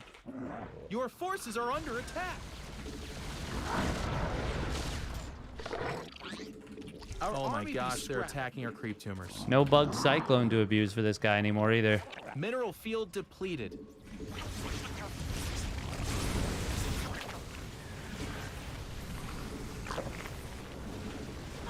Our army be scrapped. A creep tumor is under attack. Why did he just do that? Wait, what?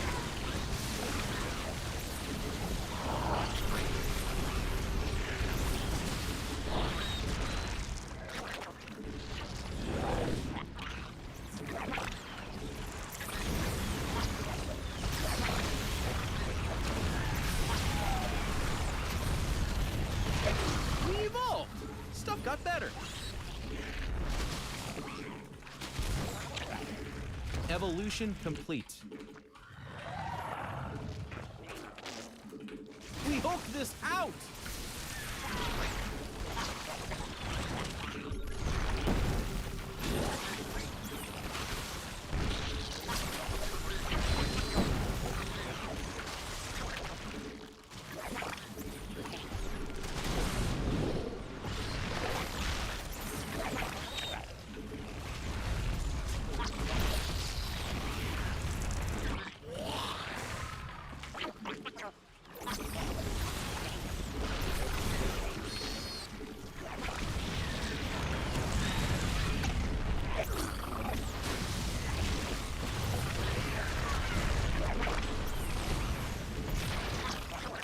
The minerals have up and gone.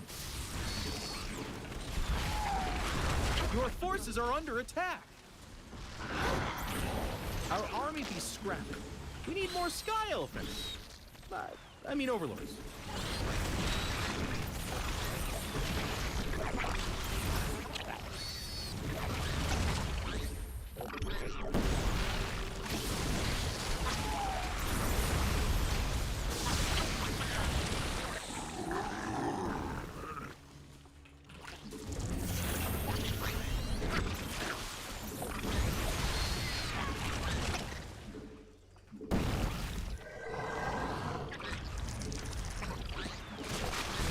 Your forces are under attack. The minerals have up and gone. Unacceptable command.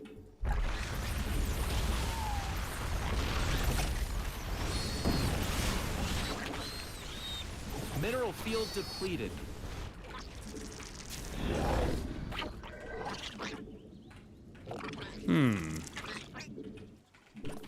Your forces are under attack.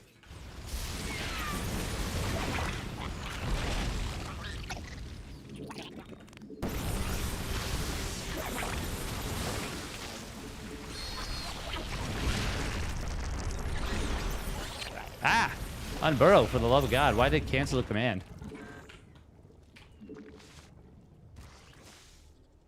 Our army be scrapping.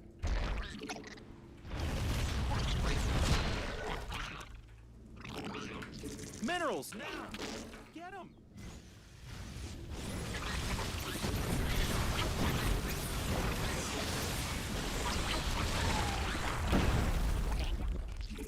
Gas, buddy. Come on, you need gas.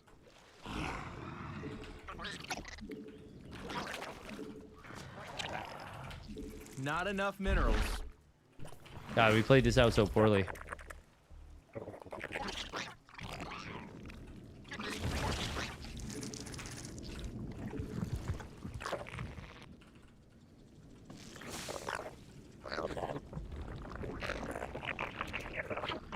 Unacceptable command. We got so tunnel visioned here. Your forces are under attack.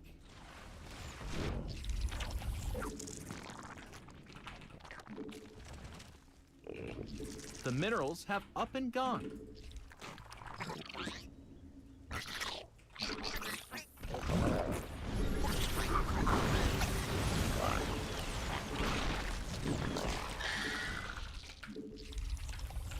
Mineral field depleted.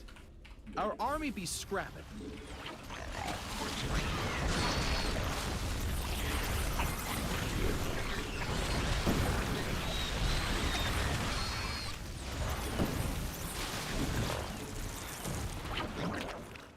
Mineral field depleted.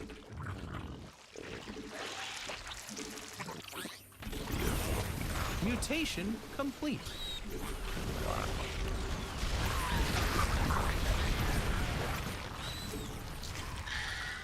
The minerals have up and gone. Minerals now! Get them!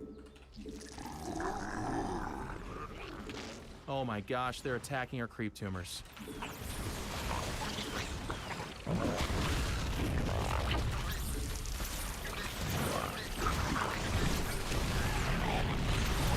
Mineral field depleted.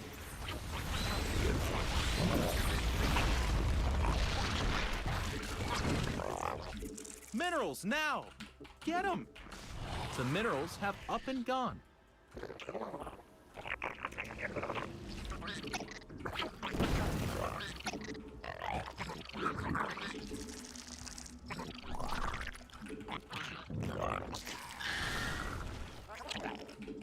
Not enough minerals. Mineral field depleted. Your forces are under attack. Our army be scrapping.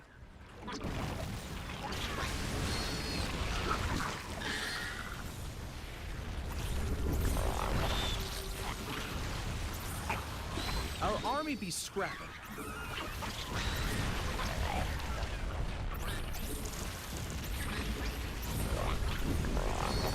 Your forces are under attack.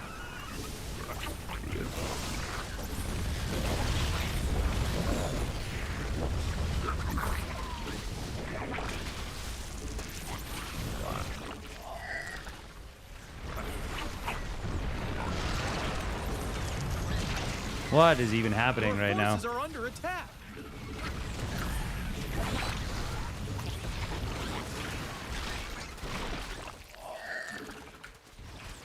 Our army be scrapping.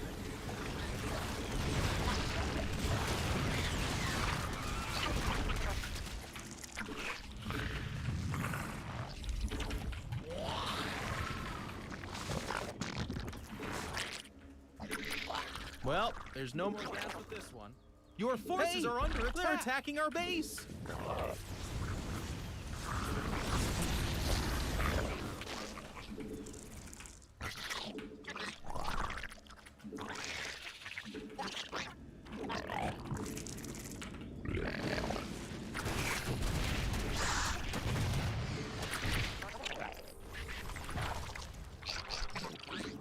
Minerals now. Get them. Our drones are under attack.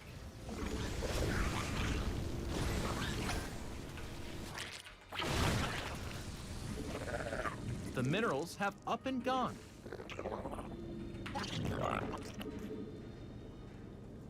Mineral field depleted.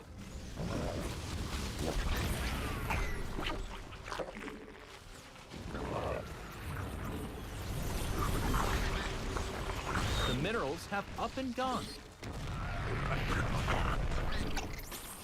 Our army be scrapping.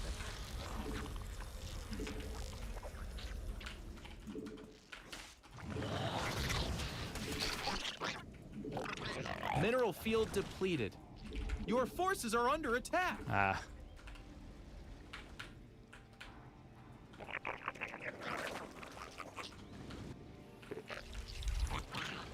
Hey, they're attacking our base. Our army be scrapping. Oh, cool. Okay. Your forces are under attack. Not enough minerals. Minerals now. Get them. Base is under attack.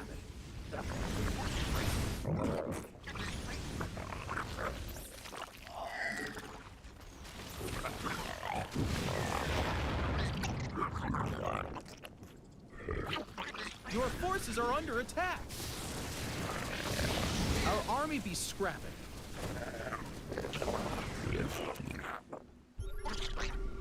Oh, this is it.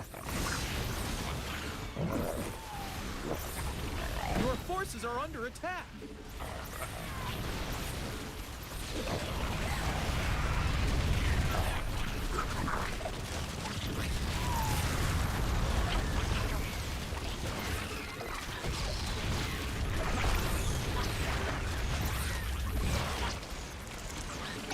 The minerals have up and gone.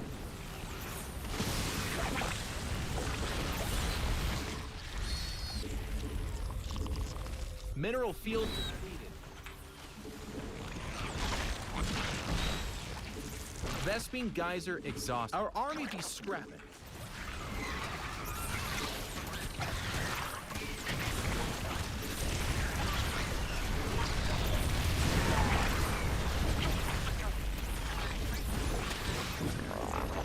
We evolved.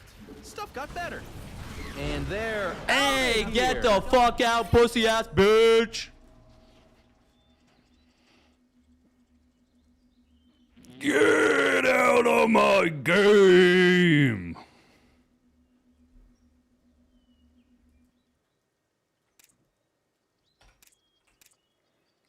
washed, old, fucking rusty.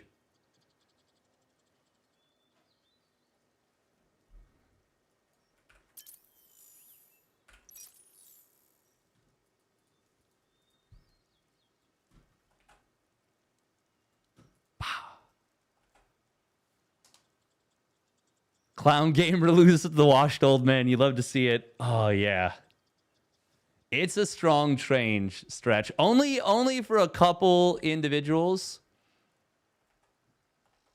35-year-old Mandro. Almost 36. 36 in a month. Oh, that's a good one.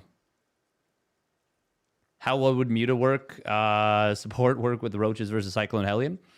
I mean, a lot of things would have worked well with better unit control.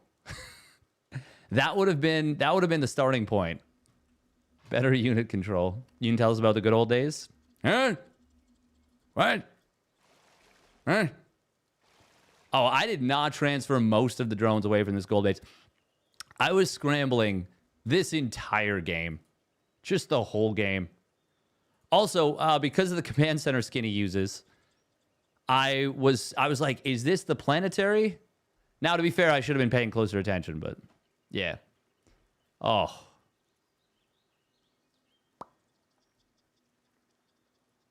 Honestly, Lings. Lings are a good choice now. Like, Lings are supposed to counter Cyclones, and they do again. Yeah, no, I think the run-by got crazy big damage.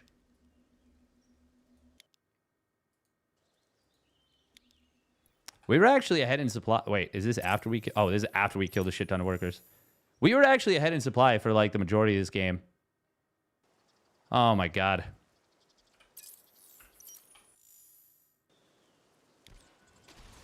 But, like, it's actually so easy to fuck up against Cyclones.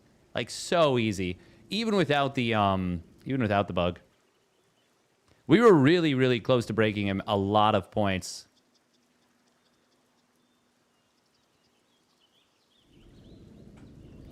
Wondering why he stayed in? Because he's a mech player playing Cyclones. It's a lot of ways to come back in a game like this. But this is the kind of player is the reason why you can't actually make the Cyclone lock on. You can't make it a permanent change. You can't let a guy like this win more games. Why did he make a fusion core? He went PCs. He opened PCs. He made 2 of them. Oh, let's just rewind to a very, just a real tough moment that was really just hard to avoid. You know, like it just really, really couldn't be avoided, I would say.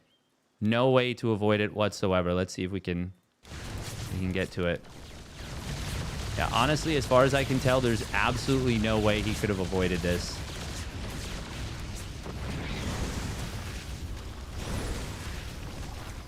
No way he could have avoided this right here. Unavoidable. Unavoidable. Hoping for more salt. I mean, you got plenty of salt from me. God, we lost so many drones early.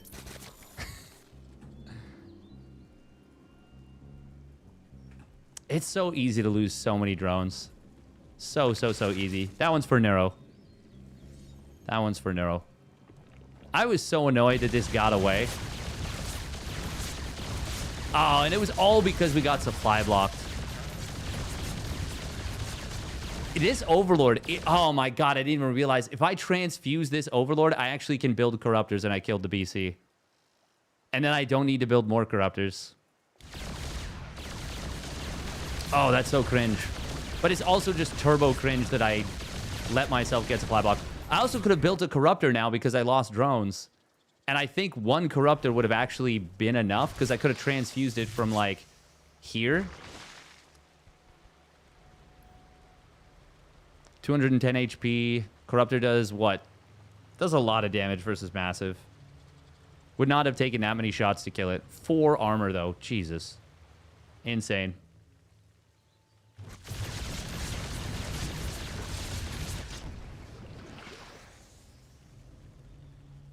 The kind of player you're working with.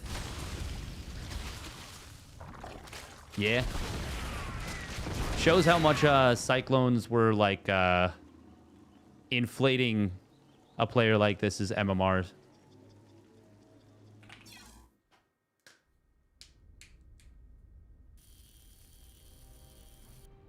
He was like 5.2 on the previous patch, by the way.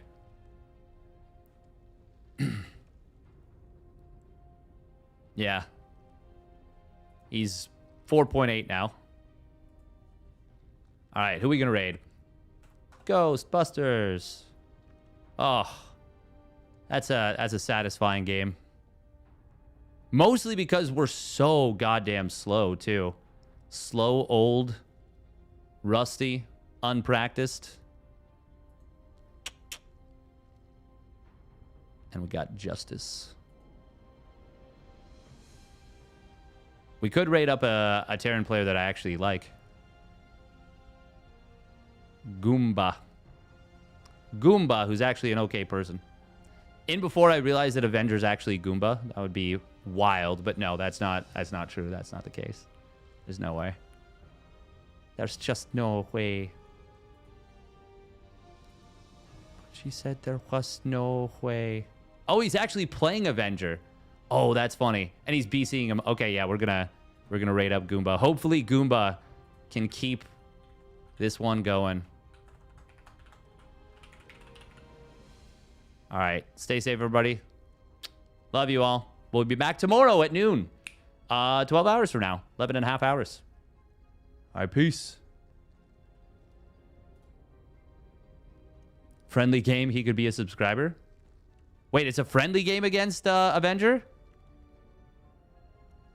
Oh. Oh, that changes things. That changes things. No, it's all good. You came in halfway?